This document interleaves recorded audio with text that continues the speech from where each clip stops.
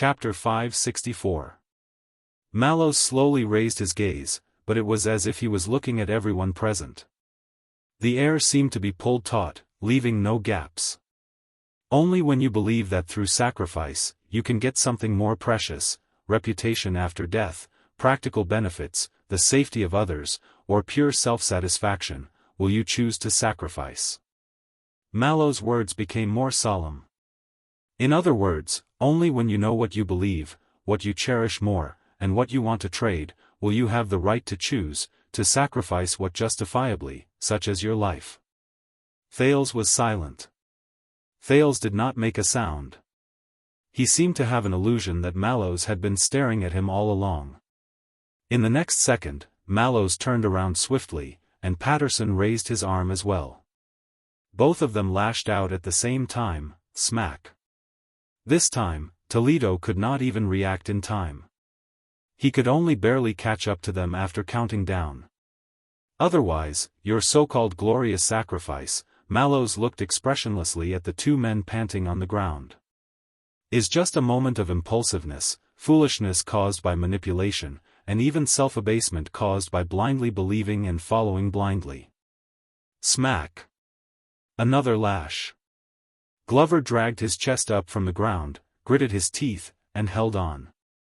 Doyle simply leaned back and sat on his calves. I punish you, Doyle, not because you made the wrong choice. Mallows said coldly. When your father was kidnapped and the situation was tense, you appeared so heroic. You threw everything to the back of your mind, pulled out your sword, and went on a rampage. You sacrificed yourself to save your father. Doyle was dazed for a moment, and looked at the watchman. But what do you want to sacrifice, and what can you exchange for? Father? Your Highness? Yourself? Justice? Loyalty? Do you know? Do you understand? Mallows no longer looked at the confused Doyle. And you, Glover? The zombie straightened his back and listened to the lecture solemnly. Whether you sympathized with Doyle and secretly let him go to save your father, or you wanted to stop him from the duel, so you suggested a sneak attack from behind. It felt very kind-hearted, very noble, and very considerate of comradeship. But what do you intend to sacrifice, and what do you want to exchange for? Comradeship? Friendship? Conscience? Responsibility? Mission? Do you know? Have you thought about it? Mallows showed a rare expression of seriousness. What do you believe? What was he fighting for? Sacrifice what? Who are we saving? Doyle and Glover were at a loss. They did not know what to do. But they did not need to answer, because what greeted them was, "Pa." Amidst the screams, their thoughts were once again interrupted by the intense pain. No, you can't even tell me, you can't tell me honestly, because you don't know anything. Mallow's voice had calmed down, but it did not feel relaxed at all. It was still the tension of a bowstring being pulled taut. All the guards fell into deep thought. No, the reason why I'm punishing you isn't because you made the wrong choice, but because you can't see a choice at all. You only resorted to your animal instincts when you were ignorant and confused. You moved forward blindly and acted rashly, only to regret it later. Then, you pretended to be stubborn and wiped your tears to say that it was a necessary price. You will do the same stupid thing again next time.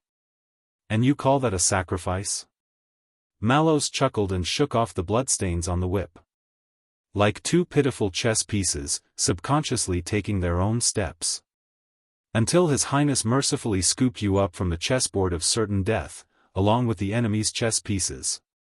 Thales, who had been silent for a long time, shuddered violently. He felt that many people's gazes had turned to him. Doyle and Zombie breathed absent-mindedly, as though at that moment, the pain of the whip could no longer affect them. In the end, your unclear actions not only betrayed yourselves, but also endangered your mission, harmed your colleagues, and threatened the overall situation. You ended up with nothing good on either side. You achieved nothing on either side. Mallow's gaze was sorrowful. That's extremely stupid. The wind howled, and the whip flashed. Pa! As they screamed in pain, the shadows of the two tortured dragged out irregular shapes on the ground. If you were the warriors who charged, the cannon fodder in war, and the suicide squad on the battlefield, then I might have promoted you and awarded you with honors to motivate the troops to continue throwing away their lives. Whether you were willing or not, you would have promoted sacrifice. Mallow's voice dimmed along with his gaze. But you are not. Mallows looked at each of them, and his voice was heavy and cold. You are the royal guards. 1,000 years ago, thy name was, the Emperor's Praetorian Guard. The whip sounded again. Pa! But this time, Doyle and Glover only grunted stubbornly. Their bodies trembled at the same time, but they did not fall. Mallows looked at Patterson, who was beside him, silently put away the whip and passed it to Pezzarossi. Then, he saw Toledo frantically signal him with his eyes, indicating that the number was enough. You are not sacrificing yourself like this. You are not qualified to be sacrificed like this. The watchman said plainly. I'm tired. Save your last whip. He turned around and passed the whip to Capone. Protector Doyle. As soon as he finished speaking, the two who were holding on released their last breaths and collapsed stiffly. Only their bloody backs remained in the air, telling the story of what happened before. A small commotion broke out among the guards, as if many people had breathed a sigh of relief at the same time. Logistics Officer Stone sighed and waved his hand. A few people who were already prepared rushed forward. They carried the stretchers, disinfected, cleaned, applied medicine, and bandaged them with great familiarity. Flag-bearer Hugo Fubel put away the little notebook that he had been writing and recording during the execution. Someone will take over your duty while you recuperate. And those who were not whipped. Mallows glanced at the crowd from the corner of his eyes, and the remaining 20 or so people shuddered. Take this as a warning. The watchman took his weapon from Toledo's hand and said in a tone that was neither gentle nor forceful, now, dismiss. In the next moment, the entire Star Lake Guards dispersed like a bowstring that had been released. But at this moment, my lord, I don't understand. Lying on the stretcher, the pale Doyle ignored Praka's attempts to stop him. He pushed his upper body up, and his voice was tired. Sacrificing is wrong, but not sacrificing is wrong as well. Then, sir, what should I do? Many people stopped in their tracks. Mallows also paused slightly. He looked at Thales in the distance, which made the latter's heart clench. Since sacrifice is a trade. The watchman said faintly, then, when you make a deal, don't misjudge the value of both ends of the scale. There are too many things in the world, empty promises, sinister schemes, and habits that you don't even realize, that can confuse them and trick you into making unfair deals. Mallows turned his head and looked at each of them. So, when you decided to trade, the watchman's voice was steady, but there was an emotion hidden in his tone that Thales could not identify. Make sure it's your own scale.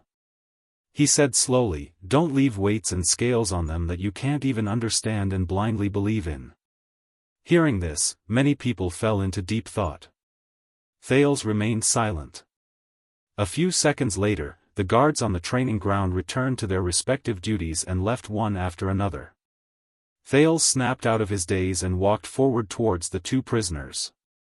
On the stretcher, Doyle, who had sensed something, raised his head laboriously. When he saw that it was Thales, he revealed a dying smile. Your Highness. Thales' heart was heavy. He did not know what to say. He could only say, how is your father? On the stretcher, Doyle revealed a bitter but stubborn smile. You know he's very frightened. He should be well behaved for a while. Thales was silent. A few seconds later, he patted Doyle's arm and nodded at Glover on the other side. Rest well. Doyle and Glover were carried away. Many people in the Star Lake Guards also walked past him and bowed to Thales. The old Praka whom he had sparred with, the left-handed Jonvald, the former police officer Commodore, the high-ranking Franzuk from the defense division, the dumbfounded fairy, the strong man Bastia and the young Ness who had just come with him, Your Highness. Good day. May everything go well for you. After spending a few months together, the unfamiliar but familiar faces flashed before his eyes. He did not know whether it was a figment of his imagination, but after one night, the unfamiliarity and dissonance that the Star Lake Guards initially gave Thales seemed to have dissipated. At the very least, their salutes seemed more respectful and natural. Except for one person. You're early, Your Highness. Mallows walked up to him calmly. There's still some time before the martial arts lesson. Thales sneered. Same to you. Mallows did not seem to hear the anger in the Duke of Star Lake's words. He turned around leisurely. Just in time. Let's warm up. Thales took a deep breath. I say, every time I feel like my impression of you has improved, Mallows. He looked at the two stretchers in the distance and said coldly, you just have to destroy it, don't you? The personal guard captain I hate the most? Behind him, Bastia and Ness looked at each other and retreated into the distance in tacit understanding. Mallows nonchalantly picked out a practice sword and tossed it to Thales. So, how many personal guard captains have you had? Thales snorted coldly and came to the training field. He swung his long sword and began to warm up. Just you. Mallows snorted through his nose. Then I'm relieved. Thales let out a sarcastic laugh. By the way, he looked at the watchman in annoyance. Why do I have a feeling that when you said, those who weren't whipped just now, you were referring to something else? Mallows smiled faintly, relaxed as ever. Maybe you misunderstood? Thales executed a few sword styles, his breathing quickened as he stretched his body. Or not? Mallows shrugged and smiled. Then let's not. His lukewarm demeanor made Thales choke on his words. Speaking of which, Thales said maliciously, why do I feel like you're admonishing them not to sacrifice themselves impulsively? Not to be blindly loyal to the royal family? Mallows gestured for Thales to move more vigorously as he said calmly, I said, you misunderstood. Thales sneered. Or not? Mallows did not respond to this. You might as well take your warm-up more seriously. The watchman seemed to have turned back into a dedicated martial arts teacher. He said seriously, after all, it's your own health. You have to take care of it yourself. Thales snorted coldly. But then he remembered something less pleasant. Has no one from Renaissance Palace arrived yet? After all, last night. Thales did not continue. This topic seemed to have lowered the temperature. Mallows was silent for a while. No. But I assure you, they will definitely come, sooner or later. With mixed feelings, Thales finished his warm-up. He felt his whole body heating up and sweating slightly. Alright, what's today? Target practice? Sword rack? Or getting beaten up? Mallows smiled and waved to the distance. Ness? In the distance, the probationary vanguard, Ness, pointed at himself in surprise. After receiving confirmation, he walked over in a flattered manner. Thales rolled his eyes and went to look for his shield as if resigned to his fate, ready to receive a fight. But this time, Mallows exceeded his expectations. No, Your Highness, you don't have to go, the watchman said with a smile and pointed to a chair, come, sit. Today's teaching demonstration, theory class. Teaching demonstration? Theory class? Thales was stunned. He looked at the heavy practice sword in his hand and said foolishly, then why did you make me warm up just now? Mallows laughed even more heartily. To maintain good habits? Thales looked at him expressionlessly. Toledo. Mallows did not notice the Duke's murderous gaze at all. He happily summoned his messenger. You go up and practice with Ness. Thales threw down the practice sword sullenly and sat down on a chair, crossing his legs inelegantly. In the field, Ness and Toledo looked at each other, then at Thales, before walking towards the weapon rack. "Wait," Mallow said calmly. "Use your own weapons, real swords. I say, we don't want to be caught by Lady Gines again, right?" The watchman said, glancing at Thales, intentionally or unintentionally. After spending so much time together, Thales knew that the watchman was taking the opportunity to mock and protest. Thales did not respond but laughed coldly. A few seconds later, Ness and Toledo both stood on the training field. "You're more experienced and ranked than me. You go first." The young Ness kept glancing at Thales and Mallows, eager to fight. The long sword in his hand was light and agile, and of extraordinary quality. "No, I'm not used to being first." As one of Mallow's most trusted old subordinates, Toledo only smiled modestly. "You go first." Toledo's weapon was a machete. Strangely, his blade was sheathed but tied horizontally behind his waist, which looked awkward. Ness also smiled and no longer declined modestly. "All right," but just as he finished speaking, Ness unsheathed his sword. The sword flashed, like a lightning strike. Thales' palm, which was still yawning, paused. The sin of Hell's river in his body suddenly woke up. Clang! A muffled sound of metal colliding. At that moment, Toledo barely managed to draw his sword. In the nick of time, he used an awkward posture to block this lightning-fast strike. Thales looked at Ness in amazement as he soothed the power of eradication in his body. He recalled the first strike just now. That's too fast. Even at such a distance, the sin of Hell's river felt threatened just by looking at it, and was forced to react instinctively. But Ness' offensive was not over. His blade reflected a strange light as he pursued the attack on the shortest route, going straight for the middle. Clang! Toledo was forced into a sorry state and had a hard time defending. "Your Highness, remember I told you that there are different martial arts schools in the kingdom?" Mallows clasped his hands leisurely behind his back as he watched his two subordinates fight with real swords.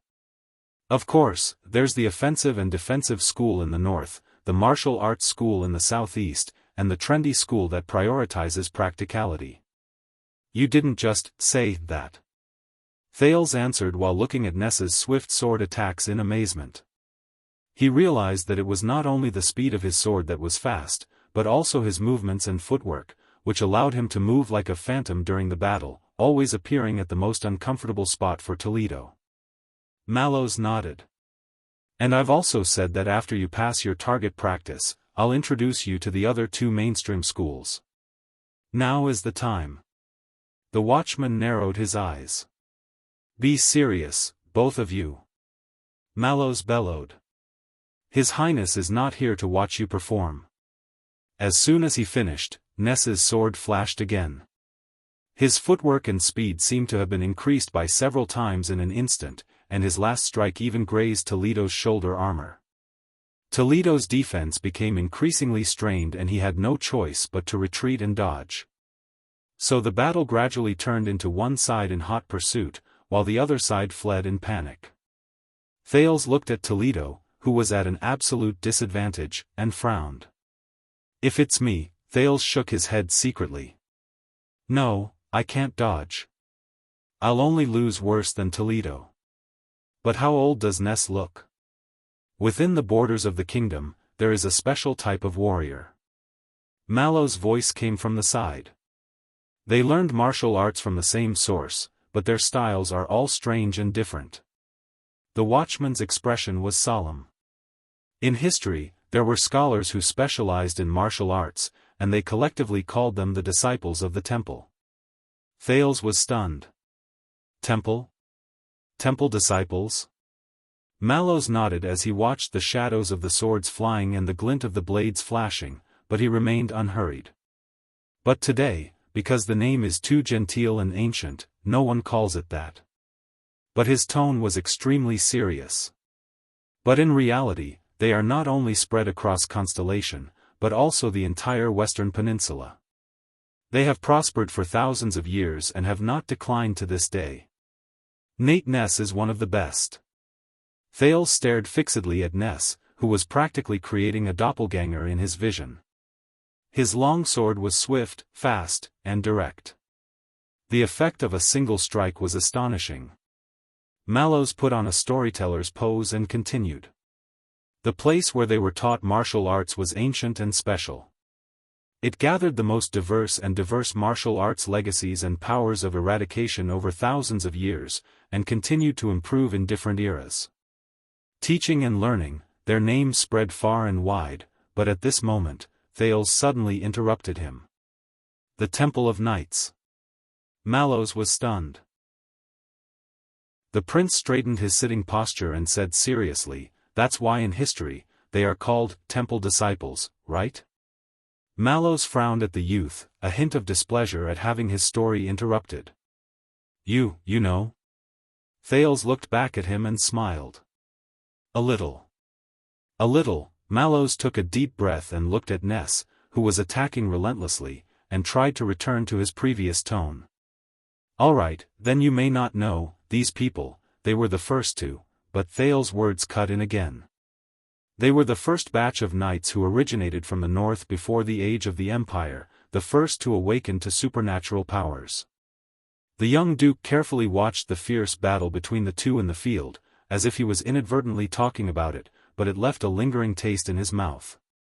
Mallows was at a loss for words again. The watchman had to cough. "Speaking of supernatural powers, through them, supernatural powers spread among humans," Thales finished his sentence quietly.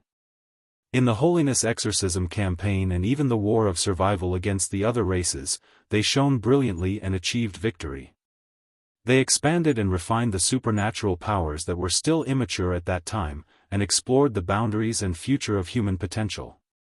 Thales turned his head around and looked at Mallows, who had a displeased look on his face. "So, they gathered elites, gradually formed groups, and built their own creeds and organizations. It was for the Temple of Knights." Thales took a deep breath, as if he was inhaling the ink on a book. "For thousands of years, it was the holy land of human martial arts, and the holy source of the spirit of chivalry." Mallows was stunned for a few seconds, caught off guard. "Where did you hear that?" Thales smiled sheepishly. "The North, to be precise, the Walton family's book collection in Dragon Cloud City, The Light of Mankind, the beginning and end of the Temple of Knights." Mallows pursed his lips. "The Northlanders' book collection. The temple's beginning and end. All right, since it only reached the temple," the watchman, who was interrupted again, cleared his throat in displeasure. "All right, but while the Temple of Knights was glorious, times changed, until the Battle of Eradication." Thales' voice rang again at an inopportune moment.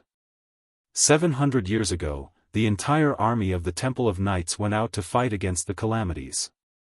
In the end, they suffered heavy casualties, and not a tenth of them survived. Even the temple itself was destroyed, and it was difficult to rebuild. Under Mallows' incredulous expression, the prince's words were filled with melancholy as he reminisced about the past and the present. In the end, the survivors of the Temple of Knights left their homeland and built a legendary tower. In that tower, they carried on the will of their predecessors as knights. They collected, researched, and taught supernatural powers. After that, it was called the power of eradication.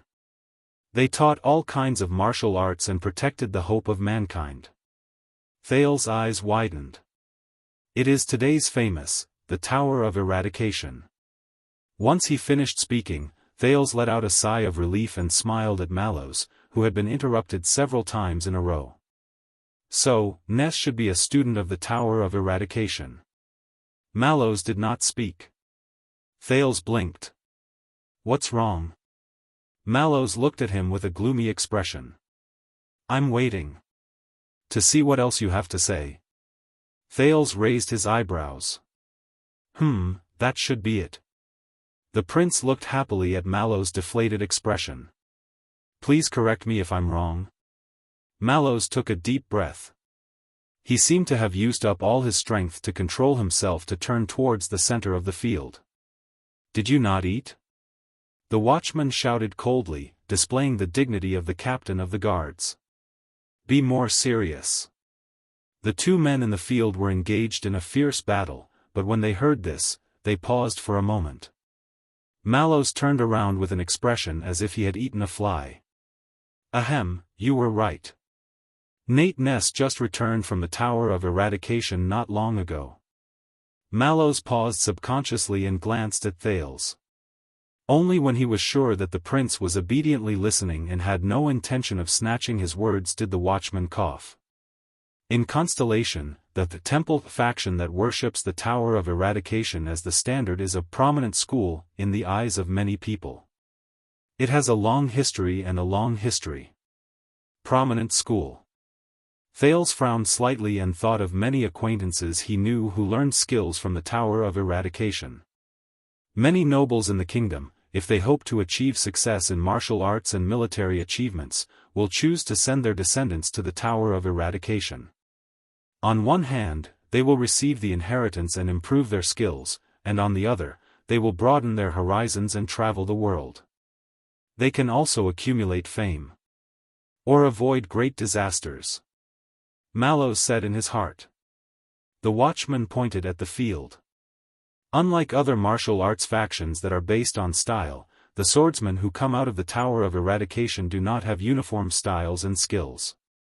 In fact, they are completely different. As the successor of the ancient Temple of Knights, the Tower of Eradication keeps pace with the times. They summarize all kinds of martial arts, organize and categorize the skills passed down, then conduct in-depth research, and finally form 8 major factions. Thales was stunned. He had long heard of the famous Tower of Eradication, but there were actually so many branches? 8? Mallows nodded. He spoke slowly with fear and respect, as if he was reciting a short poem. Pegasus Death Sin, Iron and Blood Flash. Rose Storm, World of Miracles. He said solemnly, it is, the 8 branches of eradication. Chapter 565. In other words, the skills taught by the Tower of Eradication can be divided into 8 types? Thales narrowed his eyes in confusion. He had heard from Wuxia that there were countless martial arts inheritances in the Tower of Eradication. Not exactly. Mallows said steadily, the 8 meridians of eradication represent 8 different philosophies and styles, but just like the power of eradication, even practitioners of the same branch often differ greatly. There are even a small number of elites who do not limit themselves to the different branches and practice interchangeably, complementing each other. Thales recalled the students of the Tower of Eradication he knew. Just like that, in the hundreds of years after the Battle of Eradication, the legacy of the Tower of Eradication spread throughout the world through their students. Through teaching and sparring, the new were eliminated, and the strong were retained. On the training field, Ness' sword was aimed straight at Toledo's vitals, forcing him into a corner. Mallows nodded slightly at this strike. The story continued. Ness came from a small family in Blade Edge Hill. During the Bloody Year, they moved to Central Territory to avoid war, and sent Ness to the Tower of Eradication for further training a few years later. As you can see, his swordsmanship is the typical style of the Flash branch. This branch believes that speed is the only thing that can't be defeated. They pay particular attention to speed and time, agility, and effectiveness. They usually end the battle quickly and finish it with one strike. The prince nodded, but still felt that something was not quite right. By the way, a long time ago, your uncle, the Sword of Reversing Light Prince Horus, was also a student of this branch. Thales was shocked, and immediately remembered the story of his second uncle. The former second prince who was known for his bravery, but was eventually trapped under the fortress and died at Raymond Pass. Perhaps because he was no longer interrupted by the Duke, Mallows returned to his usual relaxed self. He sat down leisurely and commented on the duel in the field. Ness's power of eradication is called Reincarnation of the Sun. It is known for speed, which the flash branch values the most. In front of him, Toledo could not dodge in time. In the end, he could not avoid his opponent's domineering strike. He lost his balance and retreated. Ness did not follow up with another attack. Instead, he took a step back unhurriedly and raised his sword again. His style changed, as if he was going to display everything he had learned in front of a noble. Mallows gazed at Ness, who was still young and immature but full of vigor. His talent was great, and he was full of spirit. Aside from focusing on the flashing sword style, he also cultivated the skills of the Storm and Death of Sin series, gaining strength and lethality. That's how the Vanguard Ness of today came to be. His sword moves as fast as lightning, his moves are executed in one go, his power is like a cold wave descending from the heavens, victory is decided in a single strike. Thales frowned. With Hell's senses, he discovered that Ness' body was shining with a golden light, like the sun. Coupled with his unconstrained style and occasional creativity, Ness' offensive strength is no less than that of the offense and defense faction. His moves are no less exquisite than those of the martial arts faction, and his lethality is no less than that of the martial arts faction. He can be said to be at the pinnacle of the Supra class, and is even better than most of the top Supra classes. If we only compete in terms of offense, I might be able to put up a fight against some Supreme Realm experts. Thales was slightly taken aback. He finally understood where Ness's youthful arrogance came from. It said that before he dropped out of school and returned to the country, he arrogantly defeated every member of the Flash branch in the same batch, and arrogantly gave up his recommendation for the Battle of Seeds. That's a recognition of strength. And because of this, he was recruited by the Royal Guards, who had always been averse to the Tower of Eradication, as an exception. Mallows sighed. If it's a one-on-one fight, there aren't many in Mindy's Hall who can take him on. The watchman crossed his arms and watched his subordinate fight relentlessly, but his brows were slightly furrowed. What's rarer is that Ness has an ally that many elites can only dream of, time. He's incredibly young, and still improving. His future is limitless. One day, he'll become a supreme realm. At this thought, Mallows shook his head almost imperceptibly. But, what a pity, Thales stared at Ness' youthful face, and his superb skills that did not match his age. In his amazement, he clicked his tongue in wonder. Is he even 20 years old? In front of him, Ness' attacks intensified again. Toledo awkwardly dodged another dangerous-looking strike, the blade in his hand wobbling. So, the historical temple disciple, the current swordsman of eradication, watching the battle in front of him, Thales' train of thought suddenly stopped. Finally, he realized that something was wrong. But, if the Flash Branch's main point is to end the battle quickly and finish it off with one strike. Thales turned his head, his face full of questions. Then why is it only now, Toledo hasn't been defeated yet? Mallows glanced at Thales, the corners of his mouth curling up slightly. There seemed to be a smile. But Thales, who had been with him for a long time, knew the answer just by seeing this detail. That's enough of a demonstration. Mallows turned around and ordered loudly, Toledo. The moment his voice trailed off, Toledo's retreating footsteps came to an abrupt halt. Thud. At that moment, Thales felt the sin of Hell's river in his body stirring restlessly. Toledo's figure did not move, but his aura changed. Swoosh. He slashed with his saber.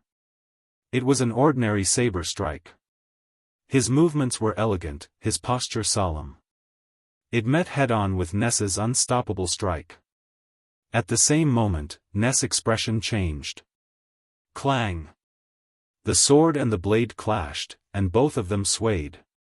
Toledo, who had taken the full brunt of the blow, grunted. But this time, although he was at a disadvantage, he did not retreat. Instead, Ness's attack faltered, as if he had hit an iron plate. He needed to withdraw and retract his next strike before he could stab forward. Thales was surprised and began to size up Ness' opponent again. He knew that Toledo used to be in the command division and was Mallow's most trusted person, so it was true? Toledo was born in Eternal Star City and grew up in Central Territory. Mallow said calmly, "They haven't changed their surname 3 generations ago. They are one of the famous 7 Jade Star attendants, the second son branch of the Blade of Elimination, Tardin family. Their ancestors even have the blood of a royal princess." Tardin. Hearing the familiar surname, Thale's heart skipped a beat. When Toledo was young, he had the opportunity to serve one of the strongest former royal guards as a knight apprentice, Lord Conrad Toney. He trained under him and listened to his teachings. It wasn't a long time, but he learned a lot. Former royal guard, Conrad Toney. Thale's heart skipped a beat as he caught sight of this familiar name. On the training field, Ness, whose attack had been interrupted, seemed to be a little embarrassed. He gritted his teeth and advanced. His power of eradication shone again, and in 0.1 seconds, his sword whistled as he advanced with an unstoppable attack. Mallow's words were interspersed. "From then on, his foundation is solid, his consciousness is complete, his moves steady, and his defense flawless." But Toledo was like an iron wall. With a horizontal slash that seemed to be both pushing and blocking, and a few shocking steps, he turned Ness' fatal slash into a blunt force and cleverly deflected it. He even blocked the path of his opponent's second attack. Metals clashed, and Ness once again returned empty-handed. But Toledo remained in his position, rooted to the ground, and did not counterattack. Thales observed his steps, saw his steadiness and calmness in the face of a swift attack, and felt that he had learned a lot. If there's anyone in the Star Lake Guards who can firmly restrain Ness with just his moves and style, it has to be Toledo. Before he was transferred to Mindy's Hall, he was one of the most reliable messengers in the command division. Mallow's was a little emotional. He doesn't seek to be meritorious, but to not be defeated. Although Toledo has only scratched the surface of his defense and can't recreate the Knight of 1,000 Blades' blood-soaked attack, it's enough. The Knight of 1,000 Blades. 1,000 Blades? Thales was puzzled. What kind of nickname is that? Perhaps because he felt embarrassed in front of the prince, Ness was annoyed and struck again. But Thales could see that he was in a state of unease. Under his anxious attack, his sword style pursued extreme speed, and its power was reduced. And Toledo, who had gotten over the initial difficulty and gradually got used to his opponent, had an impenetrable defense and became more relaxed. 1,000 Blades. Mallow said slowly, with a hint of nostalgia in his tone. According to Captain Adrian, a long time ago, when Lord Toney escorted Prince Horace to the Tower of Eradication, he once met the Grey Sword Guard, who was also in his prime, and later became famous. Tower of Eradication, Grey Sword Guard. Thale's heart skipped a beat.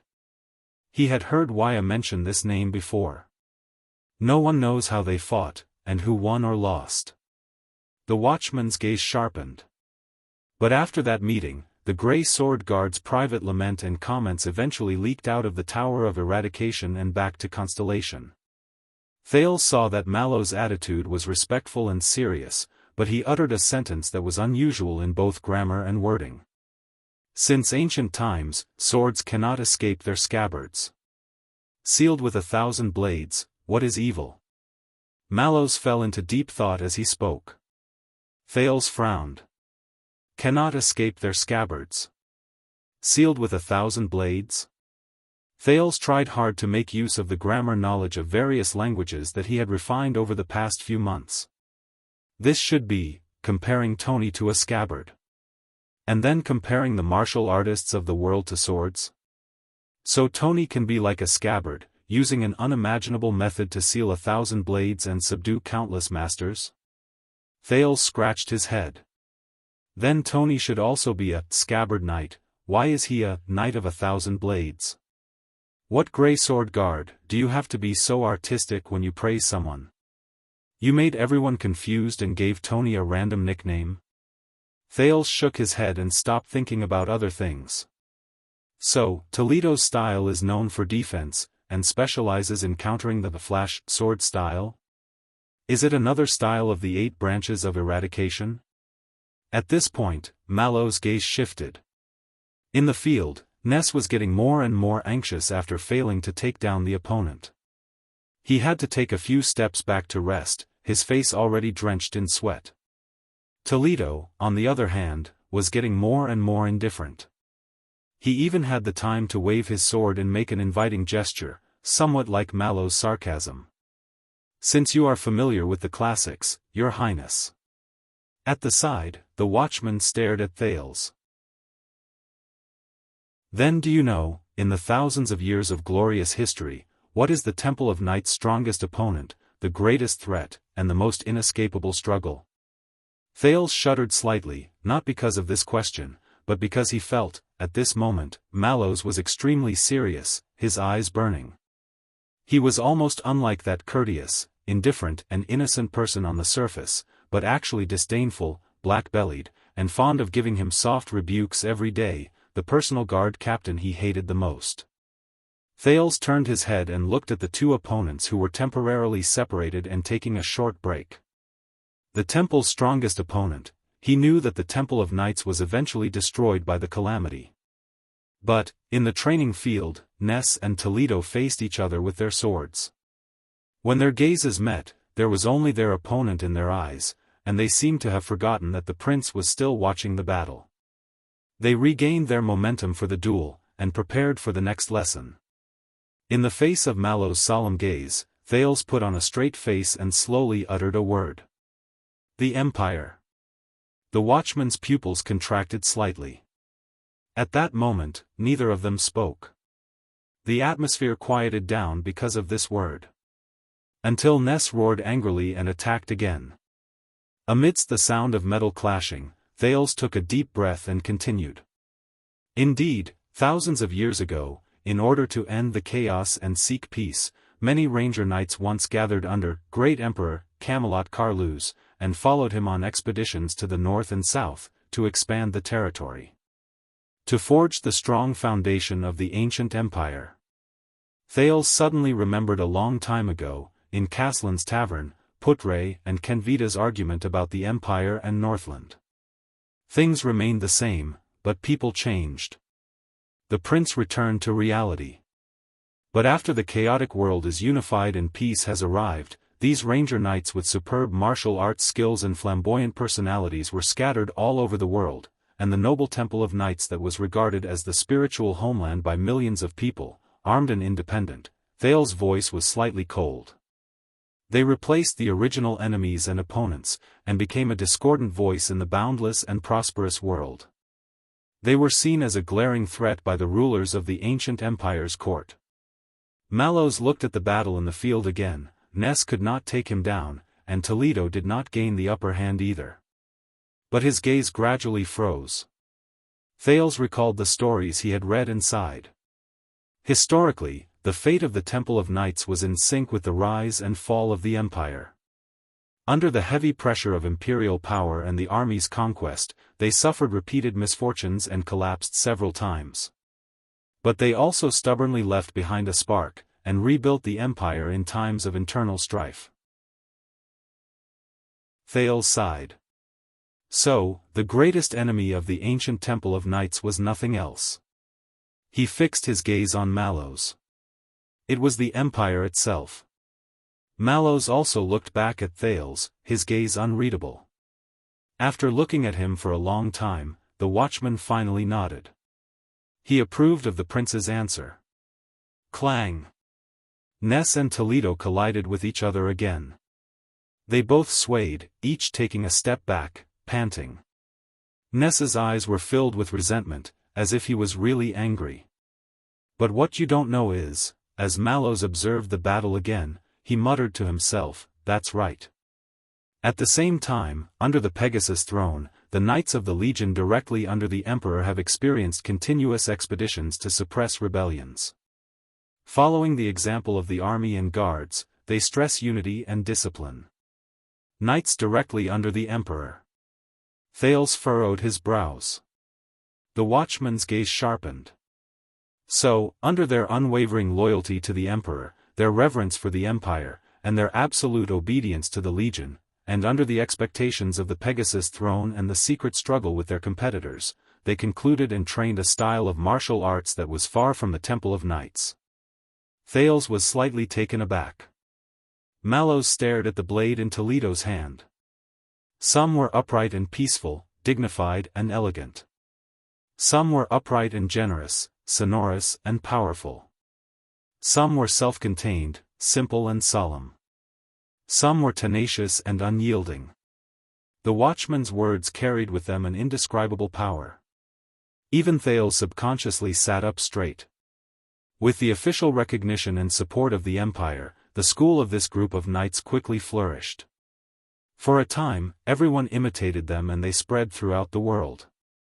In the end, they became the empire's orthodoxy, and stood on equal footing with the famous temple disciples. Stood on equal footing with the Temple of Knights, Thales pondered the meaning of these words as he sized up the two dueling men again. The look in Ness' eyes changed. He swung his long sword and gathered his power of eradication like never before, just for the next attack. Toledo, on the other hand, held his machete horizontally and retracted his aura. He was as awe-inspiring as a mountain, ready to block all possibilities. The momentum of the two men's standoff grew. So, 1,000 years passed. Mallow's words were very calm, but there were some inexplicable emotions in them. The rise and fall of the temple, a cycle of destruction and reconstruction. The rise and fall of the empire, a cycle of decay and rejuvenation. He raised his head and looked at the gloomy sky. There was a hint of disappointment in his eyes. And the changes in martial arts and supernatural powers were also caused by the rise and fall of these two flourishing schools of thought. In the open and covert battles between countless capable warriors and swordsmen, it was exciting. There were competitions and duels, and there was no lack of war adventures. Sometimes, one could hear the clanging of swords and spears. Mallow said calmly. That was the legendary most glorious and dazzling golden age of knights. Golden age. Thales did not speak, as if he was also savoring the weight of these words. For some reason, he remembered when he was still in Blade Fang's camp, Tampa, the owner of my home tavern, when he talked about the age of mercenaries. Until the Battle of Eradication changed everything. Mallows closed his eyes and breathed a sigh of relief. The destruction of the temple, the fall of the empire. In the field, Ness' accumulated offensive finally reached its peak. As he advanced with a flash of afterimages, he slashed out with a flash of his sword. Toledo, on the other hand, let out an angry roar and stepped forward as well, ready to meet force with force. At this moment. Enough! Mallows shouted coldly. That's enough. Clang! Ness' longsword and Toledo's machete, the two weapons crossed each other in the air. With this command, they lost their momentum and fell weakly to the ground. The two dueling men stopped at an arm's length apart and looked at each other. Go and rest. The watchman said calmly. A few seconds later, their obedience to the order overcame their aroused fighting spirit. Both of them exhaled in unison, put away their weapons, and bowed to the prince. Thales clapped his hands solemnly and respectfully returned their salute. And so, the remnants of the kindling left behind by the Temple of Knights belonged to the Tower of Eradication, and have been passed down ever since. Mallows stared at Ness back in a daze, but his gaze quickly refocused and turned to Thales. And the Empire's iron-blooded swordsmanship, along with the King of Renaissance's banner, along with the descendants of the Empire's lone army, strives to spread again in the new kingdom. The watchman fixed his gaze on Thales. As the most orthodox martial art of knights since the Empire, it has been passed down through Constellation's knight inheritance and court training, recounting the former majesty of the throne and the glory of the army. Toledo and the Knight of 1,000 Blades are its representatives. Thales felt the other man's seriousness and nodded slowly. For centuries, generations of Constellation's masters have been painstakingly studying and teaching, in hopes that the ancient inheritance will be further advanced in the hands of their descendants, and keep up with the pulse of the times. And the sword stances and styles you've been practicing incessantly for the past few months, including the demanding 17 swords of the knights, are among them. Thales recalled the training that was completely different from Northland's over the past few months, and suddenly understood. Mallows exhaled, his stern expression faded, and he slowly returned to his calm self. Today, this martial arts school with a similarly long history, but vaguely opposed to the Tower of Eradication, is on par with it, corresponding to the temple. It was named by the rigorous scholars. At that moment, the watchman's voice was ethereal as he spoke softly. Imperial style.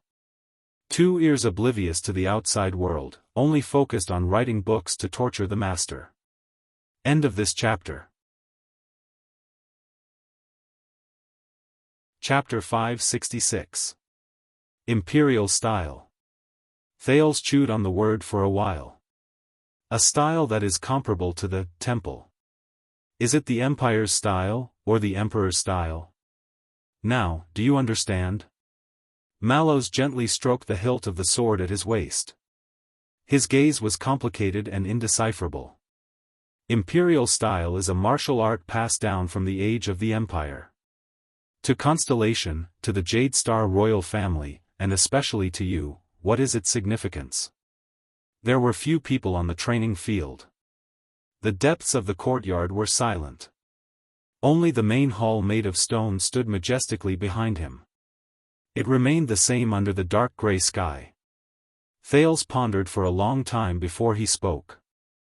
In that case, imperial style not only represents martial arts, but also history. Its significance is extraordinary. It is equivalent to the Jade Star royal family's family style, so, this is another story of reading history to make me study hard. At this thought, Thales was speechless. Wait. Jade Star royal family style. Thales' expression changed slightly. Beside him, Mallows did not say anything. Doyle of Mirror River, the prince suddenly uttered this surname out of the blue. Last night, the fight between Doyle and Birel. Thales looked at the watchman and spoke in surprise and doubt.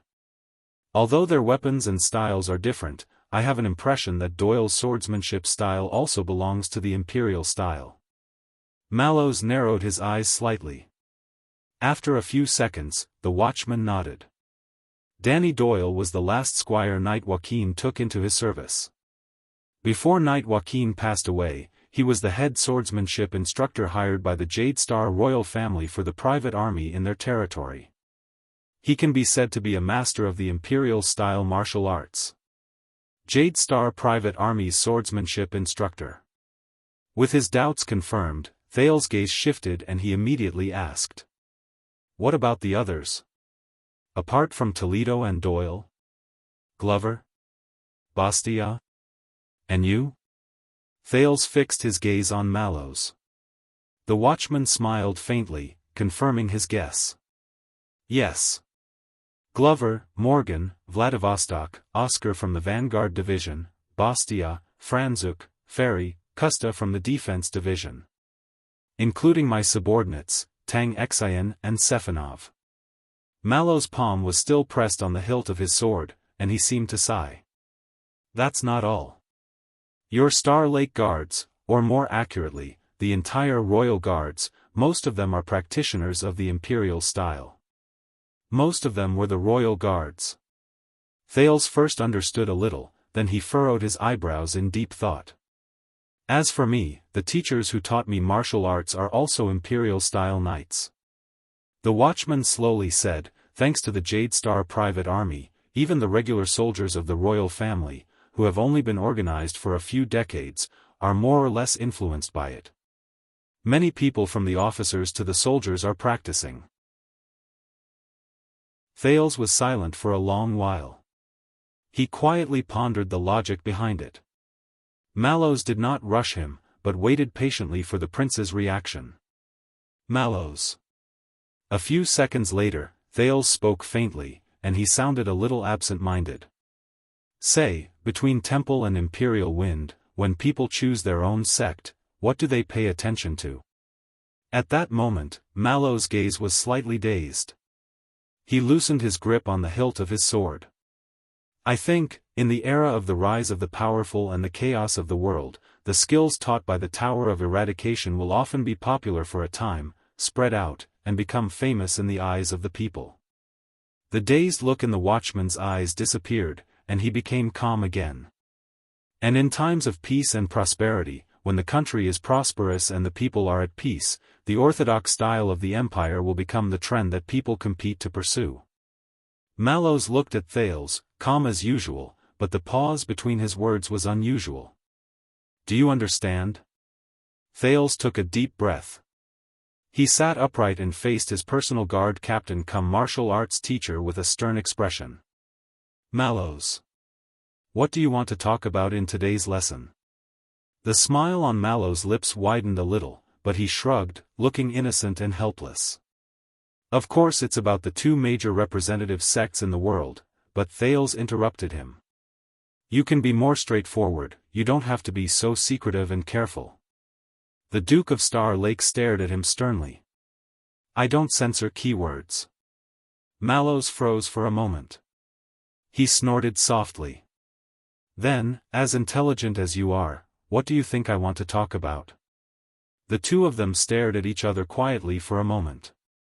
Until Thales took a deep breath, closed his eyes gently, and opened them again. South Coast Hill, that blockhead from the Caribbean family. Ahem, I mean, respected young Master Cohen. Thales stared at Mallows, and his tone was solemn. As far as I know, he's a student of the Tower of Eradication. According to you, he's a disciple of the Temple. Mallows raised his eyebrows, but did not comment. Northern Territory, Miss Miranda from the Arund family. And last night, Western Desert, Crow Caw City's Anchor Biral. And Ness, as you said, before he moved to Central Territory, he lived in Blade Edge Hill. Thales' tone was certain, and he pushed forward. Oh, and the extensions. Thales recalled what Waya had told him. As far as I know, the famous ground shaker, Caslin Lampard also learned his skills from the Tower of Eradication when he was young. Hearing this name, Mallows moved slightly, as if deep in thought. He looked up and leisurely responded to the prince. You do know a lot, Your Highness. Thales frowned. And last night, when you said that the assassin's martial arts originated from the Tower of Eradication, your old enemy, Vice Captain Lord Vogel's first reaction was, that's a foreign noble. Thales paused for a moment, but Mallows remained calm. As for imperial style, Thales felt that he had caught hold of that thread, and was pulling it tighter and tighter until he reached the crux. In my guards, Doyle and Glover are both from Central Territory. To be precise, they're the 7 Jade Star attendants. And you said that Toledo is a branch descendant of the 7 Jade Star attendants. Even you, Tormund Mallows, are considered a descendant of the 7 Jade Star attendants. Mallows' breathing stagnated. And most of the other royal guards. Thales said seriously, the temple and imperial style. Is it a coincidence that their practitioners are so different? But Mallows still did not respond to his words, and instead asked in return, what do you think? Thales frowned. He thought to himself, this guy's words are as precious as gold. He's definitely taking revenge on the prince for cutting in earlier. I guess, Thales tried to make a deduction. At least in Constellation, the local nobles tend to send their children to the Tower of Eradication to learn the martial arts of the temple. The suzerains in Central Territory, on the other hand, follow the legacy of imperial style more to get closer to the Jade Star royal family's preferences. Is that so? Mallows smiled and did not comment on it. Thales exhaled. Let's go deeper, the prince frowned. The skills of the Tower of Eradication are spread throughout the kingdom, especially to the local aristocratic families that have a long history and are used to dividing their rule. The imperial style is based in the center of Constellation, with Eternal Star City as its foundation, and is highly respected by the knights surrounding the throne. Thales's eyes brightened. The temple and the imperial style, martial arts sects. I think I understand now. Thales no longer cared about Mallow's reaction. He started to think on his own. For thousands of years, especially during the age of the Empire, the temple and the imperial style were in a stalemate, competing with each other. But this was not the difference between different sects and the battle of swords in the Wuxia novels of his previous life. Just like the power of eradication, Thales recalled what Ricky said in the dungeon and subconsciously repeated it. They are not only themselves, but also the warriors themselves. Mallows frowned slightly. Thales spoke faster and faster. The Temple of Knights originated from the ancient Northland. Its martial arts were spread among the rangers and scattered warriors, spreading to all parts of the world. Their opponent, the imperial style, originated from the ancient empire.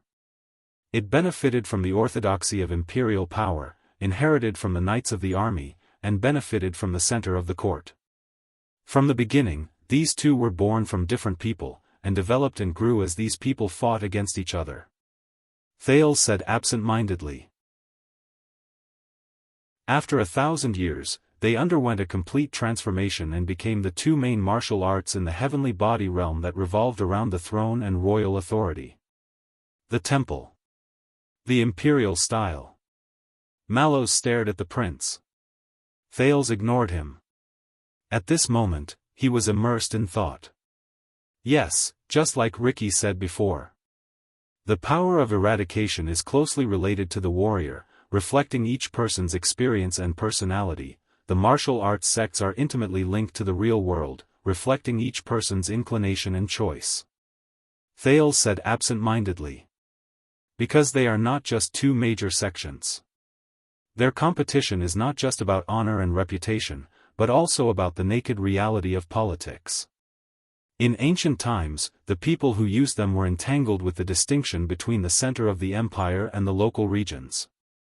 In the present age, the practitioners of both revolve around the difference between the king of constellation and the vassal's governance.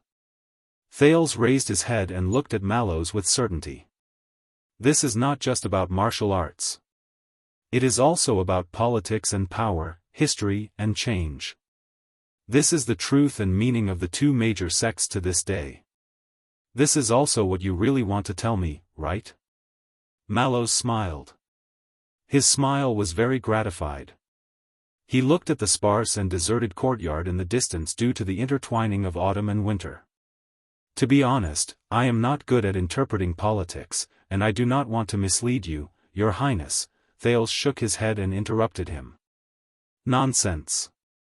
Your mind is as clear as a mirror, and very thorough. The prince no longer looked at Mallows. His gaze was distant. Thousands of years ago, the general trend rolled and gathered into a tide. The human race will prosper, and the temple will shine. Whatever is good at the top, will be even worse at the bottom. The direction of the imperial power leads to the formation of the imperial style. Mallows looked at the prince who was lost in thought and fell into silence. Thales glanced at Ness and Toledo, who were wiping their sweat and drinking water after the battle. The former seemed to be still brooding over it, while the latter did not care at all. The clash of their swords and sabers seemed to ring in his mind again, clang. Thales was stunned. Ness's swift sword light, Toledo's tenacious defense. It was not just a duel between two people, or even a clash between two major sections. In that battle, what he glimpsed was a scene from 1,000 years ago, the emperor and the vassals. The empire and the rangers. Unity and chaos. Iron blood and flamboyance. And now, 1,000 years later, Thales' thoughts drifted far away. In troubled times, it is difficult to start a chaotic war. So the Tower of Eradication was erected, and its disciples were everywhere. Constellation was restored, and the royal power was expanded. With knights to inherit it, the imperial style was eternal.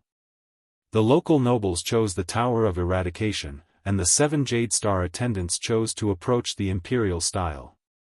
The central and the local. Centralization and division. The king and the vassals. Thales thought about it all in a daze, and the more he understood. There was nothing in this world that was illusory, a castle in the air that fell from the sky. Even martial arts and swordsmanship, which seemed innocent and independent, external objects or tools that were only related to personal interests and choices, were no exception. The emergence of the temple and the imperial style was closely related to the times. Their competition was by no means isolated and static, but the result of history and politics, reality and power working together. The opposition between the two was a faithful reflection of the relationship between people in terms of martial arts inheritance and real violence. The times created them. They reflected the times. Martial arts were like that, and people even more so. At this thought, Thales sighed. It seems that the grey sword guards were right. Since ancient times, swords cannot escape their sheaths. Grey sword guards? Hearing this evaluation of the elites of the previous generation, Mallows was stunned, and seemed puzzled. But Thales just shook his head. For every martial art, every school, no matter how strong, how glorious, how powerful, how illustrious, Thales breathed a sigh of relief. The background of the times, the soil of society, and even the people who use them, are the true sheaths that they cannot escape.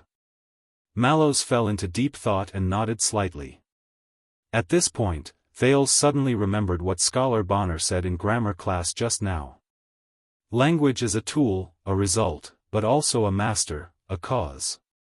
It is the best example of turning from guest to host, and deeply influencing its users in the midst of change. Thales subconsciously froze. Be it martial arts or language. They are not just ignorant and senseless tools. On the contrary, they are put into their sheaths by the people who use them, branded with their own brand, and given the characteristics of the times and society. From then on, they become one, inseparable, and even, human. They even turn from guest to host, influencing more people through inheritance and practice, continuing to strengthen and push forward the trend of the times. Theology, at the end of the day, is about the knowledge of people. Priestess Melgen's words rang in his mind.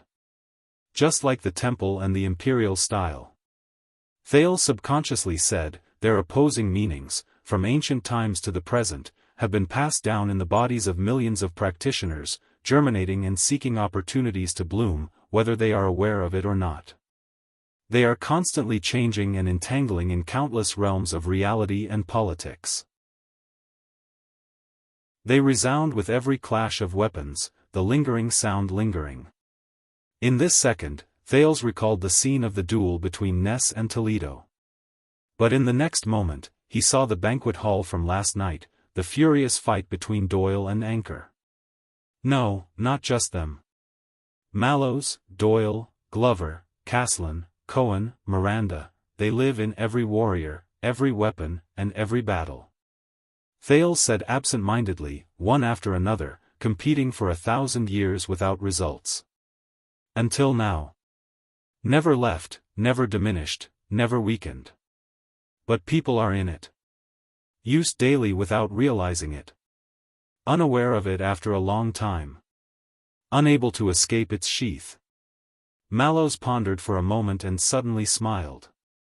It seems that I don't need to say anything more. Thales smiled too.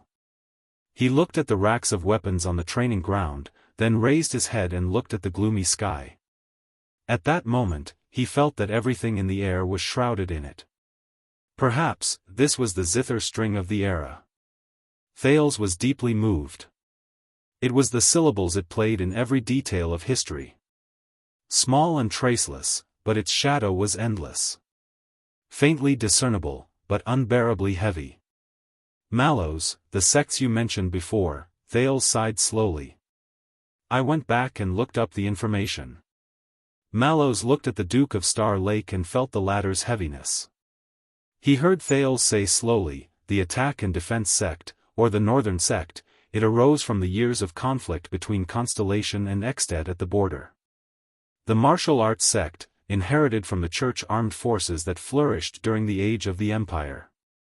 They were once the guardians of the Temple of Faith.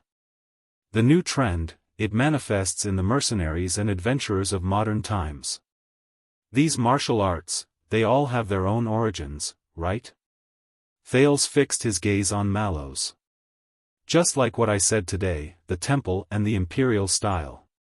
Mallows stared back at him for a long time before he said faintly, war and chaos, peace and prosperity, can give birth to different martial arts and martial artists, either colorful and unbelievable, or orthodox and uniform in style. The watchman looked at the distant horizon. I heard that in the foreign lands of the eastern peninsula, the further away it is from us, the more different the martial arts. Thales chuckled, feeling a little relieved. The changes of the times affect and shape everything, the prince said sentimentally. Cause and effect are connected, and no one can escape, and nothing can escape. As for those technological methods that transcended history and could still be developed smoothly, martial arts manuals that transcended the times and could still kill in all directions, Thales sighed. As expected, they could only appear in rebirth and transmigration. But no matter what, there is one thing that will never change. Mallows stood up. His face was stern and his tone was cold. All martial arts, at the end of the day, are all based on violence. All violence, when the mask is removed, can kill. The watchman said profoundly, Your Highness, it is better to be careful. Thales frowned. Power comes from violence. Is that so? Why? Thales lowered his eyes. Why are you telling me this, and even demonstrating the lesson? Mallows inhaled and exhaled slowly. Because this is the lesson you will be teaching today. He looked at the main building of Mindy's Hall. His gaze was gloomy, and his thoughts were unknown. Are you ready? Ready? Thales did not answer immediately. He was thinking about something else at the moment. Since the style of martial arts is like that, so is the power of eradication. They all carry the mark of people, the traces of the times, and reflect the changes of power in reality. Then, Thales' gaze sharpened. Before the magic tower collapsed, before the wizards went extinct, before knowledge was listed as taboo and was still the supreme knowledge in the world, what is the face of magic? How does it intersect with people, is closely related to the times, and is entangled with reality? Thales was immersed in his thoughts. Sir, Your Highness. In the distance, following the sound of footsteps, Bastia's nervous and deep voice rang through the training field. Renaissance Palace is here. At that moment, Thales and Mallows fell silent. Bastia's muscular body stepped onto the ground of the training field, stirring up endless sand and dust. His Majesty's order. The Duke of Star Lake is urgently summoned to the palace for an audience immediately. Thales was silent for a while. Mallows did not move an inch. They turned a blind eye to the protector's anxiety. Finally, when Bastia could not help but repeat the order, Thales slowly stood up. He's here. Yes, Mallows. Thales took a deep breath. He smiled faintly and answered the watchman's question, warm-up complete. I'm ready. Chapter 567. Renaissance Palace was the same as before. It was cold and silent, bleak and murderous. Thud, thud, thud, Thales followed behind Chief Palace Administrator Baron Quinton. Listening to the echoes of his own footsteps, he once again felt the impenetrable pressure. It was a darkness that even the everlasting lamp could not illuminate. Behind the Duke, Mallows was as composed as ever. In fact, there were many people escorting Thales out of Mindy's Hall, but Mallows was the only one who was allowed to accompany him into the palace. This was not a good sign. But unlike the last time, when he quietly received attention, everyone along the way, regardless of whether they were guards, servants, nobles, or vassals, all bowed respectfully to him and addressed him as Your Highness. Their expressions were stern and meticulous. He did not know why. So, how much would he have to pay for the choice he made last night? Thales's mind was in a mess. The chief palace administrator in front of him coughed softly.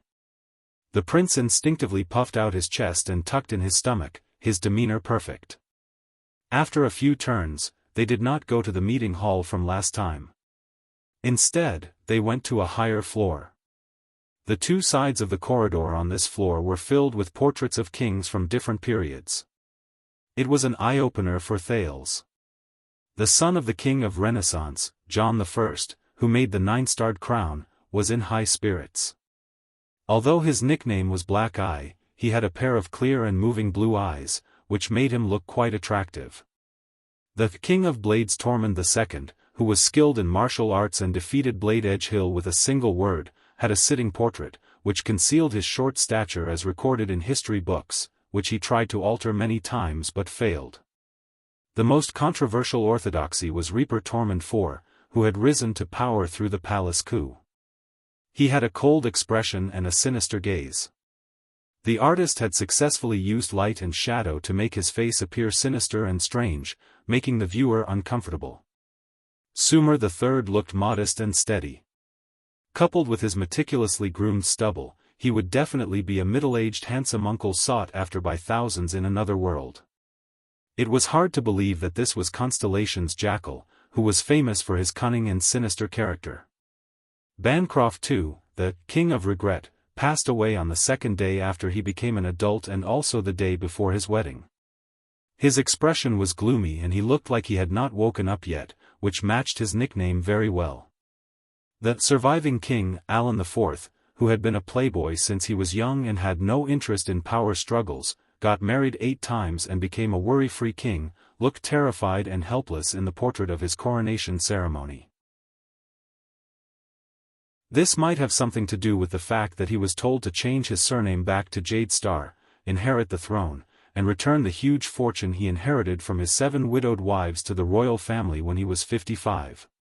Queen Erica, the Conqueror of the North, was shrouded in a dignified and bloated dress that deformed her appearance.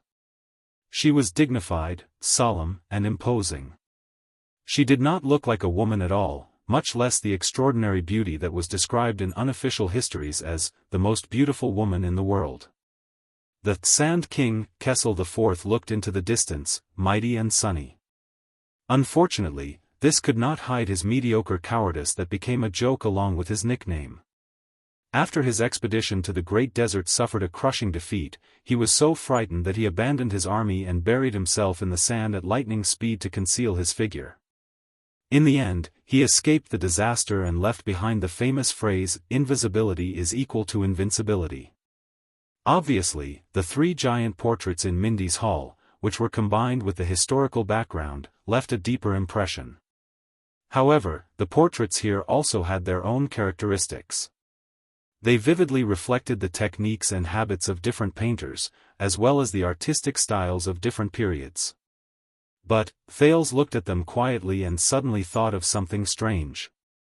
Whether it was these court portraits or the legendary 3 kings in Mindy's hall, all the people in the paintings looked not sincere. Finally, they stopped in front of a tightly guarded stone room. The chief commander of the royal guards, Lord Adrian, appeared before them. He was gentle but dignified. Baron Quinton. Adrian first greeted the chief of palace steward, who was leading the group. "Still well?" The chief of palace steward waved his hand, looking as if he did not care. Well. Now, please excuse me, I have to pay Master Damon's tailoring fees."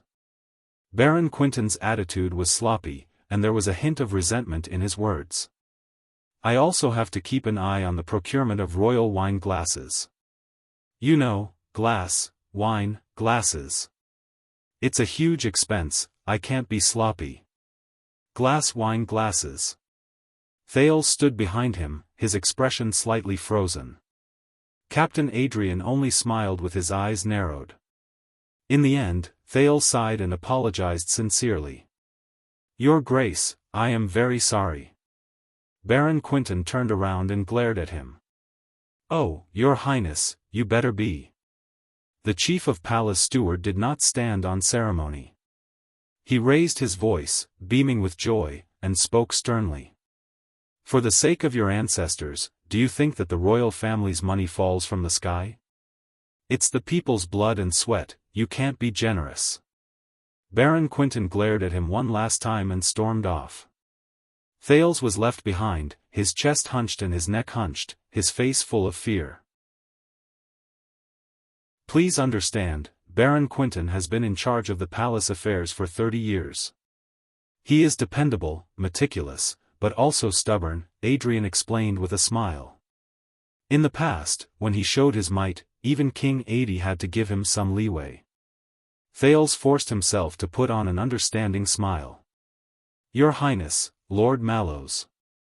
Only then did Adrian formally greet the two of them. "Welcome to the Imperial Conference Room." The guard captain turned around and raised his hand, showing a stone door that was as tall as two people to Thales. Also known as Ballard Room. Under the faint light from the narrow stone window in the distance and the illumination from the two everlasting lamps, there were at least 10 royal guards guarding both sides of the grey stone door. All of them looked stern and serious. Ballard? Thales narrowed his eyes and sized up this special stone door. He recalled the royal family pedigree that he had been cramming for the past few days. "You mean the king of Constellation in the 3rd century of the calendar of eradication, believer Ballard the First?" Adrian smiled. "Yes. 400 years ago, Great Spirit, Khan led the violent soldiers who committed all sorts of crimes to invade the kingdom. Violent waves swept through the kingdom until they reached Eternal Star City. Coincidentally, King Ballard was on the throne." The guard captain looked back at the stone door and spoke with emotion. Thales pondered for a while. "I've heard this story in the north. Archduke Khan Trent Ida of Extet and his Great Spirit crusade. The Northland nobles are proud of it to this day." "So, Ballard Room. Was he born here, or did he succeed to the throne here?" Captain Adrian snorted and shook his head. "When the country was in ruins, Ballard the First summoned courtiers into the palace and gathered them in one room. He made an exception and appointed them regardless of their origins. They were given a long table to discuss how to defend the kingdom." Adrian was a little emotional. That was the first imperial conference in the history of the kingdom. Since then, it has been held regularly to deal with state affairs. It gradually became a system and has been passed down for 400 years. Hence the Imperial Conference, Ballard Room. Thales pondered and did not say anything. The guard captain suddenly realized that he had lost his composure. He laughed self-deprecatingly and stepped aside. "The Imperial Conference between His Majesty and the other lords is in progress. Your Highness, please come in." Thales frowned. "Imperial Conference? Now? Maybe I should wait until," but Lord Adrian interrupted him. "His Majesty has summoned you, Your Highness, and you are the Duke of Star Lake of the kingdom." The guard captain's tone was humble and polite, but it had a different kind of power. "The courtier is right. Please pay attention to your manners." Adrian said softly, "There is no need to be overly concerned about Northland." Thales raised his eyebrows. Once Adrian finished speaking, he walked towards his subordinate guards who were guarding the door. "Open the door, Mariko. Remember to be gentle." Thales took the opportunity to straighten his clothes. He did not forget to turn his head and ask Mallows behind him without batting an eyelid. "Do you have any suggestions?" For some reason, Mallows, who stood in front of Ballard Room, was expressionless. "Yes." His reply was as calm as an ancient well. "Don't ask me." Thales turned around resentfully. "All right." As expected of his favorite personal guard captain. "This suggestion is honest and on point. It's too useful." Thales thought sarcastically. But when he thought of the portraits of the kings he had seen along the way, he realized that he had no impression of Ballard the First. He had either missed it or placed it in an inconspicuous corner. Eleanor. As the stone door slowly opened, Thale's lips did not move as he spoke quietly. Behind him, Mallows frowned and quietly took a step forward. What? Thales looked at the stone door that was opening wider and wider. He looked at the darkness that seeped out from inside and snorted. 400 years ago, when King Ballard inherited his elder brother's position, he was only 17 years old. Faced with a crisis, he found it difficult to command his vassals, and his authority was unshakable. The prince narrowed his eyes. At that time, the person who had the authority to make an exception and convene the imperial conference to decide on a strategy to resist the Great Spirit Frenzy was a woman. Thales turned around and cracked a smile at Mallows. Yes. Empress Dowager Iron Spike, Eleanor. Mallows frowned. And this place should actually be called Eleanor Room. In the next second, Thales turned around and walked forward. Under the respectful gazes of the guards on both sides, he passed through the stone door and disappeared into the darkness. His expression was calm. His footsteps were calm. With a soft sound, the stone door closed, completely concealing the Duke of Star Lake's figure. Mallows looked at the dark stone door and pursed his lips. His voice was almost inaudible. Is that so? Outside the stone door, Adrian walked towards Mallows and patted his shoulder. The watchman nodded. Is there anything I need to worry about last night? For example, how did that assassin sneak into the king's banquet with a weapon? Adrian smiled. No. Mallows frowned slightly.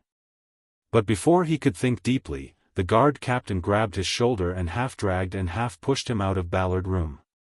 So, how is Mindy's Hall, Tormund?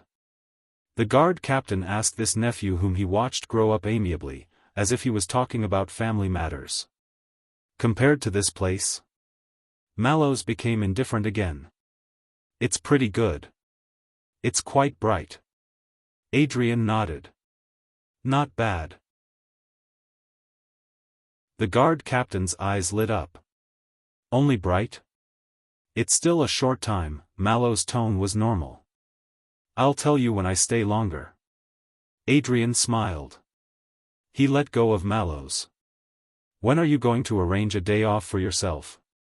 The rather old captain pressed his waist. You know, my wife recently got to know a few good unmarried girls, she shouldn't mind, but Mallows suddenly interrupted him. Captain. He did not say anything. His face was expressionless. Adrian stared at him for a long time before he nodded. His Highness will not come out so soon, the guard captain said casually. As usual, go to the duty room and wait. Mallows stopped in his tracks. Lord Adrian smiled at him. You know, paperwork. Mallows was silent for a second. Of course. The watchman curled up the corners of his mouth and smiled back. Paperwork. Thales walked into the Imperial Conference Room and found that it was actually smaller than he imagined. After all, there was the Hall of Stars and the Meeting Hall, including the Jade Star family tomb chamber. The domed ceiling was low, and the walls were narrow. At a glance, it inherited the coldness and darkness unique to Renaissance Palace. It really is a small dark room. The prince silently mocked. Under the illumination of the everlasting lamp, there was a long table with many people sitting at the end of his line of sight. He could faintly hear human voices. Thales took a deep breath, stopped thinking about the unhappy future, and slowly walked forward. As he approached, the voices around the long table became softer. Most people turned around and looked at the newcomer to the Imperial Conference. Thales noticed that the people sitting at the long table were not ordinary people. The pot-bellied Prime Minister of the Kingdom, the Guardian Duke of the Eastern Sea, Bob Cullen, was still smiling, as if everything was as good as before. The Foreign Affairs Minister cum teacher he was familiar with, the cunning fox Gilbert, was worried and hesitant to speak. There was also the royal family's military advisor, the experienced Sauter Rider, nicknamed Big Soldier, as well as the chief of finance of the kingdom, the moneybag Kirkirk man, who was said to be able to take money out of his pants. The sharp-faced Viscount Kenny, who had once visited the prince in Extet and had just been promoted to Minister of Trade at the beginning of the year, was also present, smiling amiably at him. The one dozing off was the Minister of Agriculture and Husbandry, the miser Lord Croppen, and the special advisor of faith who almost became Thales' theology teacher, the young and promising deputy bishop of the Sunset Church's central diocese, Stylianides. Thales also noticed that there was another person standing at the end of the long table, a distance away from the nobles. It was a fierce-looking man with a face full of scars. He stared at Thales with a pair of sharp eyes, as if he harbored malicious intentions. The prince was puzzled. Who is that? Why is he the only one standing? And Kessel V, the master who could not be ignored, sat at the head of the long table. His posture was casual as he enjoyed the light from the stone window behind him. His face could not be seen clearly against the light, leaving only a dark silhouette that made people feel depressed. With some apprehension, Thales gulped and stepped forward respectfully. "Father." He bowed appropriately. "Good day, my lords." Gilbert was the first to stand up and respectfully returned the greeting. "Good day, Duke Thales." The nobles at the long table moved and stood up to greet the foreign affairs minister. But the king's voice immediately rang out, interrupting this perhaps meaningful greeting. "Find yourself a chair." The ministers fell silent. They first looked at Thales, then at the king. In the end, they did not complete their greeting and returned to their seats one after another. Gilbert considerately moved to the seat next to him and took the initiative to make room for Thales. Thales nodded gratefully and sat down. He nodded at Deputy Bishop Stylianides, who was sitting on the other side, and thought that it was all right. At least they had reserved a seat for themselves. At least they did not denounce him directly. At least they did not toss him a sword and ask him to slit your own throat. At the head of the long table, the man with his back against the light changed his supporting arm and knocked on the long table. He said coldly, "Continue, Sauter." These words were like a sudden drop of frost. The solemn atmosphere that had been slightly thawed by the prince's arrival froze again. On the other side, military advisor Sauter Ryder cleared his throat and stood up. The imperial conference resumed. In any case, the Alliance of Freedom's decision to secretly withdraw their main elite forces from Fort Liberté and set up an ambush in the wilderness was extremely bold. Sauter, who was dressed in military attire, knocked on the long table. A huge map was spread out on the table with black and white chess pieces on it. "Keep in mind that if Fort Liberté falls due to an empty interior, the war will be over." Saldus' expression was solemn. He reached for the Fort Liberté castle sign, pulled out a knight chess piece from the 3 or 4 black chess pieces inside, and threw it out of the map. Thales only then noticed that the subject of this imperial conference was not him, at least not the assassination last night. "But, Lord Sauter has just returned from Western Desert with the regular army," Gilbert whispered in the prince's ear. "We can get first-hand intelligence on the war in Extet earlier." The war in Extet. The prince's heart tightened. This was a feeling he had not felt before when he walked into Ballard Room alone. Thales frowned and identified the contents of the map on the long table. Fort Liberté was on one side, the city of faraway prayers on the other, separated by countless mountains, rivers, villages, and castles. At this moment, more than a dozen white chess pieces were spread out from the city of faraway prayers and occupied most of the key points on the map. They were powerful and stood in opposition to Fort Liberté, which only had 2 or 3 black chess pieces left and appeared isolated and helpless. Just like a trapped rat in a cage. And among them, Thales stared at the white chess pieces, were his friends. But their previous consecutive victories have encouraged the Northlanders' arrogance. They thought that the opponent would take advantage of the terrain and fortifications to defend the city with all their might, just as they did 20 years ago. So they left only scattered troops to maintain the rear, while the main elite force advanced straight in and used their superior military strength to attack the most critical and most difficult Fort Liberté. Salda's tone was solemn. He moved the chess pieces and pushed the white chess pieces forward until they surrounded the black side of Fort Liberté on 3 sides, leaving only one suspicious gap. Like a trap left behind by a rat trap. They didn't even spend much effort to confirm if there was anything fishy about the easily conquered area behind them, or if the real main force was hidden among the scattered enemies who fled along the way. Compared to Extet's absolute advantage on the map, the chief of military staff stroked the few chess pieces behind the white side, appearing solemn and serious. The king did not make a sound. Gilbert sighed and interjected. After all, the Extension's prowess in foot combat and their strength in charging into battle can be said to be unparalleled in the world. Without a strong city and armored cavalry to rely on, who would dare to face them head-on in the wilderness? Thales recalled the Black Sand region soldiers who risked their lives under Broken Dragon Fortress all those years ago. Sauter nodded, but scoffed. That was the first mistake they made. His words were stern and tugged at everyone's heartstrings. Sauter looked up. News from the Secret Intelligence Department? Under everyone's gaze, the man with a scar on his face who had been standing silently at the other end of the long table finally stepped forward. Thales realized that he was a spy from the kingdom's Secret Intelligence Department. According to the information from various sources at the front line, the man with a scar on his face took out a stack of paper in front of the many nobles.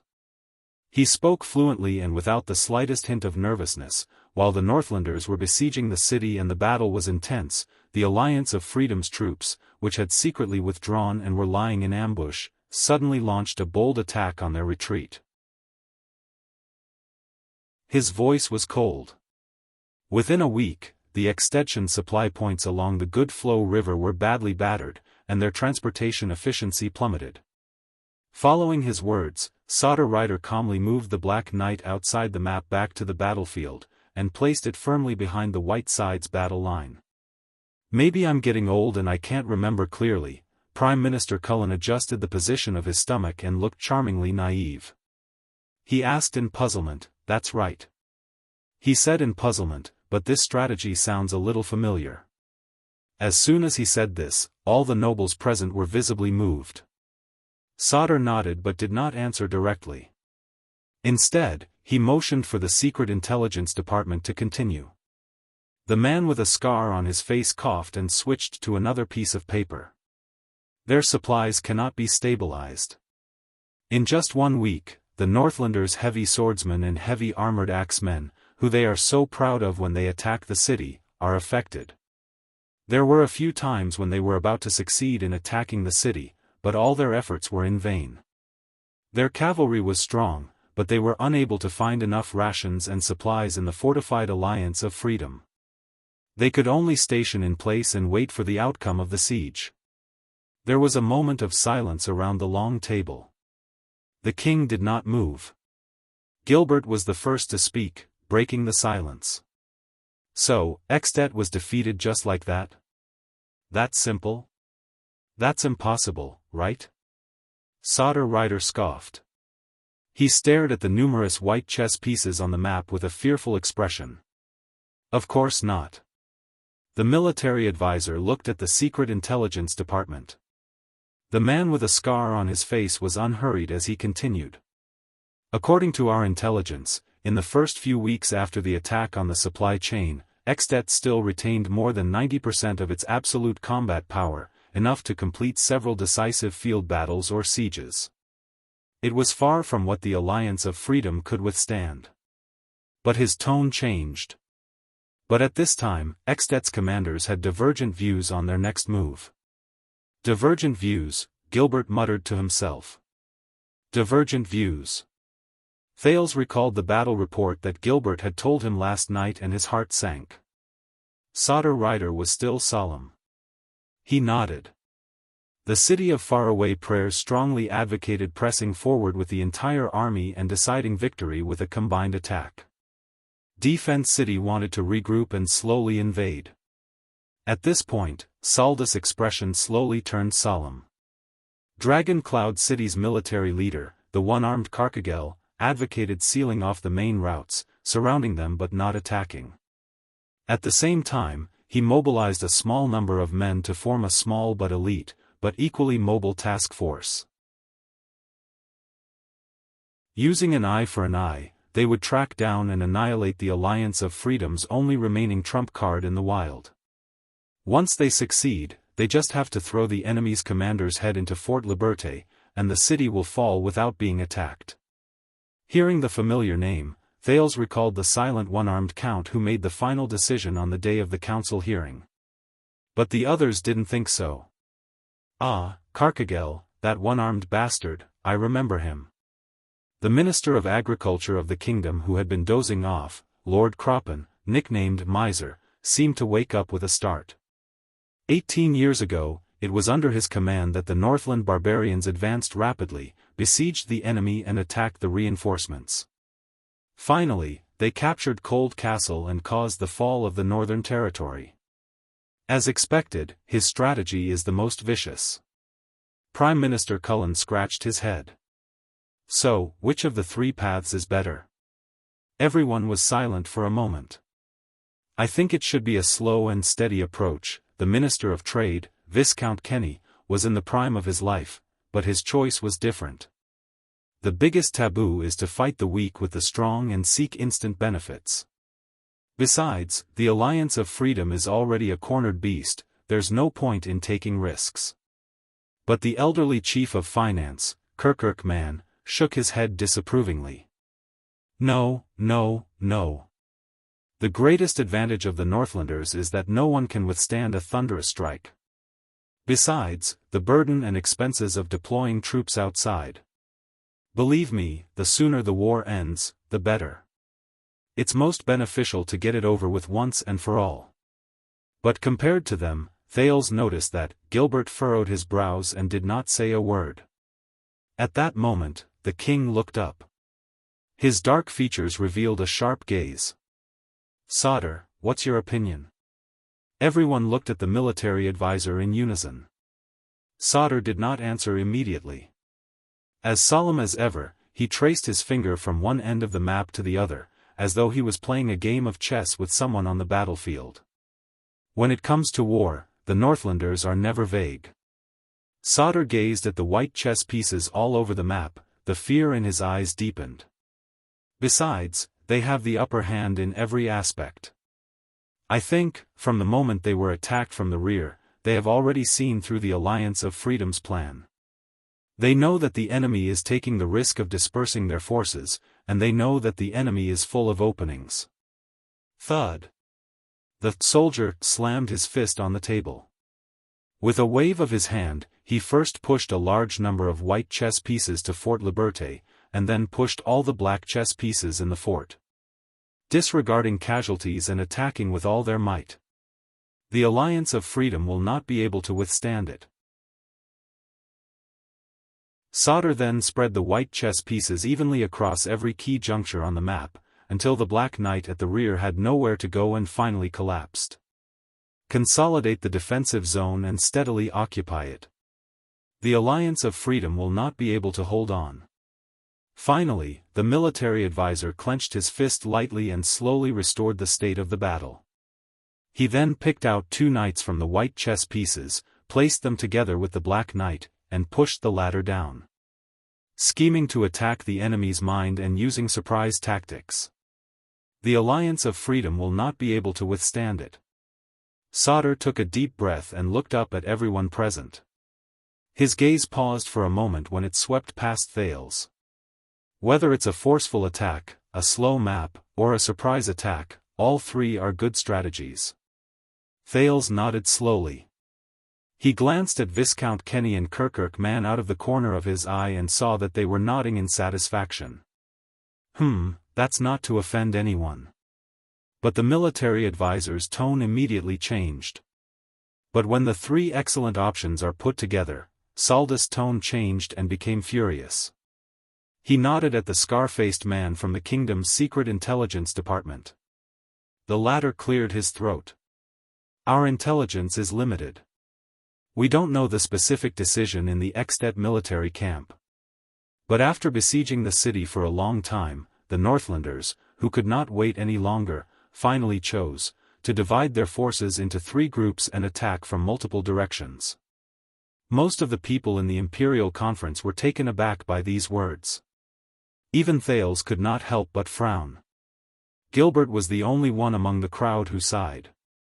Divide their forces? Or 3? Viscount Kenny was puzzled and clearly could not understand. The Alliance of Freedom is small and weak, so it's understandable that they would take the risk and divide their forces. But the Northlanders clearly have a large army and have the upper hand. Are they crazy? Amidst all the questions, Sauter Rider snorted angrily. The commander's explanation to me is, first, it's to relieve the logistical pressure brought about by the concentration of the army in one place, and to rationally distribute supplies for the general attack.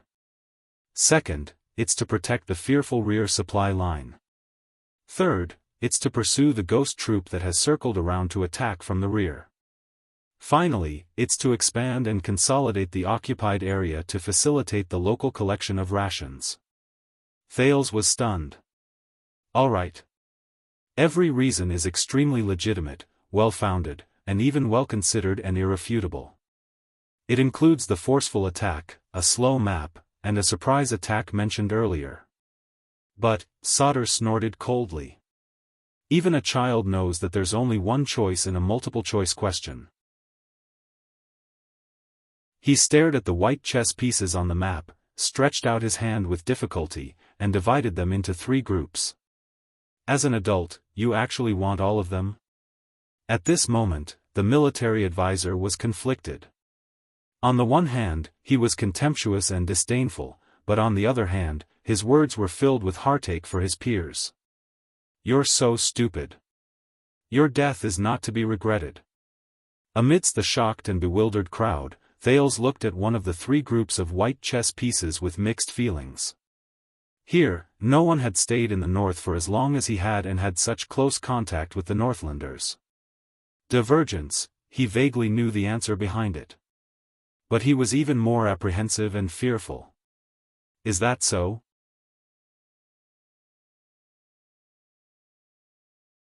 Chapter 568. After a long period of repression, Duke Cullen was the first to sigh. I think, dividing their forces, that was their second mistake. Sauter Rider's expression was tense and he remained silent. At the head of the long table, King Kessel sat up straight and revealed his cold face in the darkness for the first time.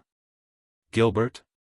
The Foreign Affairs Minister, Cunning Fox Gilbert, who had not spoken for a long time, nodded with a solemn expression. Perhaps in their minds, the Extensions understand the pros and cons of this matter, but in their actions, they cannot do it. Thales' teacher's gaze was sharp as he began to analyze the situation. The city of faraway prayers has the most immediate interests and the most motivation, so they seek to advance. Defense City is not involved in this matter, so they are cautious and of course seeking stability. Gilbert snorted softly. As for Dragon Cloud City, firstly, Heroic Spirit Palace has a deep foundation and is feared. Secondly, Lady Walton is on the throne and is looked down upon. Their most awkward position is that they are in a dilemma. Thales' heart sank. It is normal for them to prefer winning by surprise to gain prestige. Gilbert sighed slowly. I think the considerations behind this choice are not military, but political. 100 stubborn wise men are not as good as 100 united fools. Thales looked at the white chess pieces on the map, his emotions in turmoil. No, Saroma, what were you thinking at that time? Speaking of politics, Kirkirk Man broke the small moment of solemnity, and heard the controller of finance ask doubtfully, this war was instigated by the Kinslayer. The war is in full swing, but Lampard didn't do anything behind the scenes. For example, prices and rations, intelligence and public opinion? To provoke the archdukes of the 3 cities? Sauter looked at the scar-faced man from the Secret Intelligence Department. The latter put away the intelligence report in his hand and nodded. Since Chapman's coronation, Black Sand region has been making things difficult for the archdukes who do not respect the king's orders. This is the norm. But the scar-faced man's tone changed. But this time, it is very strange. From declaring war to conscription, from setting out to engaging in battle, from spies to officials, Black Sand region has stopped all internal and external means of harassment and obstruction. They have not interfered in the war between the three cities, and only focused on their own internal affairs. All the officials at the Imperial Conference were stunned. The king looked at the Foreign Affairs Minister. Gilbert nodded, but he was filled with worry. Yes. Diplomatically, King Chapman even sent out a notice to show his support, denounce the Alliance of Freedom, and fully support the expedition of the three cities to the west to seek justice.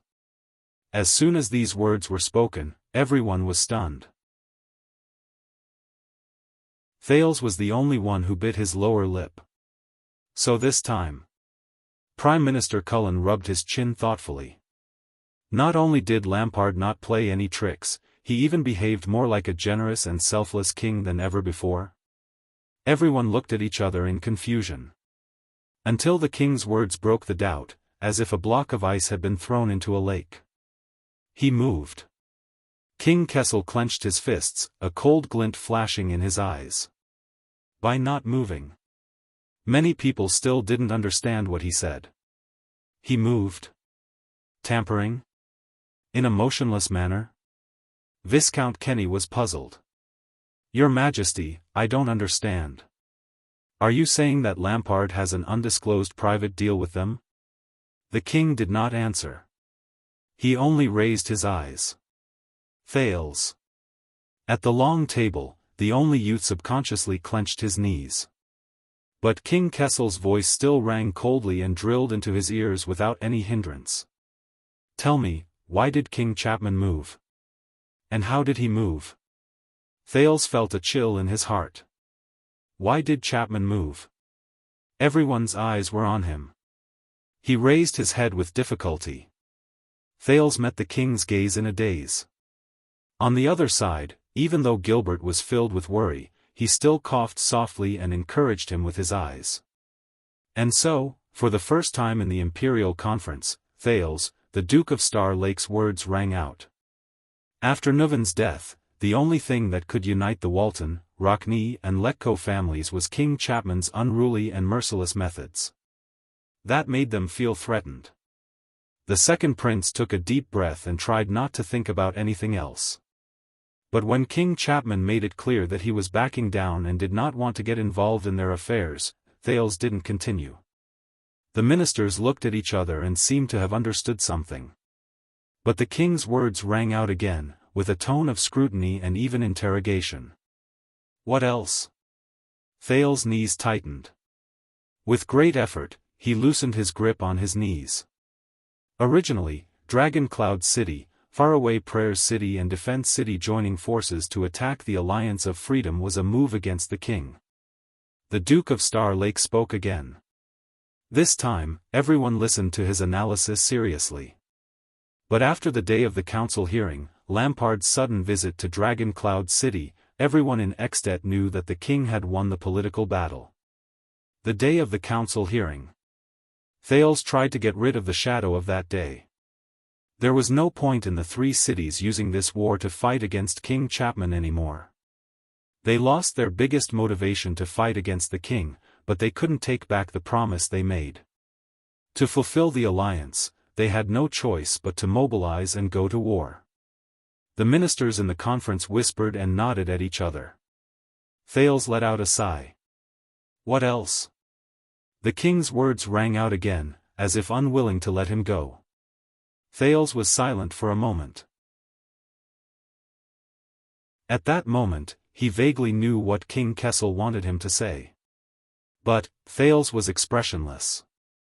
His emotions were chaotic, but he instinctively spoke. On the day of the alliance, the Prince of Constellation, who was a hostage of Dragon Cloud City, secretly colluded with King Chapman. The ministers looked back and forth. At that moment, their meaning was unclear. Thales breathed absent-mindedly. Then he was suddenly kidnapped, and his disappearance is unknown. That not only messed up the situation, but also caused the three cities to lose trust in each other, and suspect each other. As he said this, Thales felt empty. Yes. Everything was connected. It was his choice on the day of the council hearing that affected the war situation in Fort Liberté, thousands of miles away. Perhaps this was what King Kessel wanted him to say. Among the factors that caused the three cities to be at odds, and caused Little Rascal's failure, him. Thales felt a pain in his heart.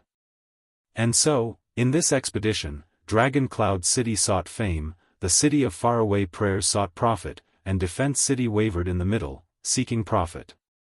Thales tried hard to open and close his lips, as if he was talking about something that had nothing to do with him. They lost the biggest foundation of sincere cooperation, and only appeared to be united, but actually divided. Whether they diverged or divided, it was all destined. Yes. Appeared to be united, but actually divided.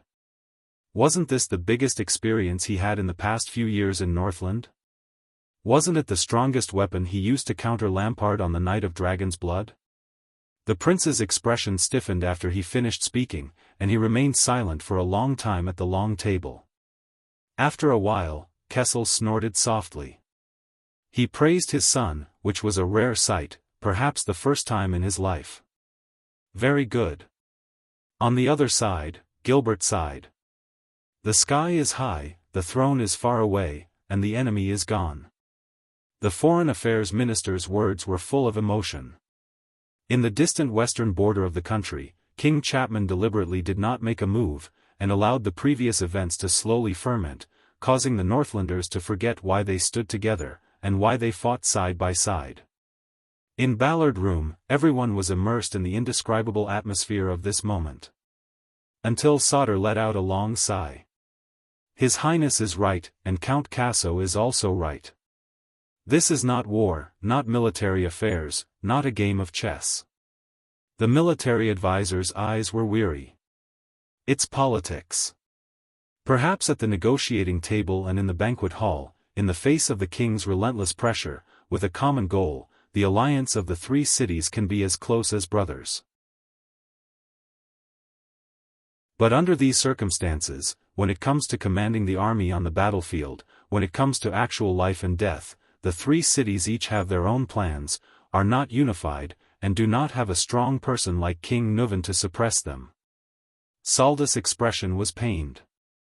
So it is inevitable that discord will arise, it will be difficult to work together, and even diverge in ideologies, and they will fight for themselves. Thales closed his eyes gently.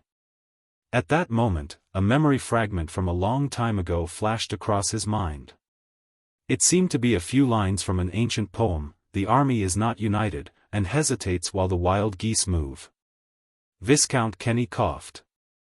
When I was traveling in Northland, I had a feeling. When to be aggressive and take risks, when to show weakness and retreat, the Kinslayer King's every move is clear. He sees everything clearly, and there must be an expert under him to decide the strategy. On the other side, the scar-faced man from the Secret Intelligence Department nodded. Night Owl Lesa Kent Vita has entered the Secret Intelligence Department's priority list, he replied cautiously. We are paying full attention to his every move, whether it is an audience with the king or returning to his hometown for a vacation. Viscount Kenny nodded in satisfaction. The king knocked on the table. Continue. After the sentimental and lamenting moments earlier, the Imperial Conference returned to its previous atmosphere. Sauter Rider's voice rang out again. After splitting up, Dragon Cloud City's Karkagel personally led the troops and attacked day and night along the Good Flow River, keeping the Alliance of Freedom's only elite force at bay. He picked out a few of the 3 white chess pieces and placed them next to the Black Knight. Thales, who was in a bad mood, looked at the war simulation on the long table and suddenly remembered his first meeting with Asda in Red Street Market many years ago. It was also a chess room. The air mystic was similarly strategizing and moving his chess pieces. But as time passed, things remained the same, but people had changed. It was smooth at first, but as the war progressed, the next moment, Saldus' pupils contracted and the white chess pieces in his hands fell to the ground. One arm was captured. Everyone was stunned for a moment. Including Thales. The next second, there was an uproar in the conference room. How did he do it? That's Carcagel we're talking about. The elite soldiers of Dragon Cloud City, even without the help of the other two cities, they shouldn't have lost to such an opponent, right? Faced with a tidal wave of doubts, Saldus' expression was equally solemn. He shook his head. There's no intelligence. We only know that whether it's coincidence or luck, it just happened. The scar-faced man from the Secret Intelligence Department nodded, agreeing with the military advisor's answer. Thales' expression was uncertain. He recalled that Carcagel. That, King Nuvan's best fighter. It was hard to believe that he would lose to an unknown lone army from a small country in a head-on confrontation, and even get captured. The scar-faced man flipped through the information. We only know that after the commander-in-chief was captured, the morale of the Dragon Cloud City army was disrupted. Under the enemy's nimble assault, they were forced to retreat step by step. At one point, they even lost command and could not look out for each other. Even the Archduchess herself was lost in the chaos, her whereabouts unknown. Without a leader, they were practically walking corpses. Lost in the chaos. Little rascal. The prince took a deep breath and tried to keep his expression unchanged. Thales could feel Gilbert's hand pressing on his palm, signaling him to calm down. Saldus' words rang out again, replaying the battle situation thousands of miles away. At the same time, on the main battlefield, the troops of the city of faraway prayers were at the front line. They wanted to take advantage of the enemy's emptiness to go all out and storm the city. But in the next moment, Saldus' expression darkened. His fingers kept tapping on the side of Fort Liberté on the map, vibrating the black and white chess pieces with great disparity. The extension suffered more damage than expected. This time, the soldiers and civilians of the Alliance of Freedom risked their lives, were determined, and put up a very tenacious resistance. The city of faraway prayers repeatedly attacked to no avail. His words were solemn, and the meaning behind them was even more heart-wrenching. Repeatedly attacked to no avail, Gilbert repeated these words silently, as if he had some sort of feeling in his heart. Amidst the confusion of the ministers, Sauter coughed and moved the second batch of white chess pieces to the flank. As for the lords of Defense City, they went to the periphery to consolidate the front lines, collect rations, and maintain law and order. But not only did they not gain anything, they were also met with the desperate resistance of countless troubled citizens. The morale of the army was low, as if they had fallen into a quagmire. At the end of the long table, the king frowned and looked at the foreign affairs minister. Troubled citizens? Gilbert raised his spectacles and flipped open a record beside him. Most of the Alliance of Freedom, the eastern part of the Northern Sea Kingdom, and the western part of the city of faraway prayers territory. These areas were originally part of the empire's West Billow province. The natives of these areas are called the troubled citizens of West Billow. Although they are at the end of the Golden Passage, most of them live in poverty and are of low status. Over the past few centuries, whether it was the successions of Extet and Camians, or the Senate of the Alliance of Freedom established by the high officials and nobles in a compromise, they have all been rather harsh on them. Thales recalled the story of the troubled citizens of West Billow that the heir of the city of faraway prayers, the annoying Ian, had told him. I don't understand. The Minister of Trade, Viscount Kenny, voiced everyone's doubts. When I visited the Golden Passage, the army and citizens of the Alliance of Freedom shouldn't be so tough. Not to mention the Northlanders. Sauter shook his head. No, it's precisely because they are facing the Northlanders. This time, Sauter looked at the cunning fox of Constellation. Gilbert sighed. He flipped open the record again. 20 years ago, Nuvan's son, Soria Walton, led an army to attack Fort Liberté. After the city was breached, in order to avenge his dead subordinates, he massacred the city for 3 days and looted without limit. 9 out of 10 houses were emptied, and the people starved and ate each other. Thales frowned. This information, in Xtet's records, nothing. The chief of finance, Kirkirk Man, nodded gloomily. I remember that incident. It was said that the Northlanders wanted to keep the news under wraps at first. Some busybodies even compared that inhuman beast to Prince Horus. What a joke. Gilbert continued with a frown. The Alliance's Governor-General had all 10 fingers chopped off and was dragged around the city for 20 miles before he died. His corpse was hung in public as a warning to others. It was a tragic sight that intimidated the surrounding areas. The Foreign Affairs Minister put down his spectacles and closed his notebook. And the current Governor-General of the Alliance is the grandson of the previous Governor-General. Thales looked at Gilbert's notebook. The history on paper was understated, but the past in reality was heavy and oppressive. That's why they rebelled. Hearing this, Prime Minister Cullen sighed deeply. In the face of tyranny, no people are born cowardly and wait to be slaughtered. Perhaps this sentence struck a chord. The Imperial Conference fell silent for a moment. No one responded. Only Gilbert nodded and said with emotion, "You reap what you sow, you reap what you sow." The current state of this war was already decided 20 years ago. Now, the Northlanders are only taking revenge for their previous cruelty and violence, just repaying their debts.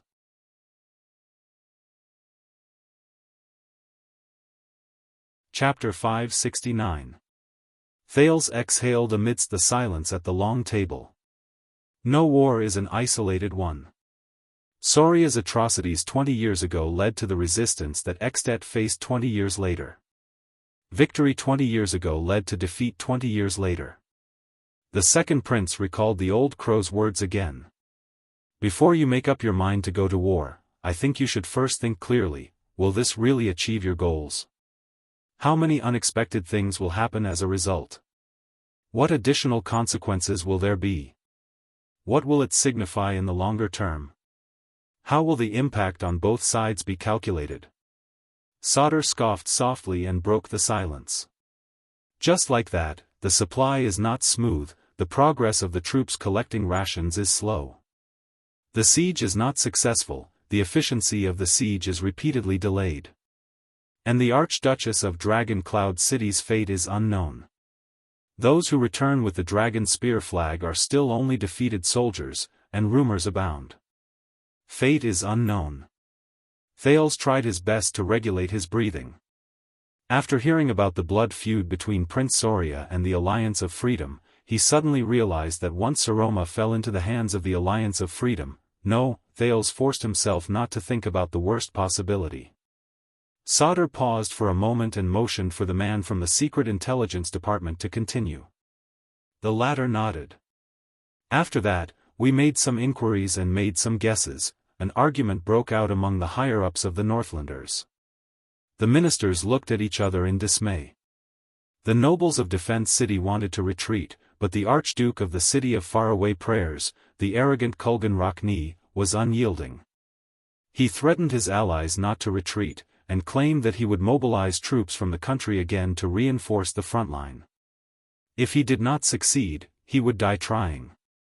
The generals and commanders were at odds, and the quarrel between the two sides was ugly. Thales' mind jolted. Another line from a distant memory surfaced in his mind: snobbery makes men fight, and their descendants kill each other. Sauter sighed and interjected. And that was their third mistake. Perhaps because they had already lamented, the ministers were no longer stirred after hearing about Xtet's foolish move. The scar-faced man from the Secret Intelligence Department said calmly, until one day, the flag of the Camus Union was raised above the walls of the Alliance of Freedom. As soon as he said that, everyone was puzzled again. Camus? Gilbert asked in surprise, then shook his head decisively. Impossible. Well, it seems impossible now. Sauter nodded and frowned. But the news served its purpose. From then on, the rumor that Camus Union had intervened in the war spread throughout the northern military camp. It was useless no matter how the commander-in-chief tried to suppress it. On the other side, the soldiers and civilians of Fort Liberté who were struggling to hold on were greatly encouraged when they heard that reinforcements were coming. While the enemy is silent, I am strong. Sauter looked up slowly, his eyes gleaming. The Northlanders have completely failed. That was when it started. Thales stared at the stalemate situation on the map, and he felt something in his heart. The next second, Saldus' words became urgent. Due to the spread of rumors, a noble of Defense City who was unwilling to take the risk abandoned his camp and retreated early in the morning. Maybe he's just indignant and wants to change the defensive zone or change the land to collect food. Of course, we can't rule out the possibility that it's a spy's plot. One by one, the white chess pieces moved under the hands of the military advisor, leaving the original area. However, with him as an example, and thanks to the fact that they did not get along well with the city of faraway prayers, a large number of suzerains of Defense City retreated with him without notifying their allies. This caused the entire battle line to change. Thales frowned deeply. With Fort Liberté as the center, the white chess pieces gradually spread out, revealing an increasingly large gap. It was as if an armor that had gone through hundreds of battles finally could not take it anymore and cracked open. Sauter Rider slammed his palm on the long table, his face ashen. As a result, the exhausted but stubborn army of the city of faraway prayers, 10 miles away on the front line of the siege, has unwittingly lost the vigilance and protection of their flanks. They have completely exposed their weak spots in the abdomen and back to the enemy. As the battle progressed, the officials listening to the military intelligence were equally solemn and nervous. Perhaps the communication breakdown only lasted for 2 hours, or perhaps the Northlanders' window of vulnerability only lasted for 60 minutes, but remember the trump card of the Alliance of Freedom? Sauter reached out and fished the Black Knight out of the field. When he let go, it was already in front of the white chess pieces battle line, like a haunting ghost. After defeating Dragon Cloud City, they reappeared after disappearing for a long time and seized this window. The military advisor gritted his teeth, as if he was experiencing the battle. Before the morning fog dispersed, they coordinated with the remnants of the army in Fort Liberté and successfully launched a surprise attack. Saldus' words were concise, but Thales could only imagine the intensity and cruelty of that day. When the retreating Defense City received orders from the higher-ups, reacted and ordered the entire army to stop retreating, Sauter sighed and slowly stretched out his hand to disrupt the initially unstoppable white chess formation. With low morale, the city of faraway prayers was attacked from the back and fought hastily. In the end, it was like a sun setting in the west, and their defeat was inevitable. As soon as he finished speaking, there was silence. "This is ridiculous." Viscount Kenny could not help but complain. How can the Northlanders be so stupid? Thales listened to these words with mixed feelings. "Because we are standing here, watching them," Duke Cullen said slowly, but there was a rare sense of solemnity in his tone. Viscount Kenny was momentarily speechless. And then? The chief of finance, Kirkirk Man, pondered and asked, "The army of Defense City is still in good shape. Although they are not as powerful as the city of faraway prayers, they are not to be underestimated. The defeat was only in a corner of the battlefield, it should be." But Saldus' next words interrupted him. The commanders of Defense City knew that they had made a huge mistake. Eager to remedy the situation, they made a decision. Not to retreat and fortify, but to stabilize the battle line. The military advisor was no longer pained. He narrated the military situation with a blank expression, pushing the white chess pieces representing Defense City forward one by one. But to return to the battlefield and rescue their comrades. As soon as he said this, some of the people present frowned in deep thought, while others came to a sudden realization. "How loyal," Viscount Kenny muttered. Sauter Rider suddenly looked up. His gaze swept across everyone. That was their fourth mistake. Viscount Kenny frowned. Sauter lowered his head and gathered the black chess pieces in Fort Liberté and the knights outside the fort together. The Alliance of Freedom's strategy is completely different from that of 20 years ago. After a victory, they do not seek to kill as many enemies as possible when pursuing the enemy. Instead, they seek to be flexible, drive away the majority, and attack the elites. So, when the flag of Defense City arrived on the battlefield, the next moment, Thales watched as the fallen white chess pieces were pushed together and swept towards the white chess pieces that were still standing. An ominous feeling welled up in his heart. Most of the tens of thousands of defeated soldiers from the city of faraway prayers still survived, but all of them threw away their helmets and armor and retreated, or rather, fled in a grandiose manner, unable to stop orders. Like a flood after a storm, they unstoppably broke through the formation of Defense City. Salda's hands no longer moved the chess pieces precisely, but swung them widely, sweeping the chaotic white chess pieces towards the east. What's more frightening is that under hunger and fatigue, the despair and fear of failure spread like a plague to the Defense City army, triggering blind obedience and strife. Many of them died from trampling and internal strife before they could even see the enemy. Salda's voice dimmed. Amidst the chaos, Defense City, the last hope of the Northlanders, was defeated without even fighting a few decent battles.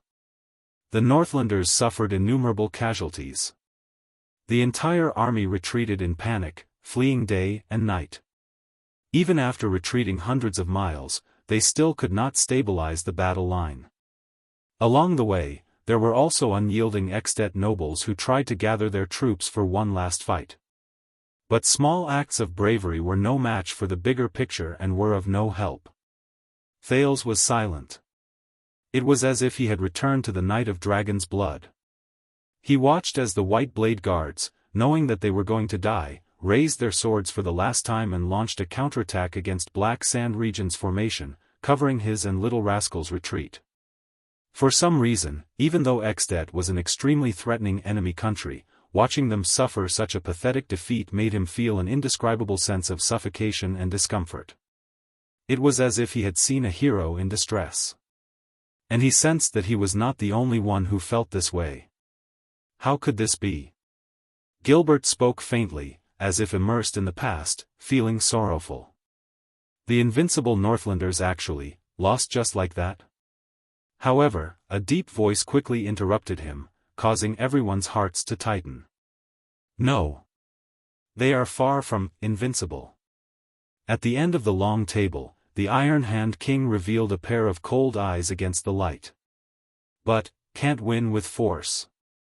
When the king spoke, he exuded authority without being angry. The ministers were momentarily speechless. Can't win with force. Thinking of the truth behind Dragon's Blood, Thales felt dejected. If yesterday's news was still chaotic and unconfirmed, there would still be a glimmer of hope. But today, right now, the detailed battle report in Ballard Room clearly told him, the Northlanders were defeated. Defeated. There was no room for negotiation. Starlight. Duke Cullen's eyes flashed as he broke the silence in thought. I remember now. Their strategy against the Northland barbarians, including avoiding the vanguard and attacking logistics and supplies, was modeled after the Duke of Star Lake, the former Duke of Star Lake Starlight Brigade.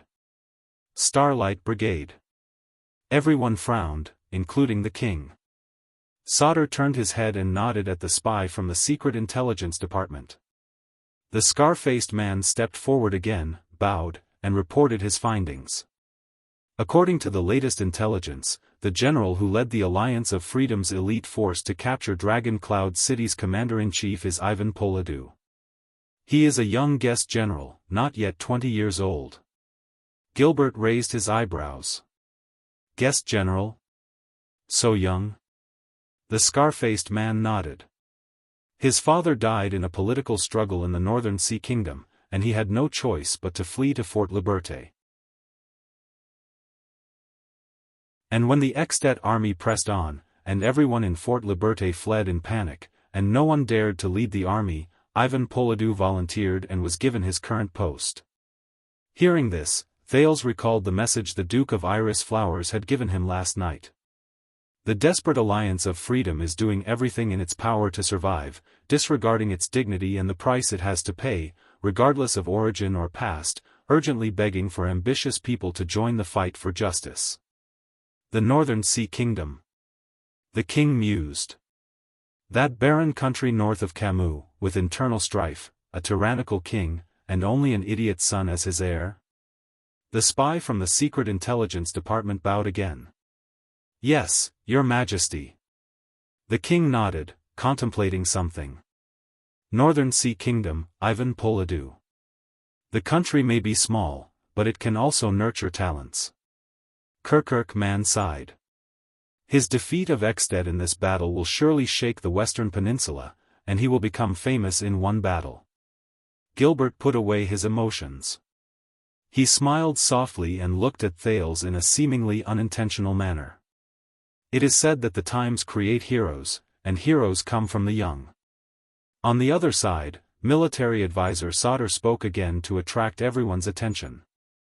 But in my opinion, the most crucial part of this battle is not Poladu and his detachment of troops. Saldus Palm swept past the countless fallen or standing chess pieces, and gently covered the city on the map. And in Fort Liberté. It was the empty Fort Liberté. Relying on the old and weak soldiers who had their elites removed, they stubbornly held off Extet's siege army. In the end, they even led their troops out of the city, formed an encirclement, and repelled the Northlanders.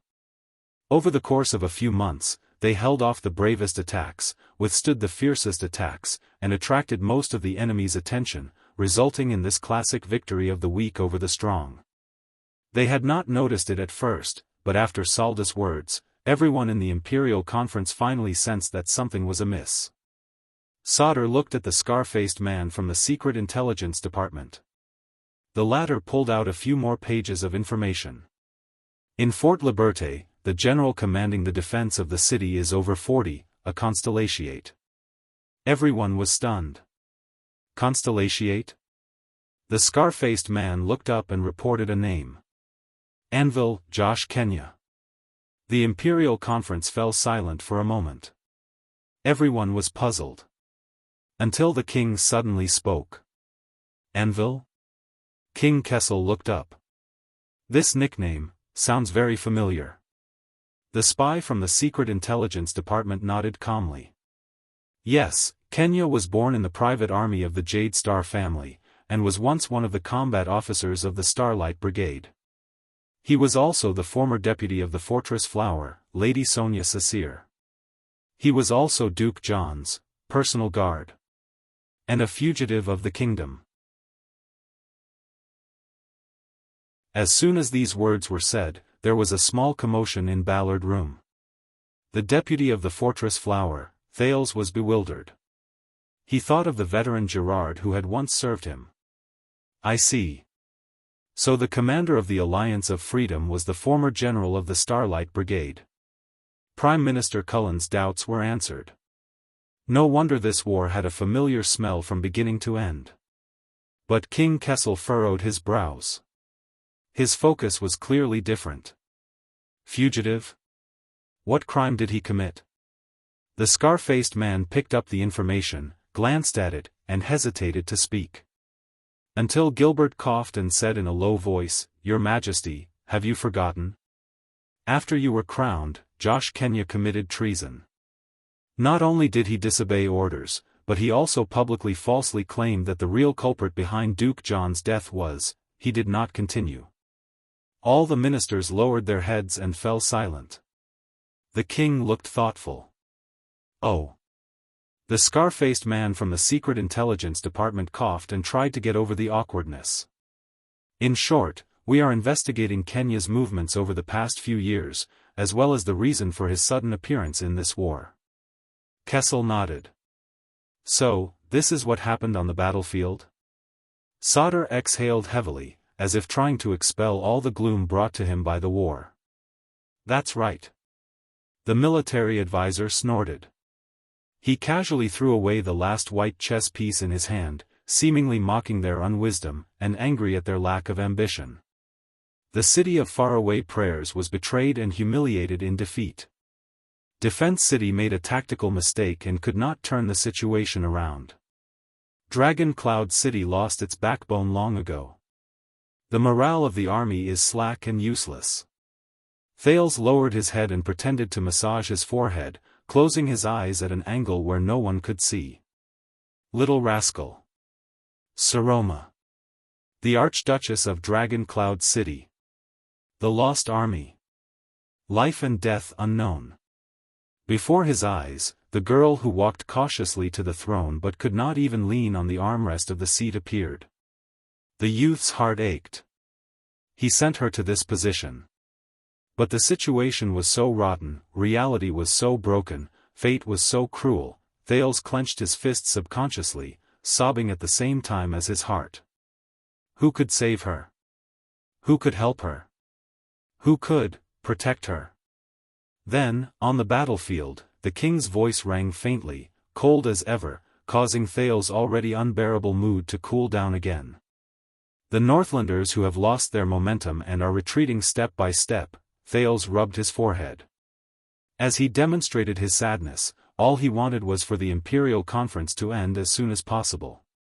It was hard to believe that while he was worrying about something as ridiculous as wine glasses at a banquet, his friend was in trouble and suffering a terrible fate.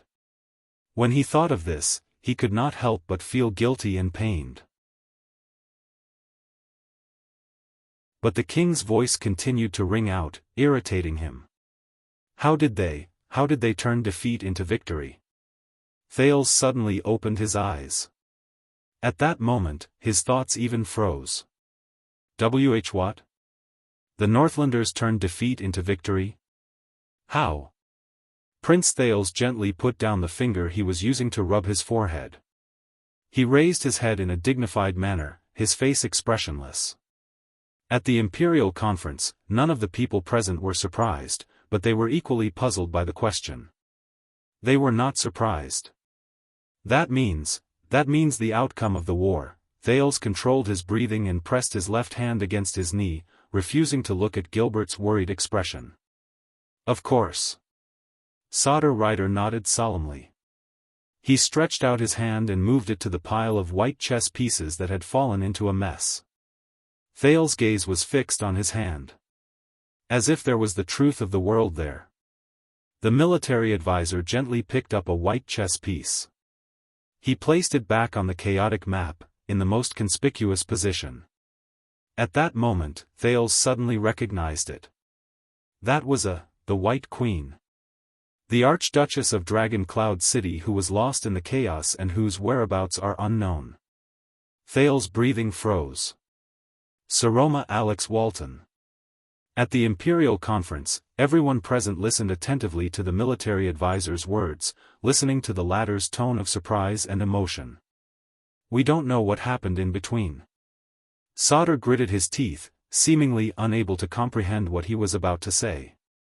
But when she appeared again and miraculously turned the tide of the war, whether it was the army or the people, whether it was the enemy or our own people, everyone called her, in the Ballard Room of Renaissance Palace. The royal family's military advisor, Sauter Rider, looked at the White Queen standing proudly on the map.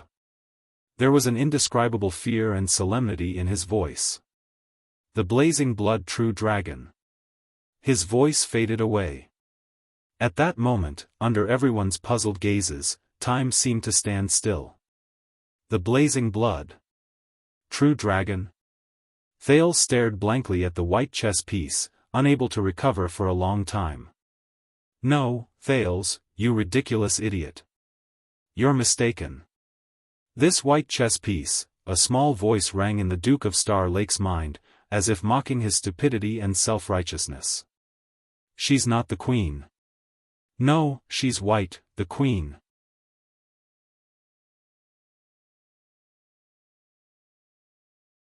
Chapter 570.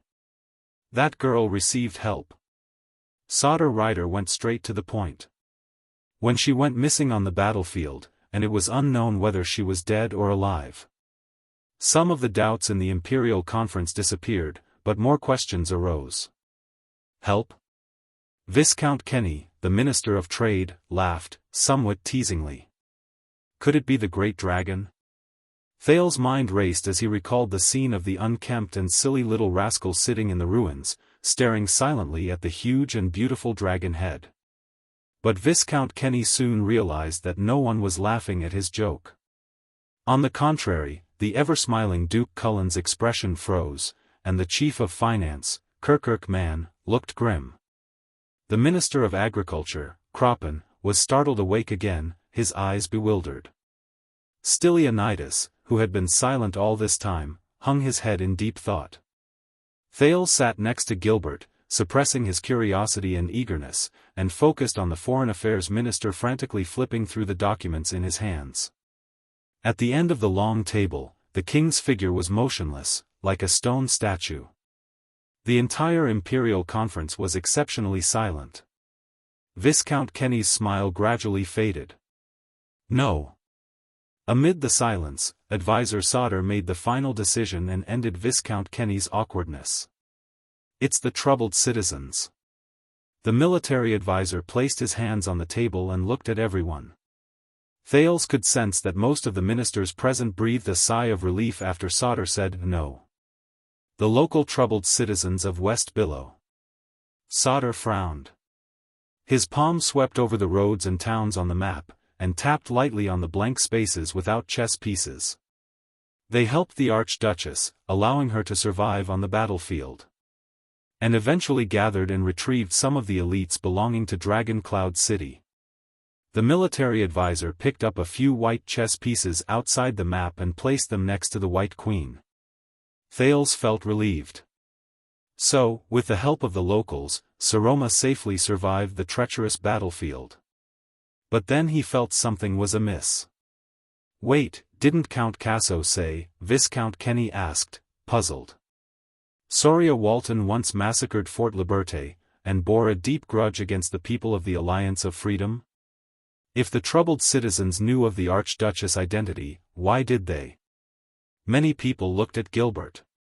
The Foreign Affairs Minister raised his glasses with an unpleasant expression on his face. He flipped through the documents faster and faster. About that, sorry, give me a second, I remember it was on these pages. Sauter coughed and looked at the man from the Secret Intelligence Department. The scar-faced man moved forward calmly and relieved Gilbert of his awkwardness. The Secret Intelligence Department also thought so in the beginning, that the troubled citizens of the Alliance of Freedom and the Northlanders were mortal enemies. Only afterwards did we realize that the information we had was incomplete. Thus, we quickly contacted the local intelligence station and cross-referenced it with the historical records of the Foreign Affairs Division. The Foreign Affairs Minister finally turned to the page he wanted. He exhaled and took over the conversation. Ahem, gentlemen, the situation in the Alliance of Freedom is rather unique. Gilbert raised his head and turned back into the cunning fox of constellation that Thales was familiar with. In fact, unlike the troubled citizens of the City of Faraway Prayers, most of the troubled citizens of the Alliance of Freedom, especially the ones Sauter mentioned, mainly live in the suburbs and the countryside. They have low status, are extremely poor, and suffer from discrimination. Even if they enter Fort Liberté to make a living, they do the most menial jobs. The ones who hold a deep grudge against them are not the Northland invaders who target the nobles, but the upper-class people living in Fort Liberté. Thales frowned. He remembered young Rockne hinting to him that the troubled citizens were one of the problems the City of Faraway Prayers faced. But he never knew that the problem of the troubled citizens was not limited to the City of Faraway Prayers. It's a little complicated? Viscount Kenny voiced his thoughts. No. Everyone straightened their faces and puffed out their chests as they looked at the speaker. It's not complicated at all. King Kessel stared at the ring on his finger, his gaze lingering on the brass-colored luster. Just like what happened last night. Last night. The Imperial Conference fell silent. Thales subconsciously turned his head to avoid everyone's gazes. Gilbert's words rang out at the right time, attracting everyone's attention and easing the atmosphere. 100 years ago, the Camus Union implemented the 100 Nations trade route strategy and expanded their power eastward. The entire Golden Passage was in turmoil as a result. At that time, the ruler of Extet was Steelbreaker Nuvan VI, who had just succeeded the throne not long ago. He fought back and forth with the Camians, and finally reached a compromise, to support the local forces at the eastern end of the Golden Passage and build a country that opened up the trade route, but still worshipped Extet as its suzerain. Advisor Sauter frowned. The Alliance of Freedom. Gilbert nodded. As an intermediate product of the compromise between the two powers, the structure of the Alliance of Freedom was deformed to begin with. Its source of power and foundation of governance was not within, but outside. It did not respect those below, but only those above. Leveraging on the huge profits from the trade route, it developed in the cracks between the two powers. Gilbert turned a page and said in an exceptionally serious tone, after nearly 100 years of rule, the high-ranking officials, elders, and their influential families in Fort Liberté, although they share the same blood as the troubled citizens, are used to being superior, exploiting others, occupying important positions, and enjoying special privileges. They have long since ceased to see themselves as part of the troubled citizens. Thales was relieved. So that's how it is. The real reality is far more complicated and concrete than the dry sentence in the books. The Alliance of Freedom resides west of faraway prayers, east of good stream, and enjoys the benefits of trade. As for Saroma, what she has to face is also much more difficult than what I have to face. So, the lower-class troubled citizens in the Alliance are actually a local force that can be roped in to fight against the higher-ups in Fort Liberté. Prime Minister Cullen scratched his chin and looked naive. It's just that for the past few decades, the Northlanders' attention has been on the nobles in the castle, on the regime that they supported by reaching a compromise with the Camians. Gilbert sighed. Don't even talk about the troubled citizens and nobles. To be precise, for the past few decades, the Northlanders have not paid any attention to the entire Alliance of Freedom. The Foreign Affairs Minister frowned and said nothing. Didn't we also rush to update our intelligence after we received the battle report? Thales calmed himself down, but he could not stop another doubt. But, how did Saroma, that girl managed to garner the support of a few waves of lower-class troubled citizens, but, Moneybag Kirkirkman narrowed his eyes and asked, we're talking about a real, costly war, not cutting down trees to open up wastelands or plowing fields. Can a group of ragged poor people really help her win? This question touched on the most puzzling point. Even though everyone present was well-mannered, they could not help but lean forward in unison in anticipation of the answer. No. Saldus' answer was as swift and decisive as ever. But at least we can give her a way to sneak into Fort Liberté that only the low-class troubled citizens who do the dirty work would know. Thales' eyelids twitched. According to our intelligence, one night after the Alliance of Freedom returned victorious, the Archduchess of Dragon Cloud City led her elite Archduchess guards, many of whom were White Blade guards from King Nuvan's era, to quietly invade the inner city of Fort Liberté. Thales subconsciously leaned forward and joined the ranks of the ministers, staring intently at the white chess piece.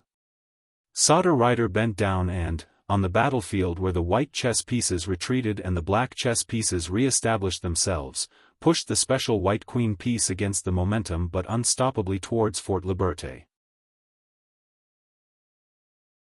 Like the sunlight that finally penetrated the clouds and pierced through the vault of heaven. With the help of a troubled citizen guide, she captured all the high-ranking officials of the Alliance of Freedom with just a few hundred soldiers without shedding a single drop of blood. And drew the curtains to the entire war. Saldus' voice trailed off. There was a small gasp from the Imperial Conference. Only Thales bit his lower lip. He imagined the scene of that night. A small number of elites sneaked in, captured the high-ranking officials without shedding a single drop of blood. It sounded familiar. Thales was a little lost in thought. It seemed that he was not the only one who learned from Chapman Lampard's madness 6 years ago. From the governors and elders to the bureaucrats and generals. Methodically, Saga took down the few remaining black chess pieces in Fort Liberté. Including the most crucial Josh Kenya, and Ivan Poladu, who rose to fame at a young age. Not a single one was spared. All in one fell swoop. Captured in one night. Saga retracted his finger and looked at the White Queen, who was the only one standing on the battlefield. Just as they were immersed in their victory and completely let their guard down. The Imperial Conference experienced a long period of silence. What? After a long while, Viscount Kenny spoke in disbelief. He stared at the map with the chess pieces scattered all over it. So this war is all about setting off each other to see who is stupider. He did not know whether to laugh or cry, whether he was mocking or lamenting. The others more or less felt the same way. If you go through the history of war, Your Excellency, you may find that many wars in history have been like this. Saga replied coldly, clearly in a bad mood. Most of the time, the outcome of a war is not determined by how powerful the winning side is, but by how stupid the losers are. Saga hung his head. Besides, the factors involved in a war are too complicated. There is too much chaos, too many coincidences, and too many unknowns. Even if we sit here and talk about it, it doesn't matter how well we plan. If we were to personally take the field and face reality, it probably wouldn't be much better. At least, the Northlanders took Fort Liberté. Gilbert sighed and tried to smooth things over. They didn't embarrass the title of Invincible head-on. Thales exhaled discreetly. Duke Cullen raised his voice and asked, so she captured the higher-ups and took control of the inner city. But the rest of the soldiers and civilians in Fort Liberté, Saga nodded and turned to the scar-faced man. The person from the Secret Intelligence Department stepped forward respectfully. With the rescue of Carcagel, the remnants of Dragon Cloud City quickly regrouped and the chain of command was restored. With the help of the troubled citizens, they entered the city in batches over the next few days and joined the Archduchess. In the end, they took down Fort Liberté without any mishaps. Saga took over the conversation. Just like that, when faraway prayers retreated in defeat, Defense Force panicked, and Extet lost its momentum, Dragon Cloud City emerged as a new force and turned the tide of the war. It shocked everyone. The soldier shut his mouth. There was silence around the table. Everyone was immersed in the aftertaste of the battle on the table, immersed in different emotions and unable to recover for a while. Humph, the white-bearded chief of finance, Kirkirk man snorted disdainfully. They suffered a crushing defeat on the battlefield and had to rely on a woman to sneak around to salvage the situation. Even if they won the war, Extet had lost all face and would probably become a laughingstock. Everyone present had mixed feelings and no one answered for a moment. Until a young voice spoke up. "Sir man, this room is called Ballard Room, right?" Everyone turned around in unison and was surprised to find that the person who replied was the Duke of Star Lake, the one who had been cautious and had never taken the initiative to speak up. Kirkirk man did not dare to be negligent. He sat up straight. "Of course, Your Highness. This is the Great Ballard Room." "So?" Thales scrutinized him for a while, then smiled with his eyes narrowed. "Nothing. Let's get back to that laughingstock country that relied on a woman to salvage the situation." Kirkirk man was bewildered. Everyone present had a variety of expressions. Only Gilbert coughed softly and signaled to Thales with his eyes. Only then did the latter lean back and stop speaking. That's not all that the lady did. Saldus' words pulled everyone back into the conversation. The military advisor looked up and gestured to the scar-faced man beside him. "The Secret Intelligence Department has more detailed information." The spy from the Secret Intelligence Department bowed and switched to another document. Fort Liberté fell, the high-ranking officials were captured, the army was disarmed, the Archduchess of Dragon Cloud City, who was certain of victory, ordered, starting from the Governor-General of the Alliance, these captives, these betrayers of the Alliance of Freedom, the elders, high-ranking officials, generals, and soldiers, not a single one was spared. The scar-faced man looked up from the paper with a stern expression. Send them all to the guillotine. Thales held his breath. What? Everyone in the meeting whispered to each other. Again? Prime Minister Cullen frowned. As expected of the bloodline of Nuvan and Soria. Ruthless and ruthless, not inferior to his father and grandfather. Women, you know, Kirkirk man exhaled. They've always been narrow-minded, and vengeful. With such a huge loss, I would have done the same if it were me, Viscount Kenny sighed. At least she was straightforward and didn't torture them. Thales did not speak. He just frowned and pondered. How many? Gilbert turned his head and interrupted the discussion at the long table. How many did she kill? The scar-faced man from the Secret Intelligence Department glanced at the lords. He was expressionless as he switched to another piece of paper and read out a surprising number. 0. The entire Ballard room fell silent. The lords widened their eyes and mouths in disbelief. They spent a few seconds digesting this information. At an angle no one else could see, Thales curled the corners of his mouth slightly. What? The scar-faced man nodded in acknowledgement. On the guillotine, when the blade was about to fall. The Archduchess took off her helmet and armor. The scar-faced man's words were calm and natural, but there was a strange power in them as he narrated the legend thousands of miles away. That young lady left the army, walked to the front of the stage, and announced to the trembling people below. The man from the Secret Intelligence Department switched to another piece of paper. The lords in the room were all shocked, doubtful, disdainful, vigilant, and other emotions as they listened attentively. She said that there have been enough deaths in this war. Enough blood had been shed on both sides. The vassals looked at each other, unable to understand. She said that the lives and livelihoods of millions of people, the children of countless people's families should not have to pay the price for the selfishness and mistakes of a few high-ranking people. The scar-faced man looked up. She said that someone had told her before. War cannot bring peace, just like death cannot pay for life. Thales' expression changed. And she, the ruler of Dragon Cloud City, will not repeat the mistakes of her grandfather and father. At the end of the long table, the king suddenly moved. He raised his head and revealed his eyes in the shadows of the backlight. Amidst the heated discussion, in front of everyone, the Archduchess forgave and pardoned the prisoners of war on the guillotine. She even untied them one by one. In the end, she personally lifted the disheartened Ivan Poladu and told him. The scar-faced man switched to the next document. His tone was solemn.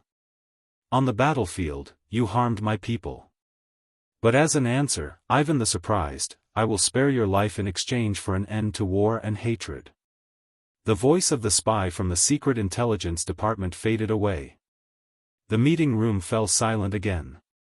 A few seconds later, the emotional Thales sighed and said, intentionally or unintentionally, small-minded and narrow-minded? Kirkirk man's expression became very unnatural. Ridiculous.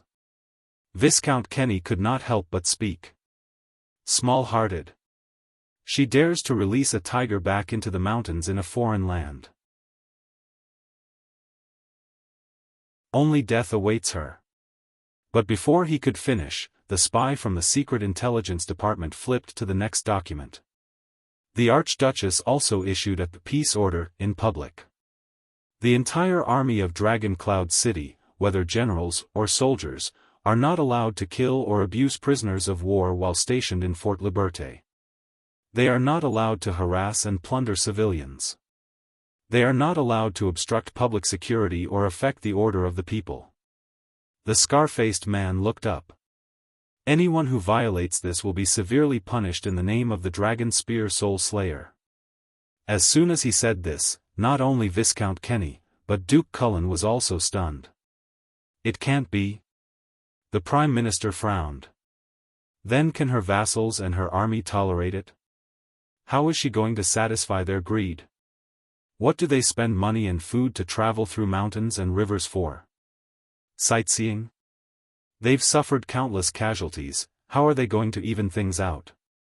Does she really think that the Alliance of Freedom will listen obediently if she doesn't kill dozens of their leaders as an example? Are there no smart people among her subordinates who will stand up against her?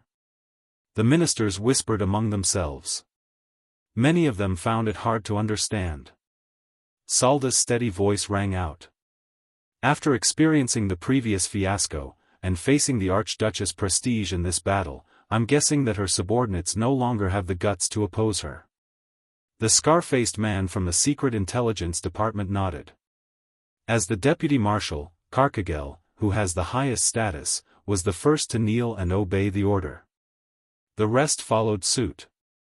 Do not dare doubt it. It was as if he had returned to the day of the council hearing in the Hall of Heroes. There, Saroma was shouting weakly, but her vassals were all cold and unmoved. As for Fort Liberté, the scar-faced man read his intelligence. The Archduchess strongly suggests that the Alliance's Governor-General should have the Alliance's elders donate their savings and land to help the troubled citizens. She could even adjust the laws, reduce military taxes, re-establish courts, and reopen old cases. At the same time, solve the food and lodging problem of the Dragon Cloud City army. The moment he said this, Gilbert, who was beside Thales, took a deep breath.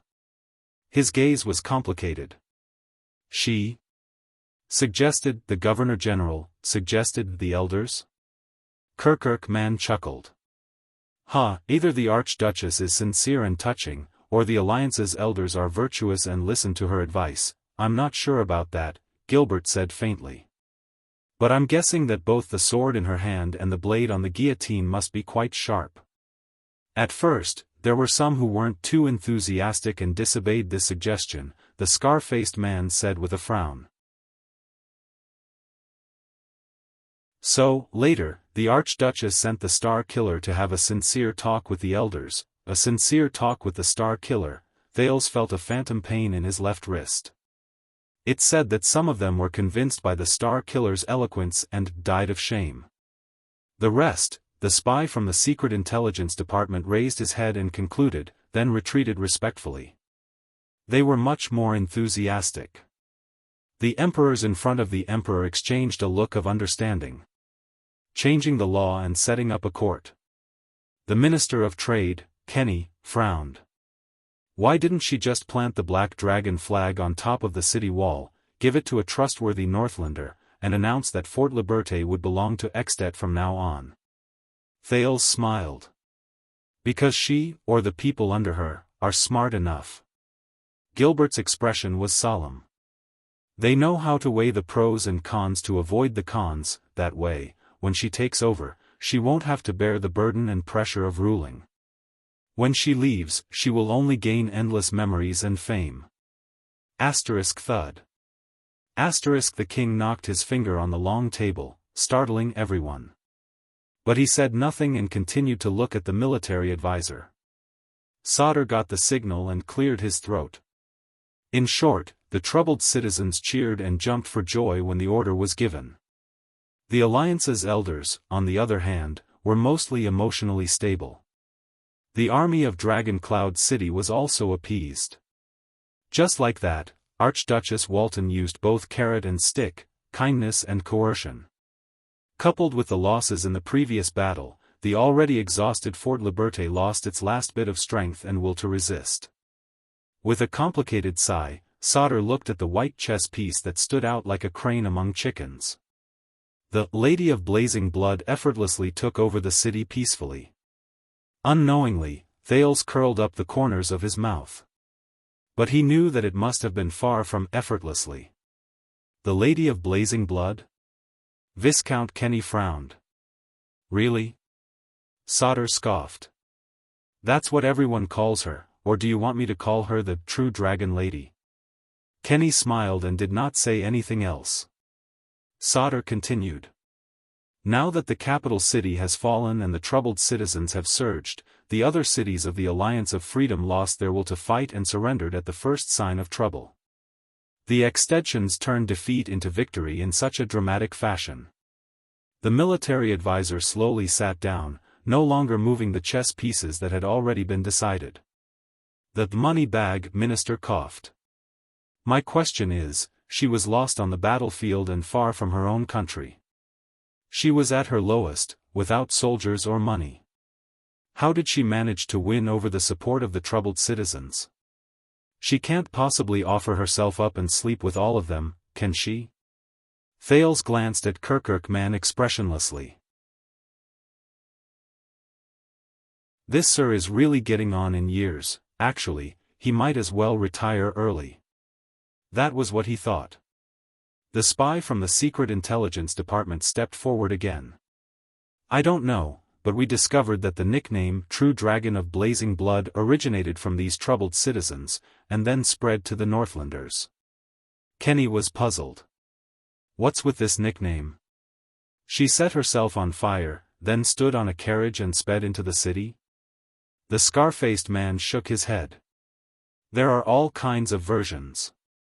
Some say they witnessed a flying dragon descending from the sky to help her seize the city." Kenny frowned. Was it really a dragon? But he noticed that many of the ministers present were shaking their heads at him. "Impossible." Sauter Rider spoke again, seemingly a little annoyed. "You may have just joined the Imperial Conference not long ago, Viscount Kenny, so you don't know. But according to the secret agreement between Black-Eye John and the entire Kingdom of Extet centuries ago," the military advisor scoffed. "As an extraordinary being, the Queen of the Sky will only intervene in the affairs of the mortal world when the calamities reappear. Otherwise, we would have been reduced to ashes 500 years ago." Gilbert coughed, reminding his old friend to be careful with his words. "Only cares about the calamities? I mean, it clearly appeared in Dragon Cloud's realm 6 years ago." Viscount Kenny seemed to have understood something. His face turned ashen.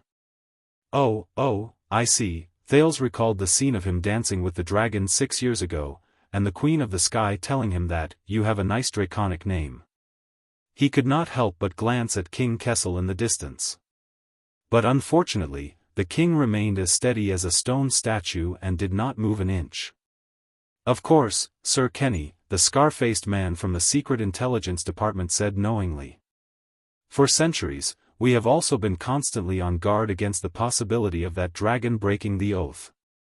But so far, everything has been fine." Kenny nodded awkwardly. The scar-faced man continued. "As for the Archduchess nickname, some say that she can drip her blood into flames and burn her enemies to death. Some say that she can spread her dragon wings and stir up strong winds when she takes off her clothes. Some even say that she can turn into a dragon when she howls at the sky on a full moon." "The one on a full moon, that's the legendary werewolf," Sauter could not help but interrupt as the stories became increasingly outrageous. "She has long been wiped out by the enemy of the wolves and the longevity hunters." The spy from the Secret Intelligence Department understood the military advisor's meaning. He stopped reciting the information and concluded. "So, none of this is credible. The origin of this nickname is still a mystery." The ministers whispered to each other again. Thales noticed that Gilbert gave Archdeacon Stylianides a questioning look, but the latter shook his head. At that moment. "What kind of girl is she?" A deep, thunderous voice rang out. The ministers stopped their discussions and looked towards the end of the long table. The scar-faced man bowed to the king's shadow. "According to our information, when she was 1 year old, her parents," but he was immediately interrupted. "Thales." The king's voice rang out slowly, startling Thales. "I'm asking you." Kirkman's eyes lit up. "That's right, Your Highness lived in Dragon Cloud City for 6 years. You must be very familiar with her, perhaps even a friend," but the chief of finance immediately recalled the scene when the prince interrupted him. After figuring out the cause and effect, Kirk's face paled and he quickly lowered his head, not daring to speak again. "What kind of girl is she? Was it the little girl in the library with her glasses and bright eyes, or the little girl in heroic spirit palace who was dressed in rags and shivering? Is it the little girl who gritted her teeth and tried to drag me along in the ruins? Or is it the Archduchess who glared angrily at me in the Hall of Heroes and raised her arm in a rallying cry?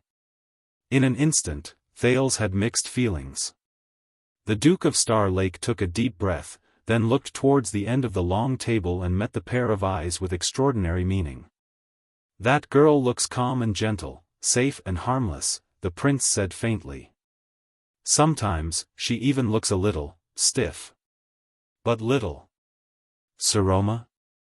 Recalling the scene when the girl refused to go with him, Thales lowered his head and unknowingly curled up the corners of his lips. Gilbert furrowed his brows. "She is a true fighter." After recalling the past, Thales raised his head and enunciated each word firmly. "No matter what she faces. Calamities, dragons, or the king." The ministers around them started whispering to each other. Then, on the other side of the long table, the king said coldly, "Is that so?" Thales froze for a moment. Gilbert had nudged him with his elbow, which was neither too light nor too heavy. The second prince came to his senses and coughed.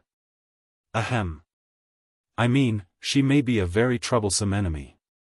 Of course, she may also be a potential ally." Faced with the scrutiny of the entire table, Thales said solemnly, "Fortunately, my relationship with her is not bad. I mean, I can talk to her." Everyone looked at each other. The king was silent for a while before he spoke. "Is there anything we can use against her?" Thales' eyebrows twitched. "There should be." His expression did not change. "I'll go back and think about it." Thales could not see King Kessel's face clearly, but the king's voice traveled steadily. "She can be our ally?" Thales' eyes brightened. "Of course. She holds real power in Dragon Cloud City, and is not a puppet of her vassals?" "Of course." "Have you slept with her?" "Of course." Before Thales' voice faded away, his expression changed.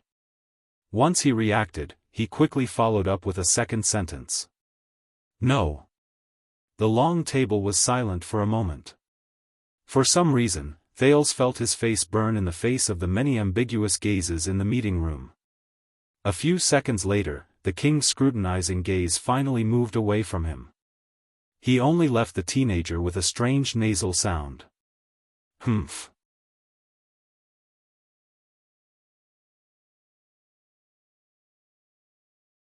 Chapter 571. Thales' embarrassment seemed contagious. At least, the air in Ballard Room froze for a while. Exactly the time the king's eyes rested on him. "So that's all." Fortunately, King Kessel moved his gaze away and spoke again, "I'm not sure." "Solder?" The air began to flow again. Thales heaved a sigh of relief and avoided the others' gazes. Thankfully, they did not pursue the matter. Perhaps, he shouldn't have said so much about Little Rascal? "Yes, Your Majesty." Military advisor, Solder Rider bowed and replied. "All the Northland military intelligence we need is here." In the dimly lit room, the Imperial Conference resumed its normal working atmosphere. Prime Minister Cullen shook his head thoughtfully. Military advisor Solder looked solemn. Viscount Kenny, who was in charge of trade, and Kirkirk Man, the chief of finance, were whispering something. The Minister of Agriculture, Lord Croppen, continued to daydream. Archdeacon Stylianides did not say a word but continued to listen intently. Thales maintained the gentle smile and elegant sitting posture of the Duke of Star Lake, low-key and dignified. Only the king's figure remained unmoved, more stable than a certain everlasting lamp behind him. "Gilbert?" The Iron Hand King's eyes flickered faintly as he swept his gaze over the map and chess pieces on the table. The former Foreign Affairs Minister had expected this. He calmly raised his glasses. "Yes, Your Majesty."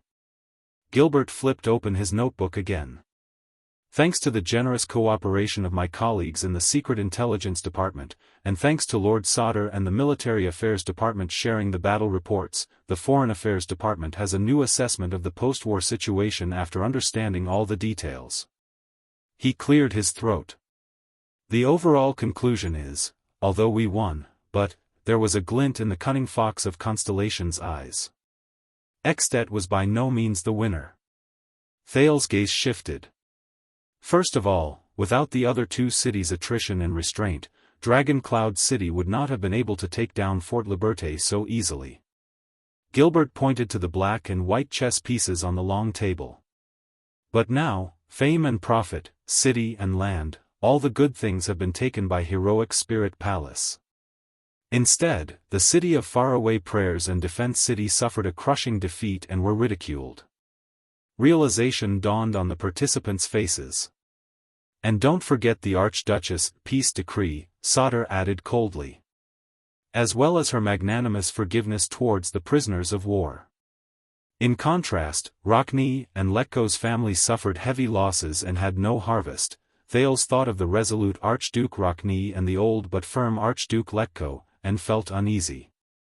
And the troubled citizens. Gilbert nodded and added something to his notes.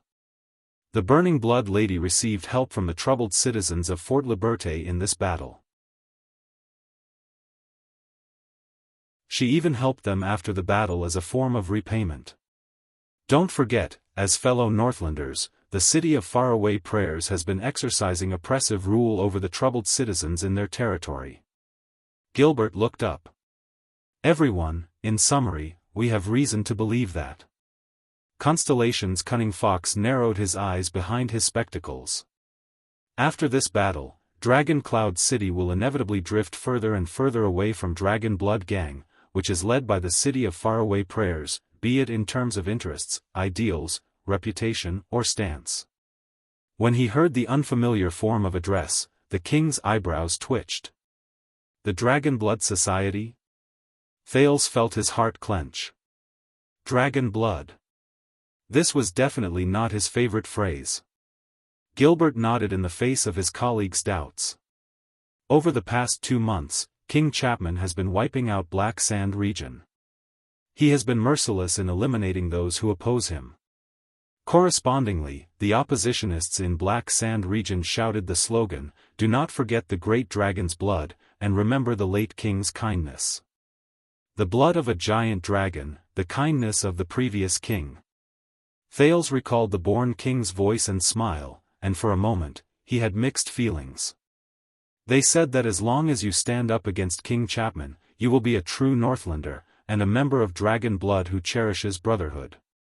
Gilbert said, so, there's no need to mention Dragon Cloud City. The city of Faraway Prayers and Defense City, who have a clear stand, are also included in this group.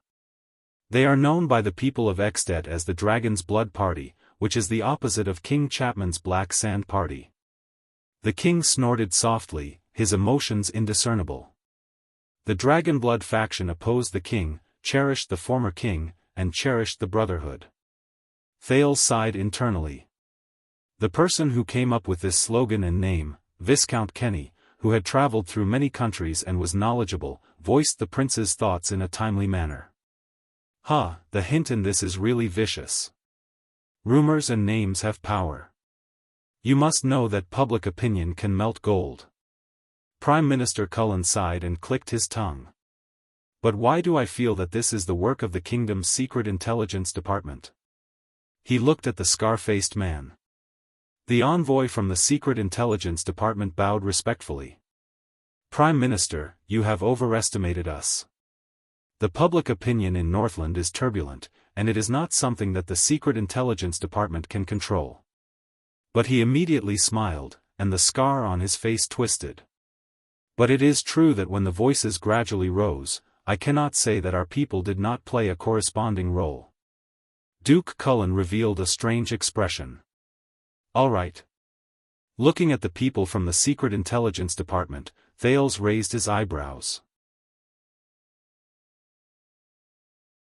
Chapman Lampard is probably not fated to have a good reputation in this life. So, Dragon Cloud City is no longer welcomed by the Dragon's Blood Party. No matter how I put it, it sounds strange. This means that the Walton family will join Lampart's side? Viscount Kenny returned to the main topic. Even if their hatred is as deep as the sea? Gilbert shook his head. Not necessarily. After careful analysis, the Department of Foreign Affairs believes that Dragon Cloud City is likely to break free from the struggle against the king. It is not favored by the Dragon's Blood Party, nor is it friendly with Black Sand Party. Instead, like Beacon Illumination City, it will remain neutral. Military advisor Sauter snorted softly. Then they won't be able to please either side, and will be in a disadvantageous position. Gilbert first nodded, then shook his head. But they will also be outside the storm, and have the right to observe from the sidelines. With Dragon Cloud City's size and status, coupled with the Archduke's natural contempt for female rulers, Heroic Spirit Palace might even be able to benefit from it. What is happening in our northern neighbor will no longer be the confrontation between Black Sand Party and Dragon's Blood Party for the past 6 years. Thales listened to his teacher's analysis and felt relieved. Even though all the nobles in Dragon Cloud City disliked King Chapman, and Saroma and Count Leespan had witnessed the night of Dragon's blood with their own eyes, and their hatred was hard to resolve. But fortunately, Heroic Spirit Palace did not act rashly because of this. They chose the path that was most suitable for them. Viscount Kenny pondered and said, in other words, after this battle, Extet will be even more chaotic? There will always be at least 3 parties involved in any issue? For now, that is indeed the case, Gilbert said. Very good, Kirkirkman's eyes lit up. A triangular chair is more stable than a 2-wheeled cart. Lord Croppen, who had been daydreaming, snapped out of his daze and exhaled. Finally, the damned Northlanders have their day. The atmosphere in the Imperial Conference improved greatly, and the ministers were in high spirits. But the king remained motionless. Until Gilbert shook his head and poured a bucket of cold water on everyone's spirits. But we can't be too optimistic. More chaos means that conflicts will intensify, and the struggle will intensify. The former Foreign Affairs minister's eyes showed wariness. It means further progress towards the end. Prime Minister Cullen was deep in thought. The end? Gilbert nodded. 200 years ago, Extet faced the morning calamity, Tain rebelled, Prestige Orchid changed hands, and thus entered the cruel century of the last day. In that century, we, Constellation, fought against the Great Dragon. From Conqueror of the North Erica to Sailor John, for generations of kings, we were not weaker than our neighbors. Listening to Constellation's glorious past, the ministers were in awe. In contrast, the kingdom of the dragon became more divided and weaker. During the king's selection, 5 dukes fought, and the situation was tragic. 4 died, and 1 was crippled. The darkness and chaos became worse. Thales thought of King Chapman's old sword, which he never left, and clenched his fists. But Gilbert's tone changed, and he was filled with fear. But it was precisely the chaos and disorder that reached its peak that finally prompted Steelbreaker to be crowned, and Dragon Clouds to ascend to the throne. Starting the Walton family's monopoly on the throne for 3 generations. The Archdukes of 10 lands became one again. Bringing the kingdom of the dragon back to its peak, and dominating the western peninsula again. No one at the long table spoke. The shadow of the bloody year shrouded everyone's hearts. Gilbert's words were sincere and earnest. History has proven that Exted is not Camus Union, much less Thornland. They will not be divided forever. And a friend once told me, never underestimate the Northlanders' courage. At that moment, Thales felt as if he had returned to Dragon Cloud City. All sorts of Northlanders flashed before his eyes. King Nuvan, the Dead Face, Administrator Merk, Caslin, Chapman Lampard, Viscount Kentvita, the Fire Knight, the long-haired Rockney, the Bowl Cut, the Red Witch, the veteran Gleeward, the Tailor, the Raven of Death, the annoying Ian, but he suddenly thought of something. Little rascal, and quick rope. They were Northlanders as well. Well said, military advisor Sada Ryder raised his voice and glanced at the ministers who were previously celebrating Eksted's decline. And we have no time to waste. His tone was firm and brooked no rebuttal. Thales noticed that the chief of finance, Kirkirk man, curled up the corners of his mouth in disapproval. But at that moment, Gilbert. King Kessel's voice suddenly rang out, and it was rather decisive. You will be reinstated immediately. The Foreign Affairs Department is yours, even though it has always been yours. The king's gaze swept across the crowd. I guess, whether it's Eksted or Constellation, no one will raise any objections this time. The ministers at the Imperial Conference lowered their gazes. No one spoke. The king's orders shall be obeyed, Prime Minister Cullen replied gently. This sentence seemed to be a signal. The former Foreign Affairs Minister, to be precise, the current Foreign Affairs Minister, Honorary Earl Gilbert Casso was silent for a moment, then nodded respectfully. I will do my best. Thales quietly savored the undercurrents in this question and answer. The king nodded and turned to another person. Sodder, I heard you have something to say. The military advisor bowed. Yes, Your Majesty. Thales leaned back in his chair. After learning about the outcome of the war in the Northwest, his mood improved significantly. Even the pressure that had enveloped him when he entered the palace had quietly dissipated. Now, all he had to do was quietly sit in on the meeting, and then face the consequences of last night. He understood his role. Sodder flipped open the document in his hand and cleared his throat. Although the development of the war was somewhat unexpected, the conclusions of the Department of Military Affairs have remained basically unchanged over the past few months. The war between Eksted and the Alliance of Freedom may be small, but it has far-reaching implications. This soldier stretched out his palm and gestured on the map. City walls, barricades, fortifications, catapults, eternal oil, military crossbows, mystic guns, military intelligence crows and hunting falcons, as well as the refined crystal drop weapons specially assigned to elite troops. These things have played an irreplaceable role, even more so than before. Sodder paused for a moment, his expression serious. War. Gentlemen, war. War in this era is no longer the same. Chief of Finance Kirkirk man, who sat opposite him, waved his hand unabashedly and looked impatient. Not again. Saldus' expression tensed.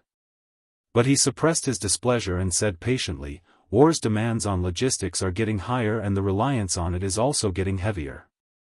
The military advisor gestured at the locations of several major battles on the map.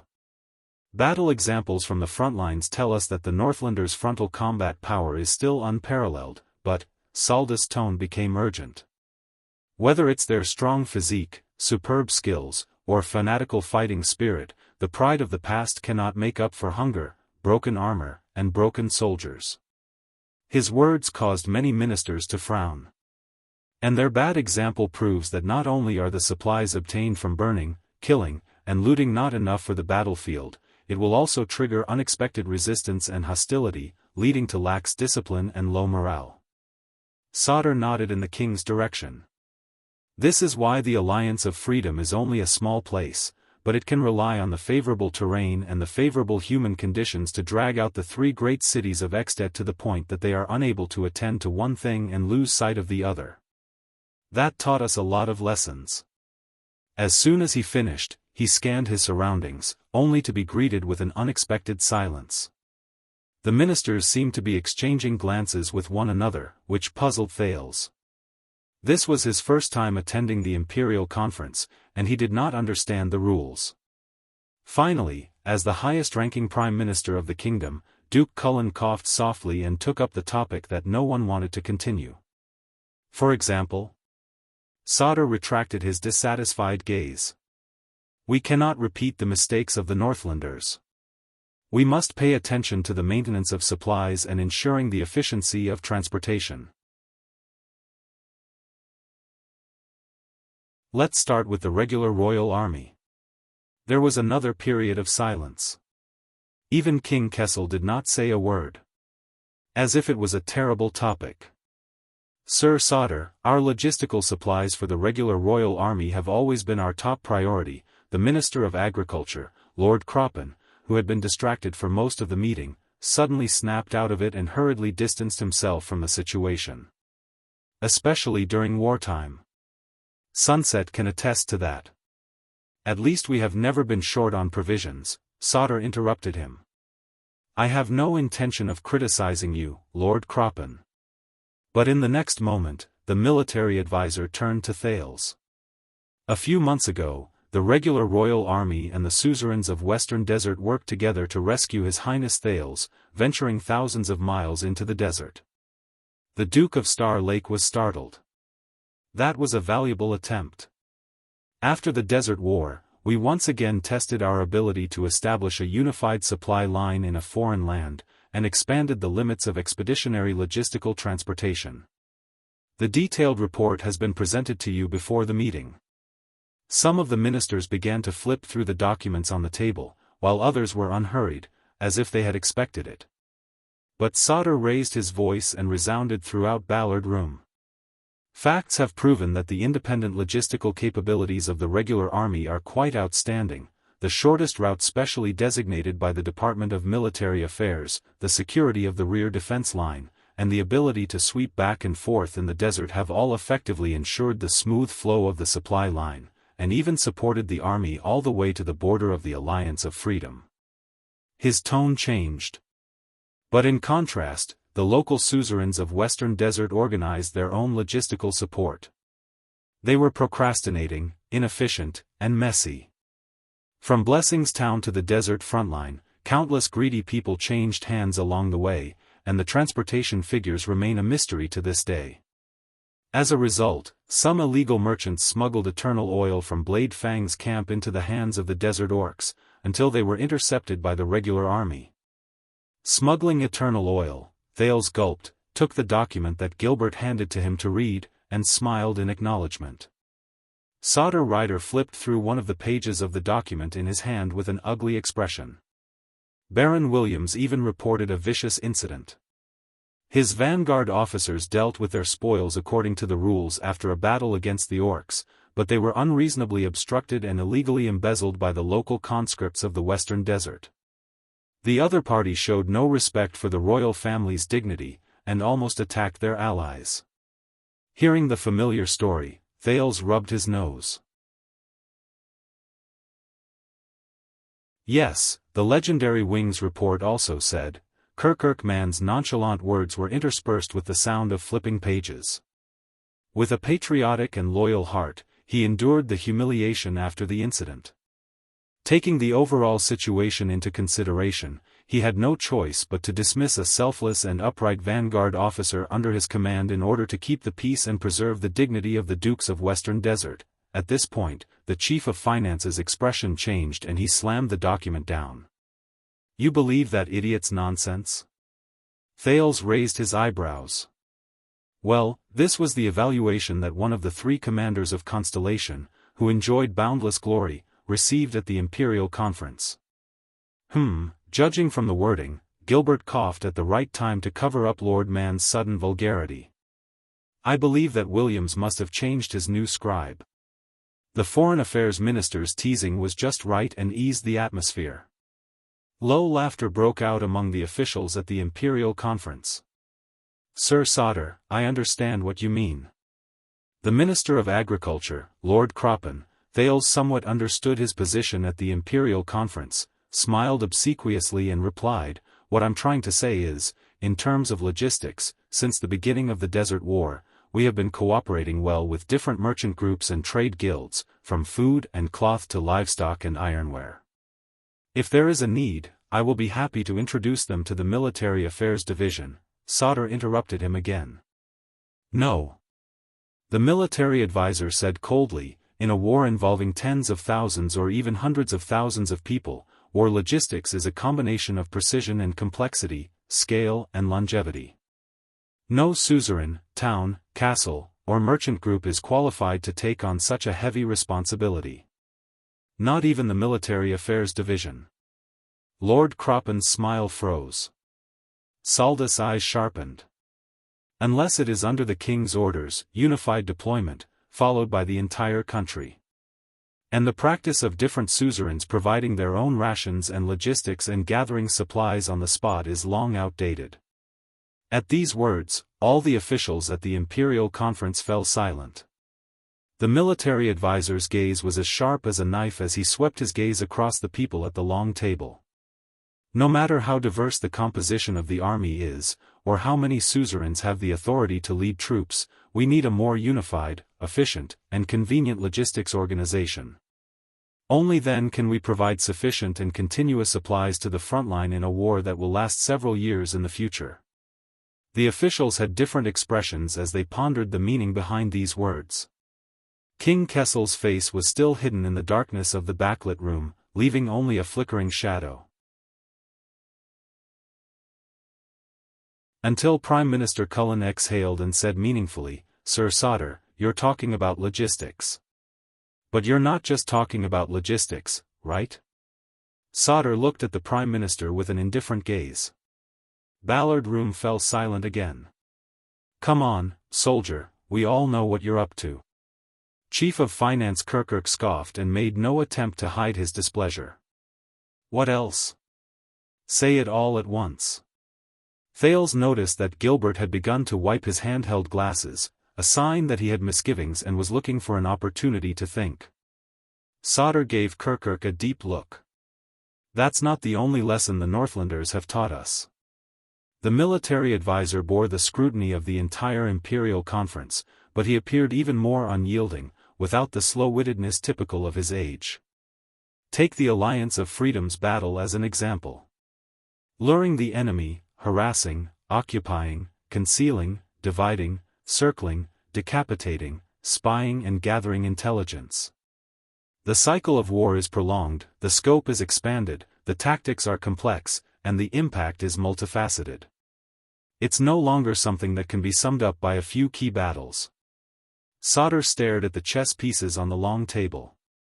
As we can all see, Extet has unparalleled numbers and a head-on advantage, but it's also because of this that it's inconvenient for the army to move around and overstaffed.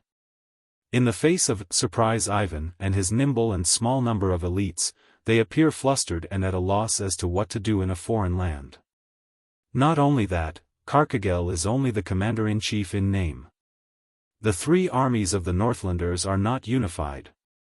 At most, they cooperate with each other.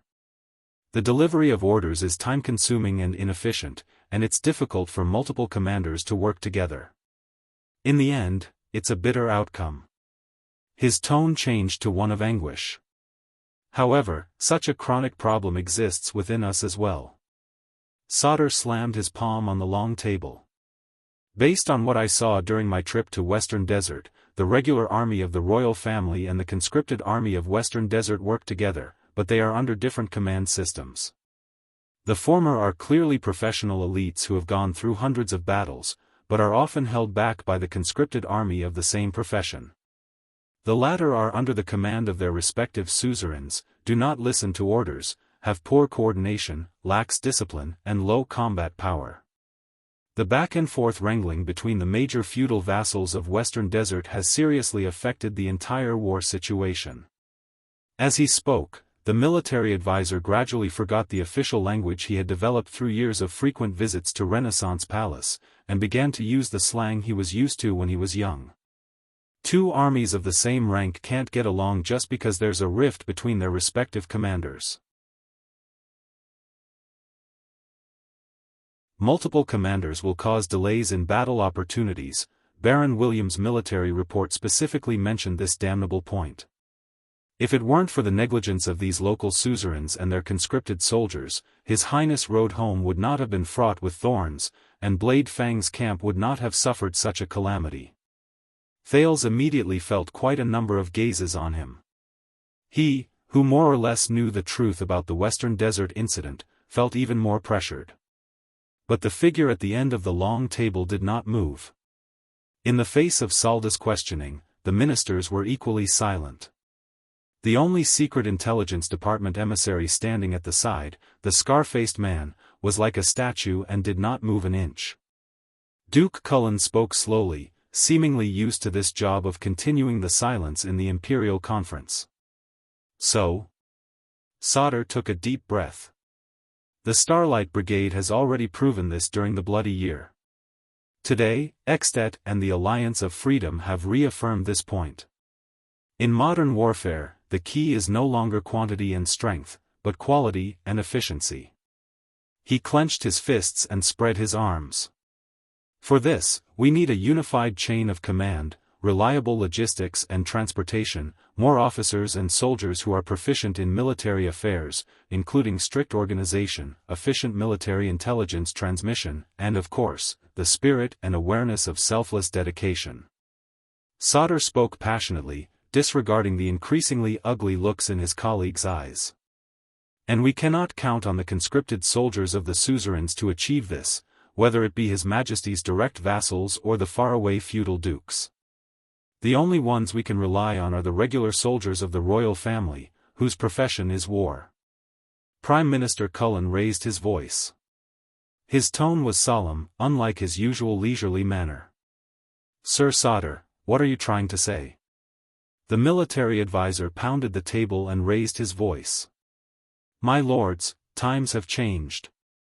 For the sake of the future, we need more officers and more professional soldiers to undertake stricter and more important missions in the country in case of emergencies. The expansion of the regular soldiers of the royal family must be put on the agenda.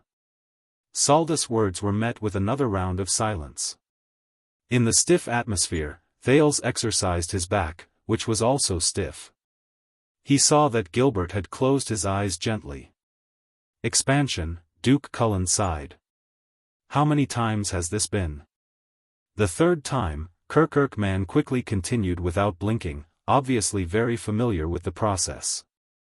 Not counting the 4 times it was rejected.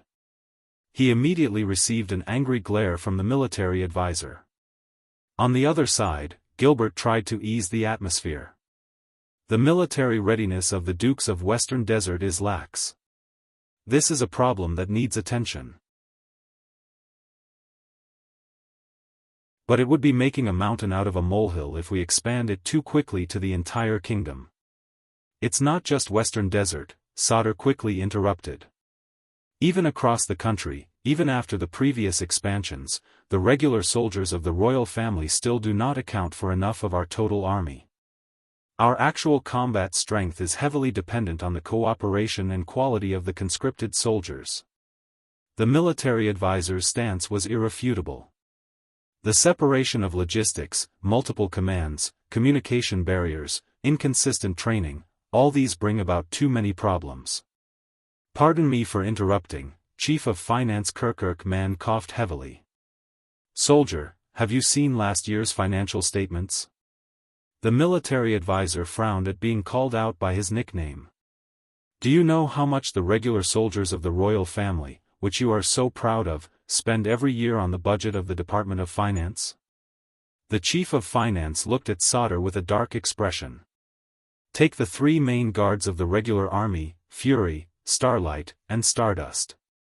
Although they are called guards, do you know how much they are overstaffed, and how much they cost to maintain? And this doesn't even include those who are not part of the establishment. Do you know that the amount of money spent on them is enough to recruit another 30 companies and form 10 armies if placed in the general conscripted soldiers? Kirkuk man looked disgusted. It was obvious that he had been troubled by Sauter for a long time. Expansion? How are we going to expand? Spittle from your spittle? But Sauter was in no hurry to refute. He waited until Kirkuk's breathing stabilized before he spoke again. That is also the second point I wanted to make. He turned to the dark figure at the end of the long table. Your Majesty, I propose to enact a new bill to reform the kingdom's military system. The next moment, Soldier Sauter stood up decisively and his voice reverberated through the secret chamber. We should gradually reduce the number of private conscripted soldiers under the suzerains of the various lands throughout Constellation. Once he said that, everyone in the room, including Thales, was stunned for a moment. They could not react. But Salda's cold words continued. Gradually reducing the length of service, reducing the frequency of conscription, we can even exempt the suzerains from the obligation to respond to expeditions. We can even ultimately remove their right to conscript soldiers in their territories. 1 second, 2 seconds, everyone's expression changed. Thales, who had been in Dragon Cloud City for 6 years and was deeply influenced by Extet's military culture, blinked. Reduce. The moment he understood what solder meant, Kirkirk man turned pale with fright. What? At the end of the long table, the king's figure moved slowly. His cold gaze pierced through the darkness again. Like an unsheathed blade. The military advisor raised his voice. I believe that this can save on the cost of conscription every quarter, streamline the army, focus on agriculture, livestock, industry, and commerce, increase tax output, and perhaps even make up for budget shortfalls. Prime Minister Cullen looked at his longtime colleague in disbelief. Solder, but Solder Rider did not care. And the regular army is ready to take on the heavy responsibility of national defense. He looked up abruptly, as if he had turned into an immovable rock. The armaments of the nation, the weapons of Constellation. Henceforth, only one command. No exceptions. The narrow and dim Ballard room fell into an unprecedented silence, followed by a slight chill unique to stone rooms. Solder looked around the long table, strong and unyielding, like a veteran who had been through many battles. The shocked ministers all turned to look at him. Thales was stunned. When discussing the war in the north earlier, he was so focused that he was not affected by the atmosphere of the meeting. But it was at this moment that Thales truly realized this was the Imperial Conference. The matters he heard at this long table concerned the future of tens of millions of people in the entire country. At this thought, he felt a sudden sense of suffocation. It was a feeling that neither the duel in the Hall of Heroes nor the Day of Heroic Spirit Palace's State Affairs hearing had given him. Everyone, after a long silence, someone finally spoke in a soft voice. Please do not leak the contents of today's meeting, not even to the people closest to you, not even the slightest bit or a word, the Prime Minister said in a low voice, tired and hesitant. And, Solder, Duke Cullen raised his head to look at the kingdom's military advisor, who had a determined expression on his face.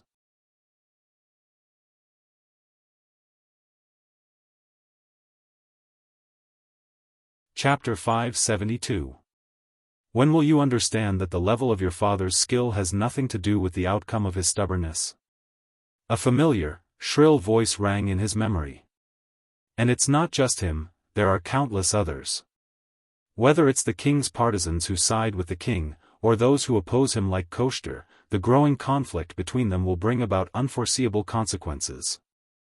Thales sat quietly in his chair and stared intently at the map in front of him, trying his best to drive out of his mind what Faken has said on Ghost Prince Tower. Is this the kingdom I'm going to face?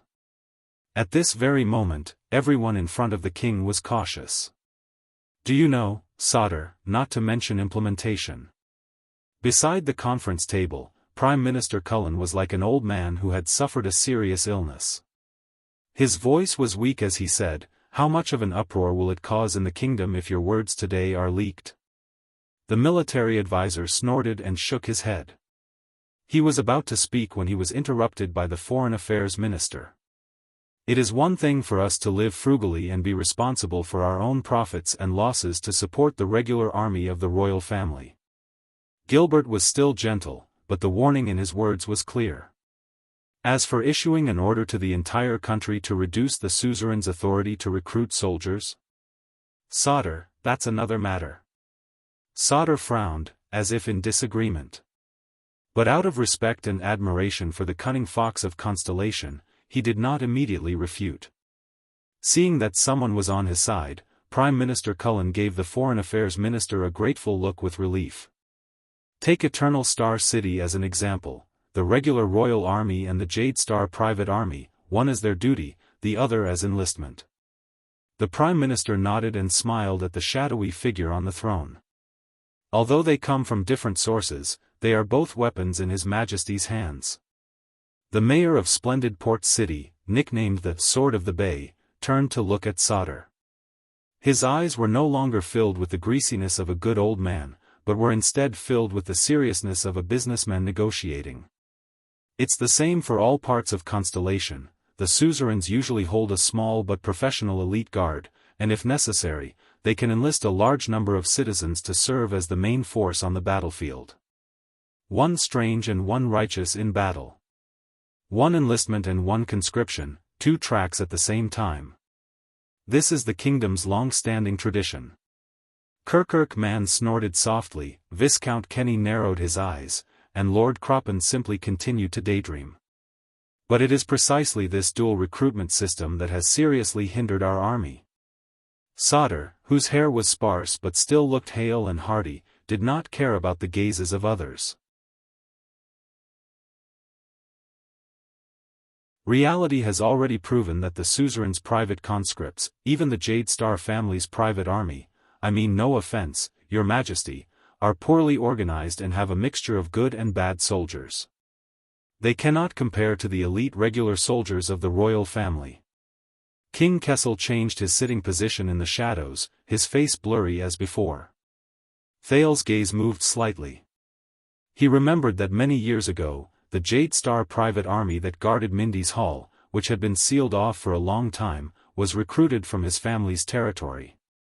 That's why he could not be conferred the title of nobility. Kirkirk Man shook his head disdainfully at Sauter and raised his hand to complain to the Prime Minister.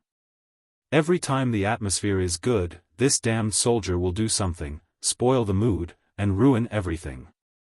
Advisor Sauter whipped his head around, his eyes sharp. And every time it's a critical moment, you're always on the sidelines, sarcastic and mean, holding your purse tighter than your own pants. Like a general on the battlefield, he retorted coldly. That's probably why you've never been conferred a title, Purse. Kirkirk Man blushed. But a few seconds later, facing Salda's piercing gaze, the resentful chief of finance lowered his head. He was mumbling something indistinguishable. Thales heard with his hell senses that Kirkirk was probably muttering, as if you don't need to shit. After a small victory, Sauter no longer looked at Kirkirk, but at everyone else. Since the establishment of the Sand King era, the regular soldiers of the royal family have gone through decades of development and testing, and have proven to be a reliable and professional elite force. From recruitment to training, from maintenance to combat, their significance and status far surpass that of ordinary suzerain's personal guards. He spoke generously. Take the three main guards as an example. Baron Murcha's Fury Guards are the strongest army in the world, good at fighting tough battles, fearless and not inferior to Extet's heavily armed elites. Lady Cecir's Starlight Guards shoulder the heavy responsibility of guarding Broken Dragon Fortress. They are highly experienced and especially good at defending, exhausting, and blocking in the face of strong pressure. Baron William Stardust unit is the sharpest knife and arrow on the western front line. Their light cavalry is as fast as lightning and can travel thousands of miles. They are renowned for their military prowess. Thales recalled the three marshals of Constellation and the elite soldiers under them, and fell into deep thought. Sauter turned to Duke Cullen with a hint of challenge in his voice. Can the Jade Star private army, which is a conscript, do all of this? Even the professional personal guards of a few suzerains, Western Desert's Black Lion Infantry Regiment, Arun's White Eagle Scouts, Great Deer Family's Mountain Walkers, do all of this? The king's figure moved slightly, revealing the sunlight behind him, which just happened to shine on Sauter. At this moment, the military advisor seemed to be upright and dignified. Duke Cullen was silent for a while. After a while, the Prime Minister picked up the teacup beside him and took a sip. When it comes to war, Sauter, I'm not as good as you. But armed self-defense is the natural right of suzerains, and assisting their monarch in battle is their traditional duty. It's a norm that everyone has been imbued with since birth. From Central Territory to Blade Edge Hill, the conscripts of the hundreds and thousands of suzerains of Constellation account for 90% of the kingdom's total military strength. And the command and commander-in-chief duties of their children are related to the promotion and demotion of countless people, as well as the local legal system. Cullen looked at Sauter seriously. Territorial population, fiscal output, governance, it's all part of it. Be careful. But he did not get the response he wanted. 90% of the kingdom's total military strength? Sauter scoffed. You mean the few hundred people you and the loyal suzerains put together at the National Conference 6 years ago? Facing Saldus' cold gaze, Prime Minister Cullen's teacup trembled slightly. Sauter, we're at the Imperial Conference, Gilbert spoke up in time with a warning tone, calming the terrible atmosphere a little. Be careful. Facing the Foreign Affairs Minister, Sauter reined in his combative demeanor. He said slowly, my apologies, Count Casso. The military advisor turned to the others with a firm expression. Your Majesty, everyone. His Highness Thales has returned to the kingdom. The fortress treaty exists in name only. There is no longer any room for a political buffer between us and Extet. Thales frowned. Gilbert gave him a reassuring look in time, indicating that there was no need to be nervous. 6 years ago in the Hall of Stars, the awkwardness of the group of suzerains discussing the number of troops to be dispatched is still fresh in our minds. Sauter did not look at the Prime Minister, but he could not care less that everyone else was looking at Duke Cullen. The latter only swirled his teacup gently, as if he did not feel anything. This is why I took the trouble to move the detailed battle reports to Ballard Room. The military advisor had a pained look on his face. Constellation will not be able to withstand another bloody year. In an instant it was as if someone had abruptly turned off the sound in Ballard Room. Not even the sound of breathing could be heard. The table, the palms, the documents, the teacups, all the officials seemed to have found something more interesting, except that no one dared to look at the throne at the end of the long table. Thales took a deep breath and caught a glimpse out of the corner of his eye. King Kessel was as calm and unperturbed as ever, as if he was just an observer in the meeting before him. And a bystander in the disaster more than a decade ago. That's enough. Don't try to scare me anymore. A few seconds later, Kirkirk Man, the chief of finance who had long been dissatisfied, finally spoke up. Count Casso made it very clear just now, Exted is suffering from internal strife and is in decline. Saldus' expression turned cold and he quickly retorted. So the balance is no longer there, and the situation is in turmoil. More than ever, we need a powerful army. Kirkirk looked disdainful and was about to retort, but his expression changed before the words left his mouth. Ah, Sauter, I understand. The chief of finance said thoughtfully, you're so keen on this, is it because you're about to retire, so, you want to help your own people in the end, so that your muddy soldiers in the regular army, as well as the little vampires in the military affairs department, can move their butts a little, so that they can make an exception and be promoted to high positions? Kirkirk Man narrowed his eyes and clicked his tongue. Just like you now? Saldus' expression changed. In the eyes of a businessman who prioritizes profit over everything else, he snorted and turned his head away, exasperated, but not as generous as before. Even sunlight reeks of money. Kirkirk Man sneered. Reek of money? After spouting so much nonsense, the chief of finance slammed the table, gritted his teeth, and pointed at Sauter in a domineering manner. Don't you just want to get money from the national treasury? By the Sunset Goddess, after the mess Williams created in Western Desert, I was hoping that the military affairs department would calm down a little. Sauter took a deep breath and looked like he was about to flare up, but finally held back under Gilbert's gaze. Thales watched the two of them argue and observed their attitudes towards each other. Slowly, he began to understand the rhythm of the Imperial Conference. It was precisely what happened in Western Desert that strengthened my resolve. The military advisor's voice trembled slightly. It was obvious that he was holding back his anger with great perseverance.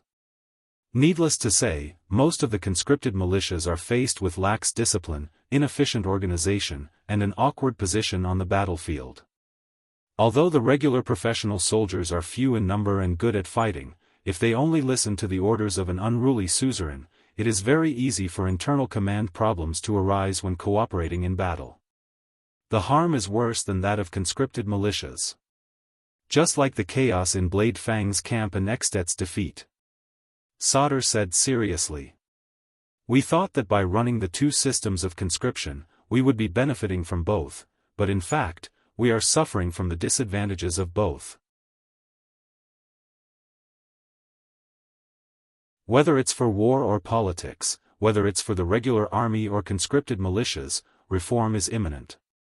His words were full of reason and lacked his previous indignation and accusations. Even Kirkuk, who disliked Sauter, could not refute him for a moment. Unexpectedly, this time, the one who spoke was Gilbert. Putting aside the expansion of the regular army of the royal family around Eternal Star City, the Foreign Affairs Minister advised earnestly.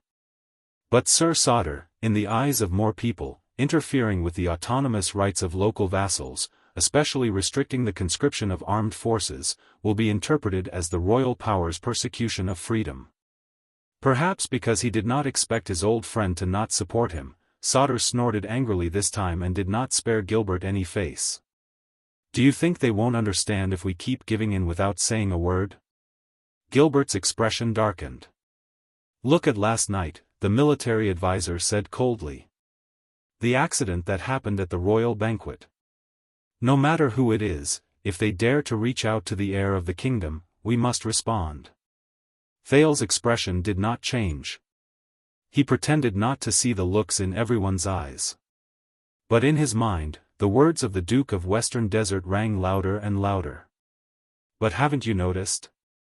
Compared to 6 years ago, whether it's my father or the feudal vassals now, the actions of both sides are too drastic, and the irony is, do they really think that they can erase their opponent's ambitions and hostility through this so-called victory? Saldus' words rang out in reality, echoing Fakenhaz's words in perfect unison. Even if it's for the sake of future generations, sooner or later we will have to disband those so-called local conscripts that appear grand and imposing, but are in fact incompetent and deadly at critical moments. Thales closed his eyes gently.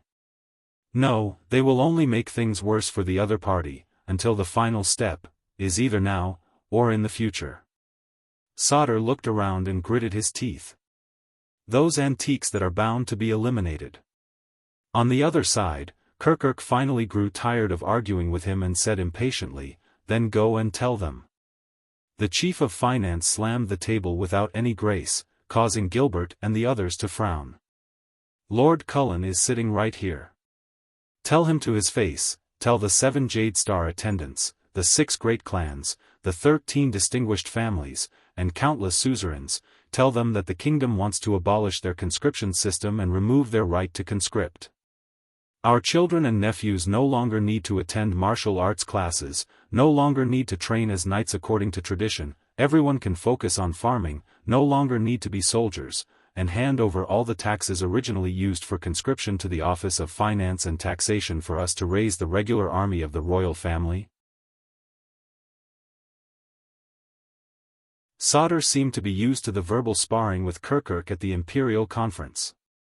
I don't think you understand the basic relationship between cause and effect, Purse.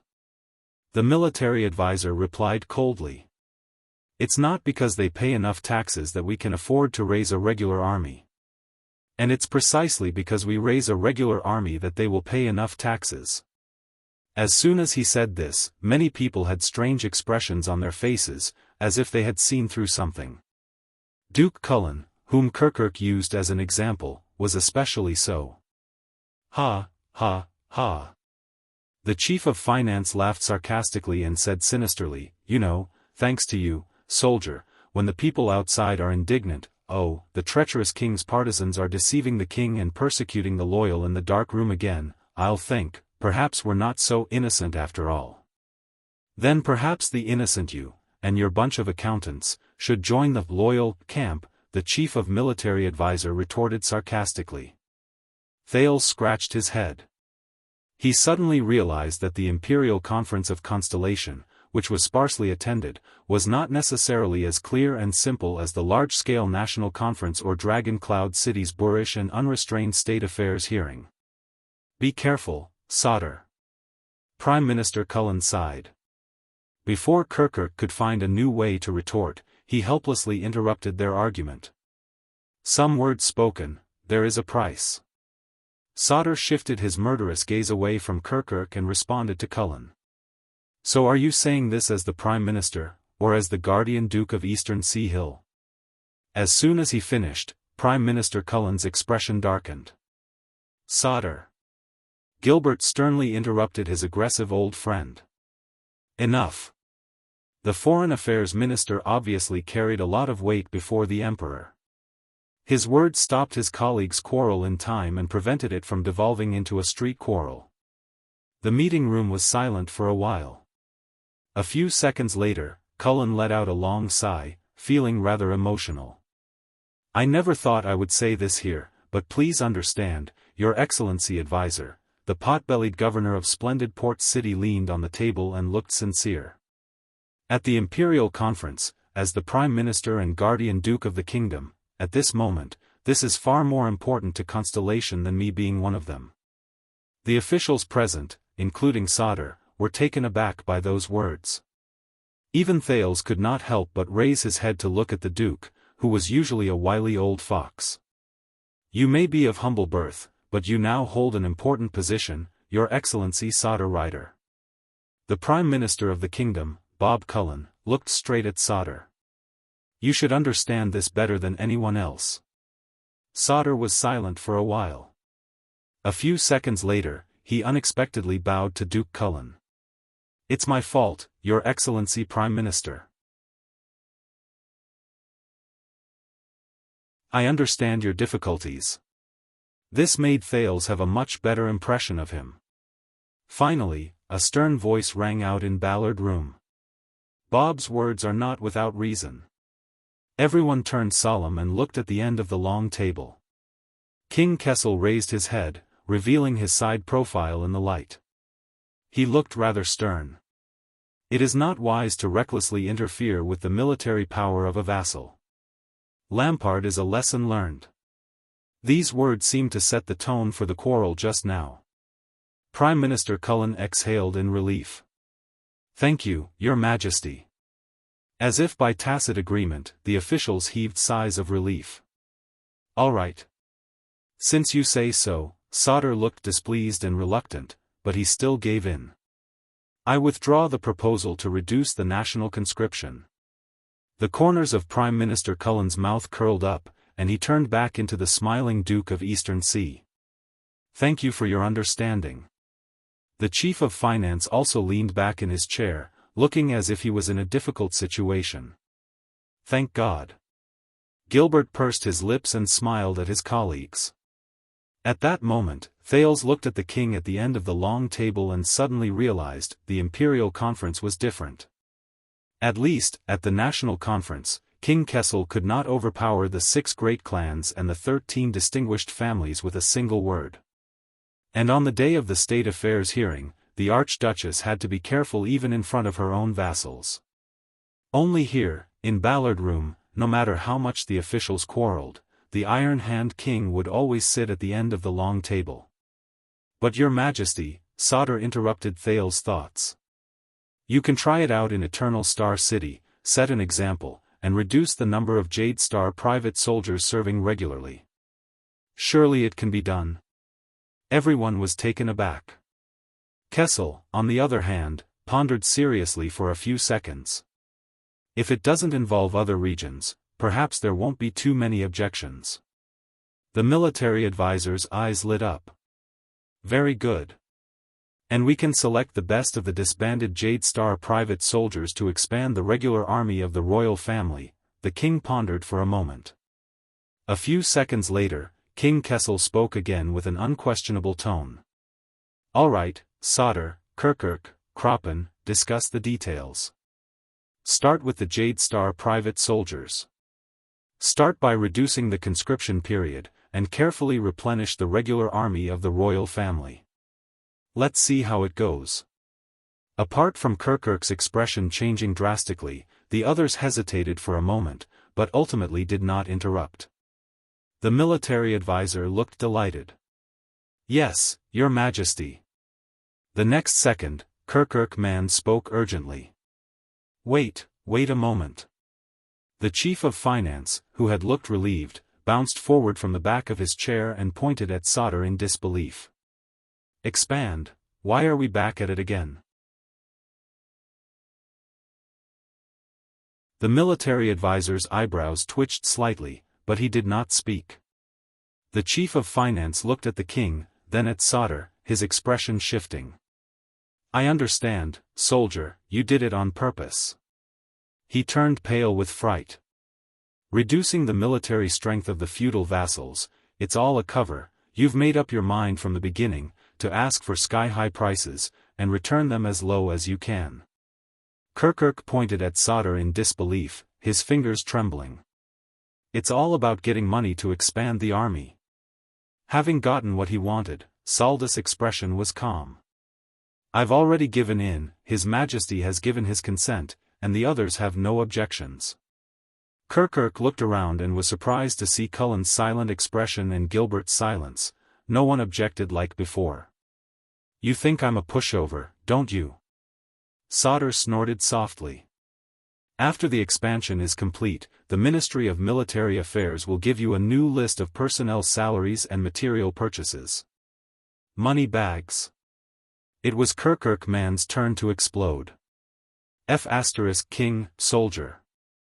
The chief of finance put on a fierce expression like a dog protecting its food and enunciated each word clearly. "I'll be merciful and tell you again, as I've said on countless occasions last year, the maintenance costs of the royal army are already, heavily, overstretched. I strongly suggest that you take a good look at last year's financial statements. If you're not smart enough, at least look at last quarter. If after that, you still insist on expanding the regular army, then I suggest that you look for your own source of income. By the way, it's popular to do business with rich ladies in Red Street Market, and those strong six-pack soldiers under you are in high demand." Sauter frowned slightly. "How do you know?" Lord Kirkirk man blushed and coughed. "Managing finances, coordinating taxes, formulating economic policies, I naturally have to be proficient in that industry." In the midst of the awkwardness, a trembling voice rang out. "Can I say something?" Everyone turned to see the Minister of Agriculture, Lord Croppen, smiling cautiously. "My lords, I've seen Lord Saldus' draft request for an expansion of the army last year. Although our food supplies are increasing, but the amount of cultivated farmland, pastures, mines, forests, and towns in the country in the last 10 years is far slower than the rate of expansion of the army and nobility." He smiled obsequiously and probed. "Everyone, do you know what this means?" Kirkirk man seemed encouraged. He shrugged his shoulders and raised his arms. "Look, soldier." But it was not Sauter who replied. "This means that we can't just cut back on expenditure, we need to open up more sources." Kirkirk turned his head and saw the speaker clearly. "Viscount Kenny?" The well-bred Minister of Trade, Viscount Kenny, bowed slightly. Extet's decline due to internal strife will inevitably lead to unrest in its surroundings. Their territory is vast, and nearly a third of the trade routes in the entire Western Peninsula will be blocked. Merchants and goods will have to find other outlets, and even affect the transoceanic trade between the eastern and western peninsulas. The newly promoted minister of the imperial household observed the expressions around him and tried to seize the rare opportunity to speak up. "If we can seize the opportunity, while the Northland barbarians are preoccupied with their own affairs, deploy our troops and attack aggressively, such as seizing control of the 3 major trade routes in the Great Desert, retaking the Lost Sea Corridor, and even further influencing the countries in Dragon-Kissed Land and the Long Corridor Sea Route, to fight for more benefits?" Gilbert furrowed his brows, while Prime Minister Cullen bared his teeth. Even the king's gaze flickered. Did I hear you right, sharp-faced Kenny? Kirkuk man said in disbelief. Forget it. If Sauter wants to ask for money to expand the army, you still want to go abroad to fight? Viscount Kenny flashed a friendly smile, but unfortunately, it was ineffective on that pointy face. Chief Kirkuk, we are talking about absolute control over key trade routes, strategic hubs, resource-rich lands, and transoceanic trade. That's a huge sum of money. If we succeed, I guarantee that you will never have to worry about financial resources again. But the chief of finance only caught one keyword. His face was full of suspicion. If? Viscount Kenny's smile did not diminish. To achieve this, perhaps, and I mean perhaps, the number of regular troops and armaments can indeed be temporarily increased. Kirkuk gritted his teeth. Perhaps? Kenny coughed. Yes. But there is no doubt that the kingdom's gradual recovery and return to prosperous commercial trade requires trade routes, markets, gold and silver, exchanges, and more opportunities. In turn, this will provide considerable tax revenue for the kingdom. This will be a sustainable virtuous cycle. Kirkuk's face contorted and grew paler. Sustainable? Viscount Kenny shrugged. Anyway, Advisor Sauter, Chief Kirkuk, the next time you go to war, will you consider it? Kirkuk man understood what the other party meant. His gaze shifted back and forth between the Minister of Trade and the military advisor. Sauter pondered for a moment. It's not that we can't, but we should find some time to look at the map and look for possible targets. The regular troops of the royal family need training, at that moment. If you want to go, go by yourselves. The ministers were startled and turned their heads. Kirkuk had stood up at some point.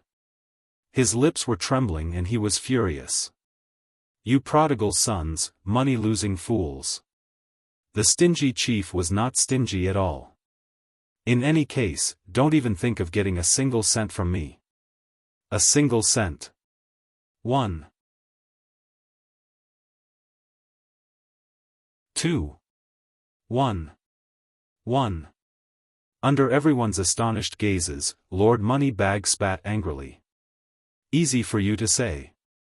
Why don't you go to the Wang family bank yourselves, obsequiously and humbly invite all the rich men to Red Street Market, give them all the good wine and food they want, humble yourself to them like prostitutes, toasting and smiling obsequiously, shamelessly coaxing and pestering them, just so that they can extend the repayment date, and then lend us more money to make up for the financial deficit. Gilbert coughed softly, wanting to remind Kirkuk to be careful with his words. But Kirkuk did not seem to notice at all. He continued to grimace. Then return to the government office and wait for vampires like you and Big Soldier to chase after us like spoiled brats who haven't been fed enough milk, crying and begging for money, turning the financial statements that we've painstakingly improved into a black bottomless pit again? Kirkuk chattered on. The more he spoke, the angrier he became. It was as if he had nothing to lose. The kingdom's chief of finance? Pfft.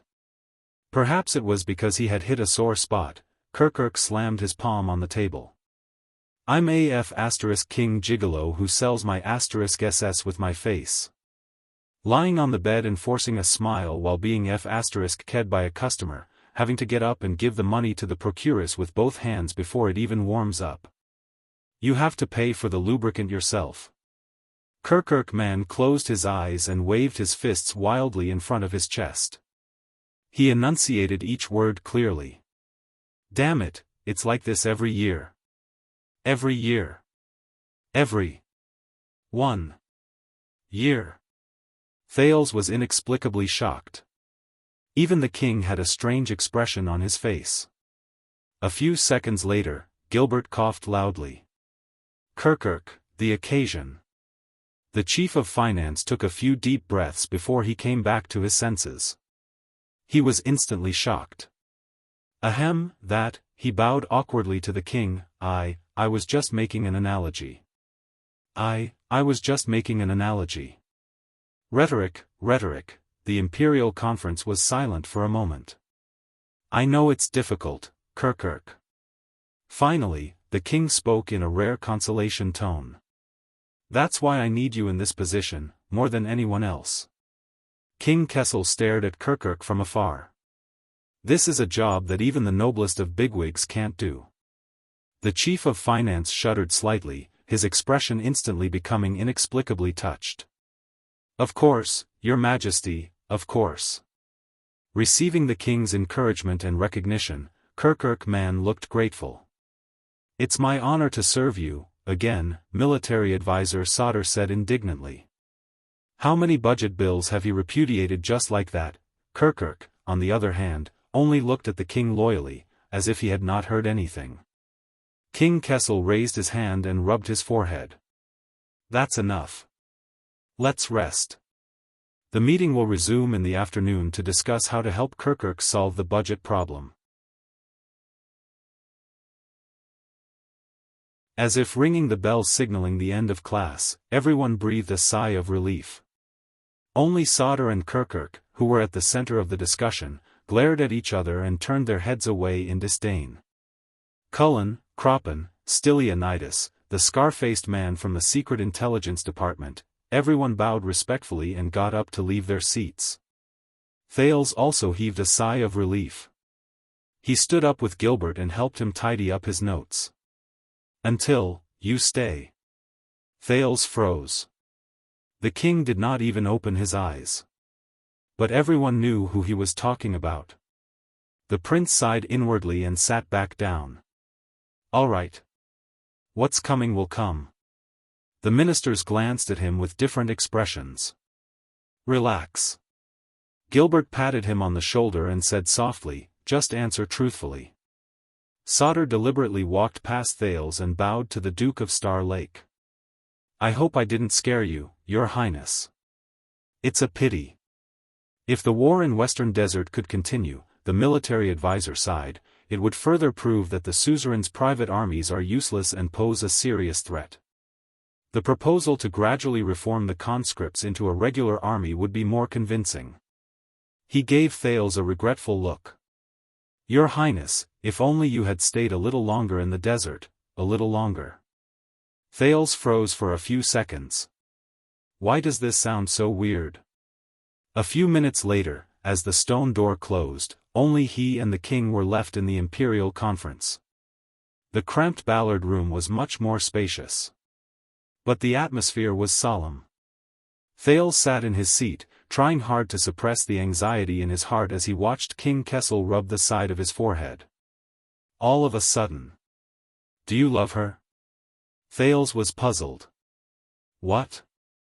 Love what? But the king had no intention of asking him. Every time that girl is mentioned. King Kessel put down his hand and revealed a pair of cold eyes in the darkness. You're like an old hen protecting her chicks. Thales was shocked. He tried his best to keep a straight face. After the accident last night, he had imagined the reasons why King Kessel would look for him, assassination, duel, bet, acting on his own, but this, I have a good relationship with her. Thales frowned. But, no. The Duke of Star Lake sneered and shook his head.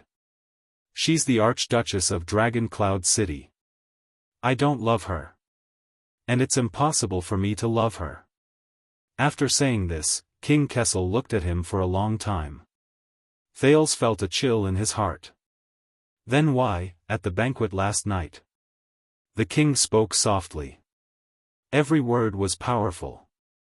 Gilbert, Eastern Sea Hill, Land of Cliffs region, Elafure City, Reformation Tower, you cried to everyone you could find for help, wagged your tail and begged, just to help her? What? At that moment, Thales' heart skipped a beat. How did he? No, Thales tried to frown and tried to defend himself. I don't understand. I saw a lot of people last night, but the king used an affirmative sentence, which did not allow him to refute. Your performance last night was terrible. The Iron Hand King leaned back and completely sank into the darkness of Ballard Room. There was a hint of contempt in his tone. Lord Polaris. Polaris. For some reason, the title given to Thales by this Northlander made him feel a chill in his heart at that moment. So, the heir to the throne of Constellation fell in love with a Northland girl from the Walton family. At that moment, his father, his supreme king, spoke coldly. And he was head over heels in love. Unable to extricate himself.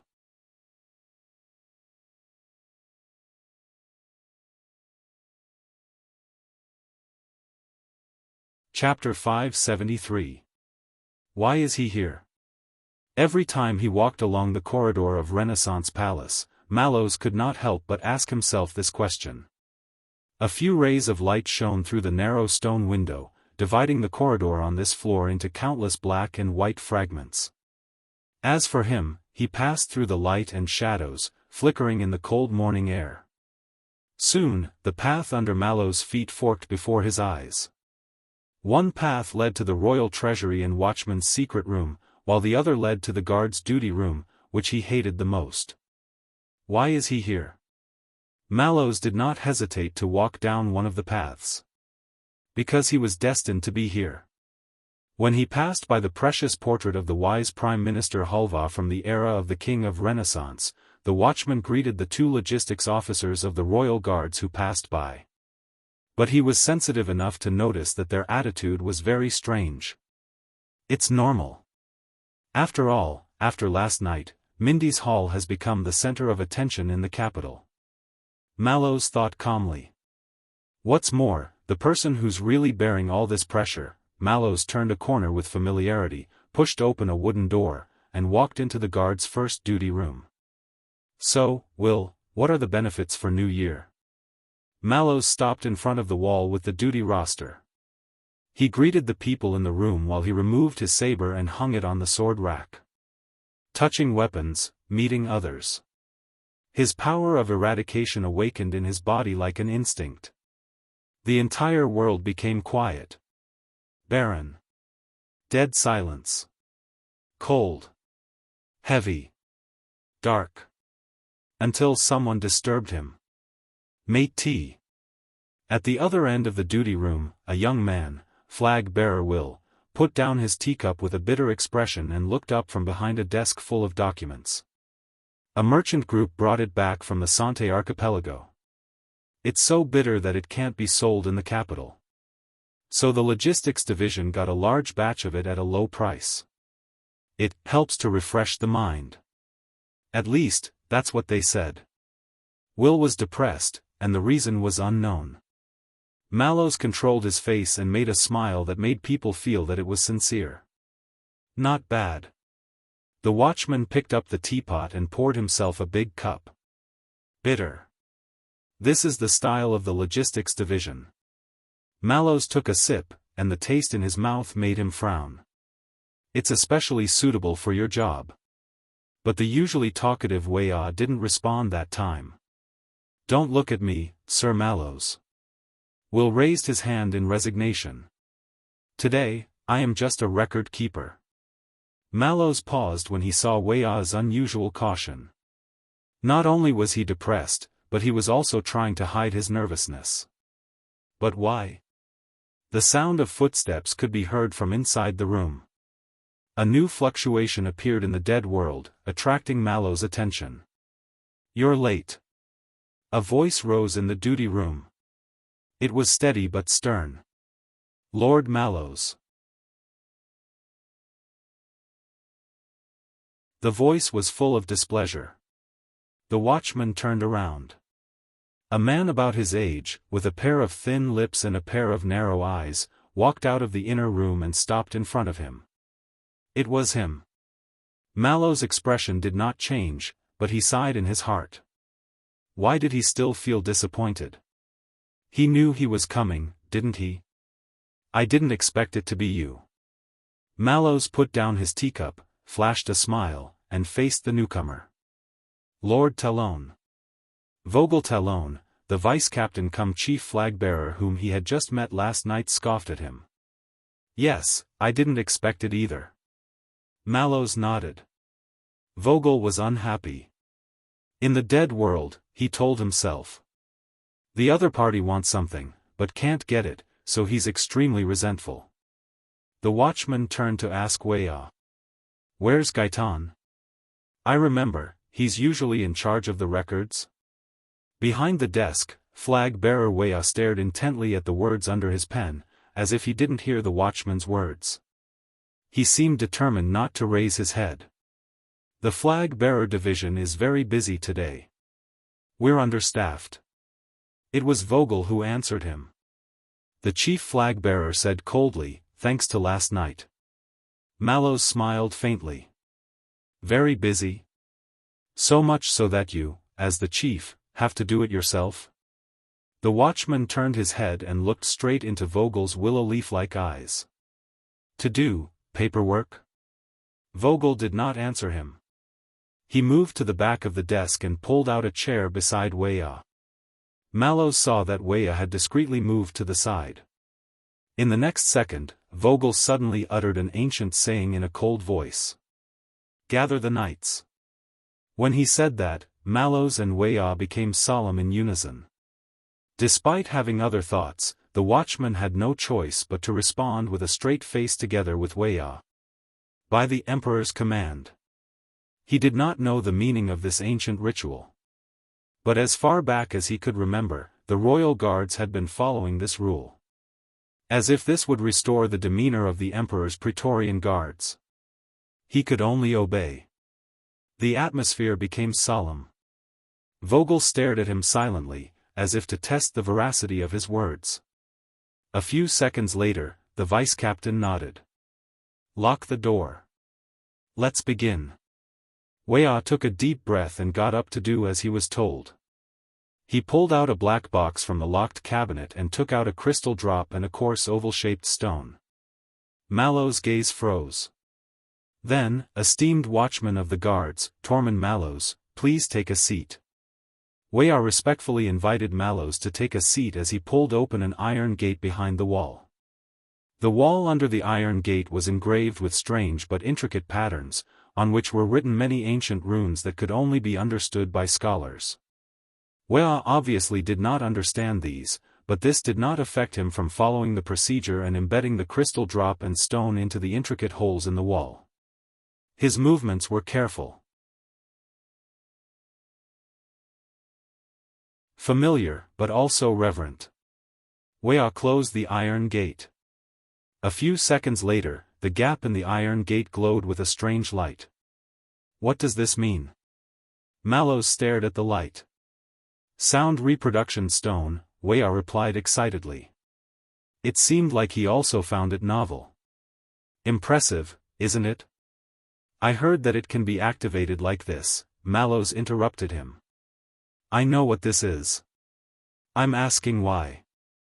Wuxia was stunned for a moment and subconsciously looked at Vogel.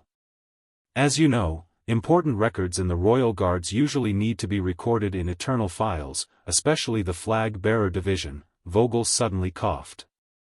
Wuxia immediately stopped talking and put on a serious expression. On the morning of the 4th of January, year 680 of the calendar of eradication, in accordance with the Praetorian Covenant, the work of the royal guards as flag-bearers begins now. The target of the record is the watchman of the guards, Tormund Mallows. The flag-bearer flipped open the record book. It was very standard. I am Special Class Flag-bearer Wuxia Koden, responsible for witnessing and recording this time. Accompanying me is Chief Flag-bearer Vogel Talon, who will lead today's, but Vogel interrupted him. Enough. Crystal drops are very expensive, let's be frugal. Under Wuxia's awkward expression, Vogel took over the reins of the conversation. First of all, about last night in Mindy's hall, Vogel flipped open a page of records in his hand and looked straight at Mallows. Whether it was an impulsive act or a proxy duel, as the captain of the guards, you know the pros and cons, why did you not stop it, but instead condone Prince Thal's impulsive act? Mallows retracted his gaze from the inlaid sound reproduction stone and crystal drops on the wall. He no longer looked at the ancient sound reproduction spell that had been tinkered with by countless amateurs over the past 600 years and was now barely usable. He returned to last night. I have neither the right nor the ability to interfere with His Highness' decision. Since he has spoken, I can't go against him in public. Vogel snorted indecipherable. Is that so? But why do I feel that you were quite eager to disagree with your superior last night? He hasn't changed. Mallows stared at Vogel's face, which was as suspicious, mean and hostile as ever. Just like 18 years ago. At that time, Vogel, Facundo, Stanley, and Thales, including himself, were still young knight apprentices. Even Vogel, who was of the highest birth and the most experienced, was only a candidate for the Royal Guards, and not even an official member of the Guards. They were just a bunch of youngsters, looking up to a former legend, yearning for illusory fame. But at an age when they were already sensible and about to become adults. Witnessing a bloody nightmare. He lost his head in panic. Confusion and disorder. Mallows shook his head. You must have misunderstood, Lord Talon. Last night, you and I, but Vogel did not give him a chance to finish. Danny Doyle. That's D. He's your first-class protector. The chief flag-bearer looked down at a page of documents.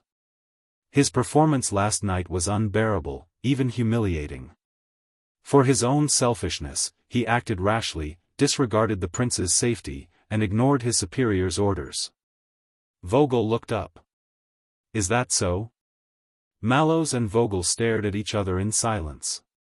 For 18 years, he and Vogel, the youngsters of their generation, trembled with fear as they worked hard to portray themselves as the most admired, but also the most unfamiliar. From selected students, to trainees, to second-class officials, first-class officials, until now. They thought that as long as it was like this, that it would cover up their former fear and despair. Become adults. Then teach a new generation of youngsters a lesson. Yes, Mallows said straightforwardly. He was very foolish last night. Vogel snorted, his meaning unclear. As for first-class vanguard, Caleb Glover, the chief flag-bearer switched to another page. As far as I know, Doyle broke free from his grasp and endangered the situation. Is that so?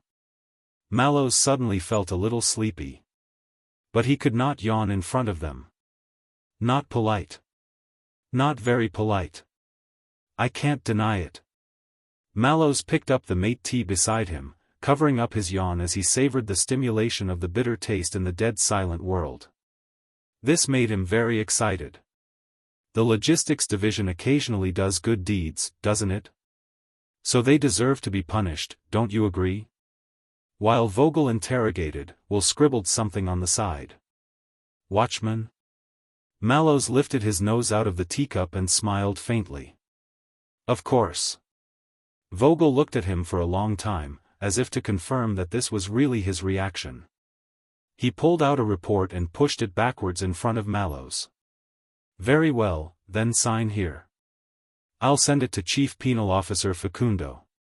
For your sake, the flag-bearer division will not pursue the responsibility of others. Mallows looked at the flag-bearer's report in front of him and caught a few key words: dereliction of duty. Overstepping. Loyalty. Dealt with. Mallows lifted the corner of his lips. But he still obediently grabbed the pen and flipped open the report. Don't worry. Although the mistake has been made, I think that both Doyle and Glover are pardoned, and will not be imprisoned by the guards. Vogel continued to stare at him with bright eyes. His words softened considerably. I suggest that Facundo only demote them to second class. Mallows was as indifferent as ever. He tested the ink on the draft and grunted. That's very generous of you. He was not. Vogel was eager to do so. Mallows told himself. To assert the power he never had elsewhere, to numb the pain he felt elsewhere, to cover the frustration he had been feeling for decades. The world was still dead silent, allowing Mallows to sense Vogel's emotions more clearly.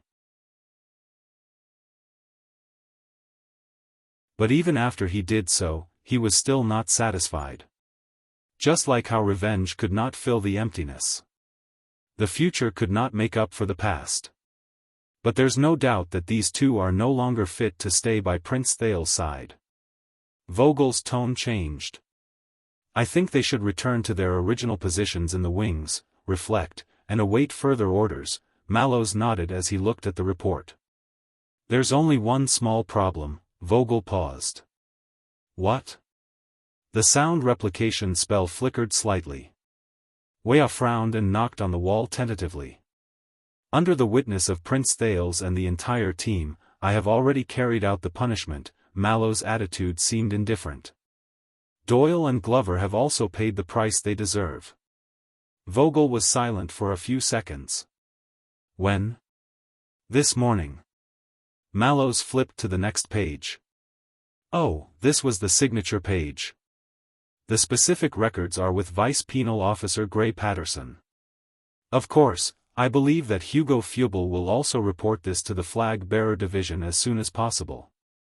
Vogel did not speak. But in the dead silent world, Mallows felt that the pressure from Vogel was rising. Like a stove for boiling water. This morning, Vogel exhaled. Isn't it a little hasty to deal with last night's incident in such a hurry? It was indeed hasty. Mallows dipped his pen in ink. Unfortunately, Prince Thales could not suppress his anger. We dared not delay under a forceful order. Vogel frowned fiercely. Mallows, on the other hand, laid out the report meticulously. He was prepared to sign the most perfect signature in his life on the report. After a few seconds, the vice-captain in front of him slowly forced out a sentence. Is that so? Vogel stared at Mallows. Prince Thales, is he so harsh, ungrateful, and unreasonable? At that moment, Wuxia suddenly felt a little suffocated and had to concentrate on maintaining the sound replication spell. As if he really knew that stuff. Mallows shrugged and chuckled as he began to write the letters. You can't imagine. Vogel lowered his eyes and looked at Mallows' beautiful handwriting. Are you sure the punishment is appropriate? I don't know. Mallows dipped his pen in ink and shook his head. Of course, if you feel that His Highness was unfair and needs to be resentenced, it is not incomprehensible. Bang. The vice-captain slammed his palm on the table. Mallows' pen stopped. He raised his head and looked at Vogel. He did not need to stroll in his own dead silent world to sense the other party's emotions. No need. Vogel stared intently at Mallows and pulled back the report in an irrefutable manner. Halfway through his signature, the tip of his pen left a long ink stain on the paper that was pulled away. Wuxia lowered his head deeply. This child had been in the Flag-Bearer Division for a long time and knew how to read people's expressions. Under normal circumstances, we do not punish him twice for the same crime. Vogel was expressionless. In front of Mallows, he tore the report in his hand into pieces and threw it into the wastepaper basket. Of course, I forgot. Mallows put down his pen and smiled at him. Thank you for the reminder. What a pity. That was his best signature. Vogel was silent for a long time until he had digested his current emotions. A few seconds later, when the chief flag bearer looked up, his posture was perfect and his attitude was proper. As far as I know, you have been living with Prince Thales for more than 2 months. Vogel swept away his earlier unhappiness. He took out another report and returned to his current work. How has His Highness' personality been these days? Personality. That child's personality? Mallows' gaze was slightly unfocused. Fighting with no regard for his life. He said slowly. Still reluctant to admit defeat. Vogel frowned and looked down at the report. It's not just martial arts, it can also be, the chief flag bearer paused. Other aspects? Mallows smiled faintly. Perhaps the kingdom's secret intelligence department knows more about His Highness' life in the north. Vogel looked up. But I'm asking you. There was a momentary pause between the two. Mallows stared at Vogel quietly. Just like when they were young. Bardic poetry. Mallows spoke slowly with a nonchalant expression. He quite likes this stuff.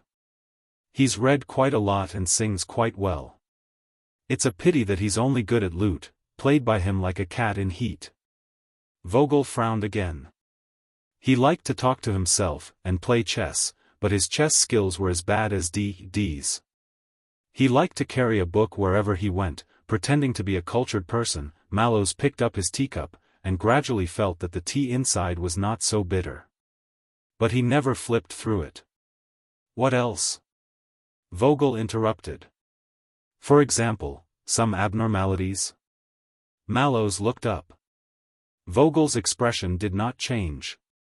We all know that the prince is a genius, different from ordinary people. Different from ordinary people. The watchman stayed in the dead world that only he knew about for a while, before scoffing and returning to reality. His Highness's venomous mouth is unforgiving. But strangely, his usual temperament is gentle and unhurried. Mallows put on a knowing smile again. Including some of the usual moodiness and melancholy of his age.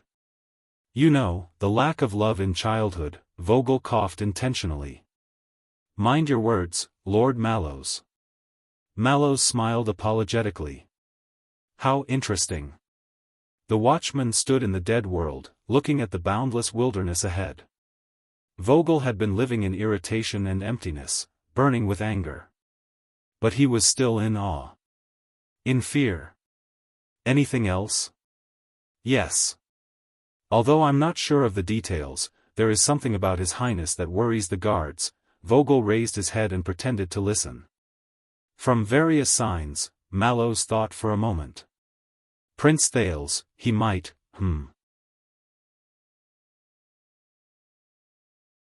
The watchman nodded and said seriously, prefer men? At that moment, Will, who was sipping his tea, was splashed in the face by a huge splash from the teacup. He hurriedly wiped it away in a pathetic manner. The report in Vogel's hand was torn out of shape, its folds disheveled. The night shift room was silent and inexplicably awkward. Only the sound replication spell was still operating diligently. Mallows. Vogel's face was expressionless, but his voice deepened. Do you know, we used the sound replication stone. He said darkly, this eternal world file will be passed down for thousands of years. Mallows smiled. Yes, I know. The watchman looked at the glowing sound replication spell. His smile was as fake as a New Year's greeting. So we try to be as real as possible, don't we?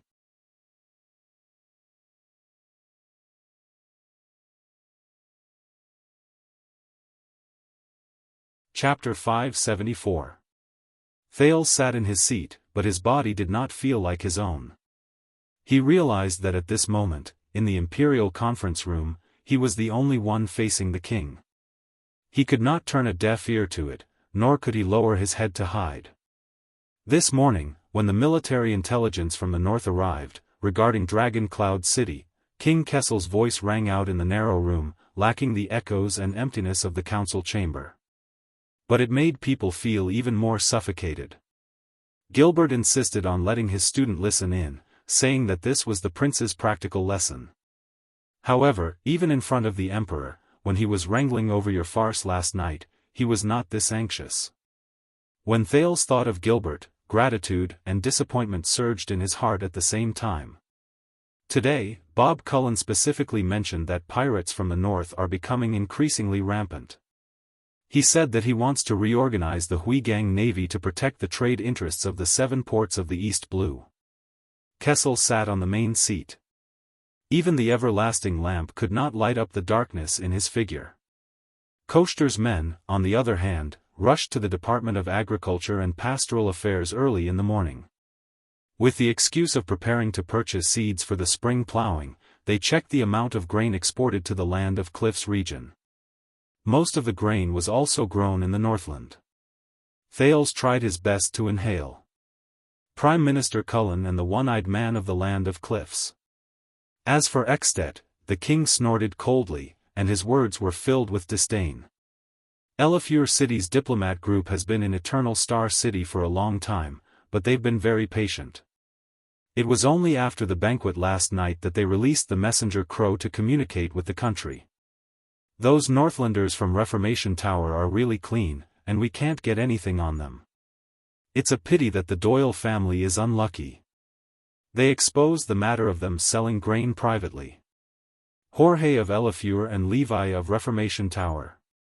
Thales stared at the map on the table. You ran around for that girl, thinking you were doing it discreetly. The Iron Hand King's voice suddenly tightened and focused on Thales like a scattered mystic gun. Actually, every single one of my movements is completely exposed. Thales suddenly felt his mouth go dry. Obviously, the tea in Ballard Room was not prepared for the Duke of Star Lake. And I thought that you would calm down a little in front of the foreign ministers at the Imperial Conference and put away your rutting-tail feathers. Obviously, I underestimated your determination, Duke of Star Lake, or should I say, North Star. King Kessel paused for a moment and repeated the word coldly but sarcastically. For, love? The king's voice fell. Thales looked up. But, the teenager instinctively retorted, that's not love. No, the king's eyes pierced through the darkness, piercing the sunlight. It descended on Thales. Not love? His father's response was scornful. That's worse than love. Is it the desire for youth and beauty? Or are you interested in conquering noble women? Kessel V's voice boomed like thunder. Or are you just an arrogant pig who can only rely on your swaying penis to find self-esteem? Thales shut his eyes. Over the past 6 years, the library, the Hall of Heroes, Shield District, the dining room, the study. Countless scenes from his memories assaulted him in that instant, but none of them helped the situation before him. But we're not. Thelma. No. The youth clenched his fists. He struggled to breathe, trying to expel the discomfort that he had not felt in the past 6 years. Why? Why did he feel so uncomfortable, suffocated, out of control, and irritated? No. Thales looked up and defended himself with difficulty. Thelma and I, we have a good relationship, that's true. He withstood the Iron Hand King's cold gaze, just like withstood the day before the bitter cold blizzard, and also withstood the desire to retreat in his heart. You can't run away. Find a way out. Face him. Just like facing his past opponents, King Nuvan, King Chapman, but outside of our personal friendship, I treat her, face him. Face it. Face them. Thales took a deep breath and finally said those words. I have a responsibility to her. At that moment, Thales felt the air around him circulate, just like his words and thoughts. A rhetorical question came from the dark room, not much better than before. Responsibility? Thales found himself nodding slightly. That's right. 6 years ago, I should say that you and the kingdom used all of our power to send that girl to the throne of Heroic Spirit Palace. King Kessel did not speak. The youth met the king's gaze, slowly regained his train of thought, and said in a firm tone, all of Constellation, we all have a responsibility to bear. The prince seemed to have returned to the state he was in when he faced the vassals in Extet. And I don't think that this responsibility is a meaningless moral burden. Thales suddenly realized that Ballard Room actually had quite a few windows. But what entered the room through them was cold air, not light. Because of what happened 6 years ago, that girl is naturally close to us, to Constellation. The Duke of Star Lake sorted out his logic and spoke methodically. In Extet, in Dragon Cloud City, in a group that is incompatible with us in terms of interests and ideology, this is especially valuable. The king did not move. Only his gaze remained the same. So I believe that Saroma can be trusted and expected. Even from the kingdom's point of view, my attention and help to her is not a meaningless effort. Thales tried his best to portray himself as a counselor in front of the king. His words were confident and firm, just like Sauter and Kirkirk just now. As I said, she is enough to be Constellation's ally. He stared at his father intently. King Kessel chuckled. Constellation's ally? He asked hoarsely, like a beast opening its eyes from hibernation. Or your weakness? Weakness. For some reason, Thales suddenly thought of the Black Prophet, whom he had not seen for a long time. He thought of their first meeting. Thales gulped. I understand your concern. He armed himself to the teeth, braced himself, and treated the person in front of him as a formidable enemy like Nuven and Chapman. A Camion once told me that you can't just look at numbers and profits when doing business. Sometimes, you also have to rely on word of mouth and connections. The king snorted. Business? But Thales just continued. Even in the most ordinary of wars, our allies will be attacked, our friends will be attacked, and our comrades will be threatened. But this does not mean that they are our weaknesses. Thales tightened his croaky voice, which had yet to go through puberty, to make himself sound more mature and rational. On the contrary. To reap profits, you have to take a relative risk. So last night, for the sake of our interests, I could not stand idly by. He had to be resolute and certain. Because I believe that the girl will bring us greater value and benefits. Thales stared at the pair of eyes that were incredibly piercing in the darkness and tried his best to raise the shield that belonged solely to him. King Kessel was silent for a long time. So long that Thales' sitting posture became stiff. Finally. We. The Iron Hand King sneered. You use "we" to coerce your reasoning. You tell me that this is what "we" should do. The next moment, the king pressed down on the arm of the chair. Kessel came out of the darkness into the sunlight, revealing his figure, his face, and his gaze like a stone statue. And the 9-pointed star symbol on his clothes. It was even more obvious than the symbol on Thales' collar. But what about yourself? For some reason, the king's action sent a chill down Thales' spine. Like a fierce beast revealing its claws from the fog. Your own feelings, your own intentions, your own considerations, your own preferences, the king said coldly, and where are you? Where am I? Thales frowned. He stopped thinking about other things and replied, I am among us. If, in addition to the interests and standpoint of the kingdom, you can also consider sincerity and not betray my personal friendship with her, then everyone will be happy, but the king's response came like a shadow. No. Kessel's tone was steady, but there was an unshakable majesty to it. You are pretending to be among us. Thales furrowed his brows. Because you think that I am a rational and calm king born for Constellation, a cruel king who only has eyes for the kingdom. The Iron Hand King's words were incomparably cold. I despise emotions and impulsiveness, and only care about gains and losses. That's why you racked your brains and spent so much effort just to disguise yourself as me and face me. Thales was stunned for a second. To prove that what you are doing is in line with the principle of interests and political considerations, the king's words were calm. So that I will believe in your words. So that I will let go of your recklessness and let go of your girlfriend. Thales was about to retort, but the Iron Hand King's next sentence completely froze him. Just like your usual trick, to understand your opponent's methods, their logic, and then defeat them on their battlefield. Kessel snorted coldly. He rubbed his fingers gently. To deal with King Nuven with exquisite calculations. To fight back against Chapman Lampard with a desperate gambit. To deal with Williams with a domineering attitude, or like last night. Using the weakness of human nature to play a remote game with the boy from the Covendier family.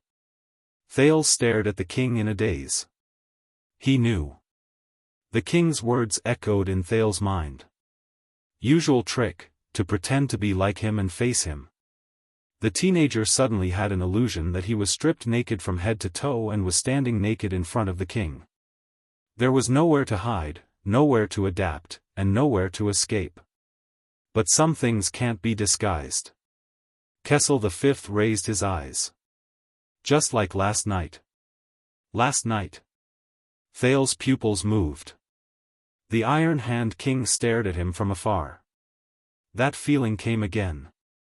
The kind of oppression that neither King Nuven nor King Chapman had ever given him. The kind of powerlessness that made him feel as if 1,000 pounds were weighing down on him, and he opened his mouth to speak but felt as if a fishbone was stuck in his throat. Why? The king spoke softly, but found it difficult to parry. Last night, why did you put yourself at risk? You personally participated, and you enjoyed it? Thales felt as if he was seeing double. It was Anchor and Doyle's faces. The teenager took a deep breath, focused, and tried his best to explain. The situation at last night's banquet was tricky. I was in a dilemma, and no choice was appropriate. So I personally participated in order to find a third way, to show them a completely different Thales Jade Star, so that but at this moment. Lies. Thales stopped talking. You personally participated, not because of us. King Kessel stared at him from afar, as if he was watching a game of chess. And it was because of you. You wanted to save the chess pieces and the game at the same time. Thales felt a chill in his heart. Because this is who you are. No matter what, you always want to find a way for everyone to be happy, a perfect choice that meets the highest expectations in your heart. It's best if there are no ripples, no harm. To avoid the ugliness and sacrifice that you are most unwilling to face. Thales felt his breathing become more and more sluggish. He wanted to speak, to relieve the pressure, but, it's useless, Thales. The teenager opened and closed his lips in vain, thinking bitterly. It's useless. He knows. Thales lowered his head in a daze. And just like he said, you have nowhere to hide. No excuses. But what I don't understand is... The king continued speaking. Don't tell me that damned fate doesn't give you a damned response every time. Thales was stunned. At that moment, King Kessel's gaze seemed to cut open his chest. You slaughtered everyone at the national conference, but received even more malice and suspicion. You turned the tide in Dragon Cloud City, but brought up an enemy more terrifying than your predecessor. You spoke up for the Archduchess in Heroic Spirit Palace, but put yourself in danger of being targeted by public anger, and had no choice but to turn to an even worse ally. You had an ambiguous attitude in Blade Fang's camp, and seemed to be enjoying a better life. But at the banquet last night, you were hit hard by the irreconcilable conflict between both sides, and ended up in a sorry state. As he listened to these personal experiences, Thales felt his body become more and more numb. Is that so? As for my choice, fate gave me a response every time. Just like last night, when you wisely secured the chess pieces and the game, and won your position and reputation, the king's tone was sarcastic. But you left the shit on your ass for the entire kingdom to wipe. Thales was stunned. More excuses emerged from the bottom of his heart, but when the words reached his mouth, he could not bring them out. A third way? Just like how you are used to the willfulness of a street beggar, but delusional about the status and glory of the kingdom's bloodline. Hearing this, Thales could not help but tremble. You wander around the top of a cliff, but delusional about the view of the sky. And you think that as long as you are not afraid of death, you can have a firm foothold. Kessel's rebuke was like a sharp blade, and it cut into his heart. The king's sharp gaze left Thales, and he looked into the air. Just like you and that girl from Dragon Cloud City. Thales allowed the Supreme King's voice to drill into his ears, but he could do nothing about it. You tell yourself that out of value and position, a powerful ally can bring you benefits. But you also tell yourself that out of love and desire, a beloved lover will make you willing to sacrifice yourself. In the next moment, King Kessel's words took a sharp turn. But if you confuse these 2 points, drift between the two, and think that you can handle both with ease, and take care of both. Then you are wrong. The king's gaze was deep and cold, and he enunciated each word clearly. Until you understand that every time, every self-righteous and perfect choice, there is a greater price. The teenager gulped again. I think that she, the Lady of Blazing Blood, has already proven her value and position in that battle. Thales adjusted his voice so that he did not sound so lost and helpless. But for some reason, his sentence was stuttering. She is very powerful. She can be very powerful. She can bring benefits to us, the king snorted coldly. You know, he looked straight at Thales and said coldly, I'm not talking about her. Thales' body swayed a little. The Iron Hand King said sarcastically, Polaris. Polaris. Polaris again. Thales had never hated this title as much as he did at that moment. Just like how he hated this moment. What about you? After struggling for a while, Thales' voice finally rang out faintly. Your Majesty. The teenager's voice was not loud, and the pitch was not steep, but it sounded like a powerless question that had gone through a lot of hardships. Honorable Lady Gines, is she your ally, or your lover? In the darkness, King Kessel's eyes suddenly moved. The air around him was no longer frozen. But there was an additional tension like before an avalanche. And are you really, as you said, someone who despises feelings and impulsiveness, and only cares about gains and losses, like a drowning person coming to the surface and gasping for breath? The teenager's words fluctuated. A rational, calm, and cruel king who only has eyes for the kingdom, able to distinguish everything clearly and without confusion? Kessel's gaze sharpened. But Thales could not tell if there was anger or sadness surging in his eyes. But he suddenly realized that this was the first time he had refuted his father today. Or, the first time in his life? The stone statue named King Kessel moved in his seat. He raised his chin slightly, and there was a hint of anger in his voice. But Thales interrupted him. I am a jade star. He inhaled with all his might, as if this was the only way to avoid suffocation. He even had to grab his palm hard to keep his voice from changing. As the Prince of Constellation, as the bloodline of the kingdom, if I cannot even be responsible for a girl who has suffered because of me, Thales realized that he could not control the pause in his words, but he still tried to finish them. Then, in times of crisis, at the critical moment, what right do I have to stand up and be responsible for my kingdom and my compatriots? King Kessel's gaze changed, and there was a different light in it. Thales stared at the king. That's right, this has nothing to do with her. It only concerns me. A few seconds passed. The waves in the king's eyes finally subsided. He looked at Thales again, and his tone was firm. You care about her. Thales shuddered. At that moment, the teenager actually did not dare to raise his head and look at his father again. But he still had to face it. Just like Kessel's questioning of his past behavior just now. He still had to answer. I do care about her. The teenager did not know what his expression was like at the moment. He knew how difficult it was for him to break through all the obstacles before his words could come out of his throat. Just like what he was thinking at the moment. She is my true friend, my friend in times of need. My savior, my classmate, Li Yundong said. Thales lowered his head sadly, and his voice also became softer. Of course I care about her, and maybe even, like her. Little rascal. King Kessel did not respond, not even a sarcastic and disdainful snort. He only looked at his son in silence. Thales took a deep breath. He forced determination out of his gaze, and forced away the pain. So that's even less of love. It did not have to be love. It could not be love. The moment he said this, Thales' heart trembled. He felt as if he had stepped on air. Weightlessness, imbalance. He was at a loss. Thales looked at King Kessel, trying to catch his breath in a trance, deliberately forgetting everything else. Until the king replied faintly, "Is that so?"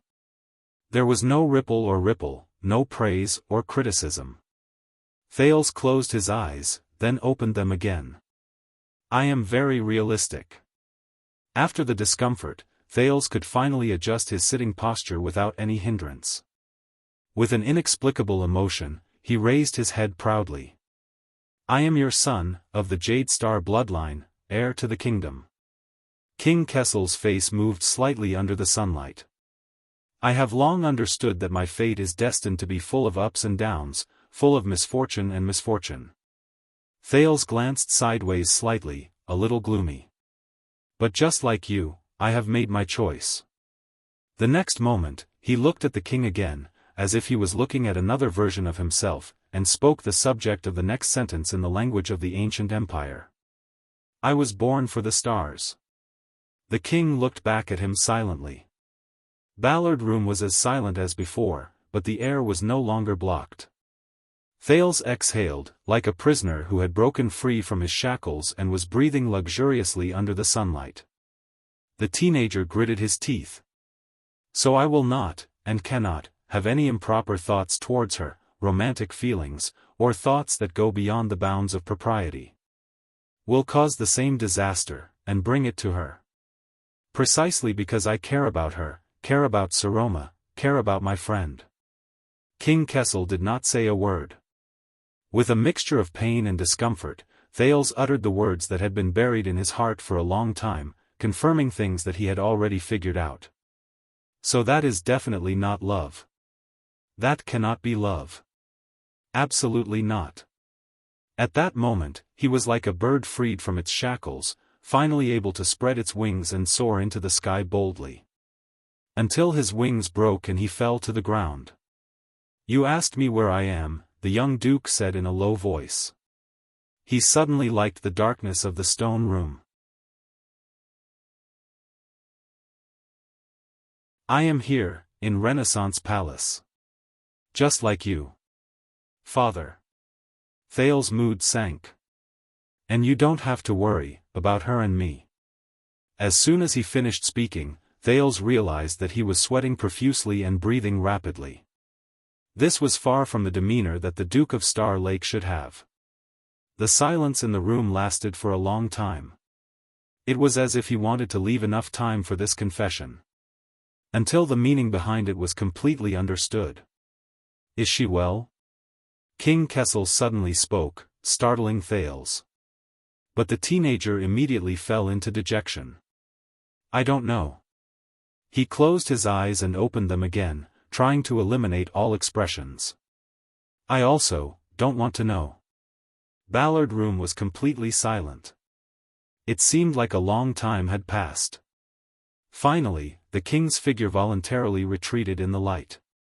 He sat in the shadow of his seat again. His face was no longer visible. Only the voice of the king could be heard from afar. "Sometimes, I am really strange." King Kessel's words were as sharp and harsh as ever, but there was no longer that prickling sensation. "Why is your rationality on par with your stupidity? Why are they in the same mind?" The king snorted coldly. "And still able to coexist peacefully." Thales did not speak. He sat at the long table in a daze. Just now, the teenager understood a little. In his life, he had faced 3 kings.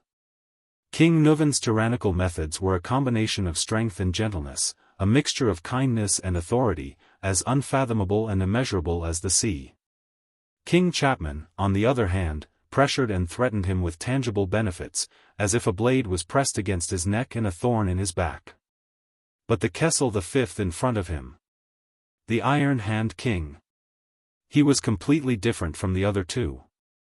As the supreme king of Constellation, he did not speak eloquently and did not know how to speak boldly. But Kessel had an even more bizarre and terrifying ability. With this ability, he could transcend kindness and authority with just a few words, directly strike at the heart, and grasp the most damned vital point. Forcing Thales to face his true self. Calm and tranquil. But heartbreaking. The king reached out and moved a cradle on the table. The door to Ballard room opened. A few unfamiliar royal guards appeared at the door. A person walked past them and into the room. It was the scarred man from the Secret Intelligence Department. But Thales did not seem to hear it. He just sank into his seat expressionlessly. "Take him out," King Kessel's voice rang mercilessly. "Let him see the mess he left behind." Thales looked up absent-mindedly. "What? Don't dawdle." The king lowered his head again and flipped to the next document. "There are much more important matters in Ballard room. Remember what you said today." Thales did not remember what happened next. He did not even remember how he walked out of Ballard room in a daze. He also did not remember how the scarred man stiffly put his hands behind his back and apologized stiffly, saying that the king's orders could not be disobeyed, but Lord Mallows could not leave for the time being and asked His Highness to come with him. Until Thales followed him absent-mindedly out of the palace through a side door and into a carriage. "Where are we going?" Feeling the swaying of the carriage, Thales, who had finally adjusted his emotions, came back to his senses. "The kingdom's secret intelligence department, Your Highness, His Majesty's orders." Opposite him, the fierce-looking scarred man scratched his face as he answered. "Secret Intelligence Department." Thales frowned. But he found something even more wrong. The scarred man in front of him, his voice, became different. Noticing the prince's gaze, the knife-scarred man smiled faintly and stretched out his hand to tear off the skin on his face. Thales widened his eyes. "Long time no see, Your Highness." The person in front of him threw away the scarred mask and lowered his head to fiddle with his eyes. His voice was relaxed and humorous. "How have you been?" Thales was stunned. "It's him. You don't look happy." Why, his old acquaintance, the Baron Bone Man Raphael Lindbergh, opened his dark red eyes in the carriage and looked straight at Thales. "Dumped by your girlfriend just now?" Thales' expression froze. "Raphael." The prince, who was already in a bad mood, leaned back. "One more word of nonsense from you." The Duke of Star Lake stared straight at the top of the carriage and said expressionlessly, "I'm going to ask for the Honorable Lady Miranda's hand in marriage."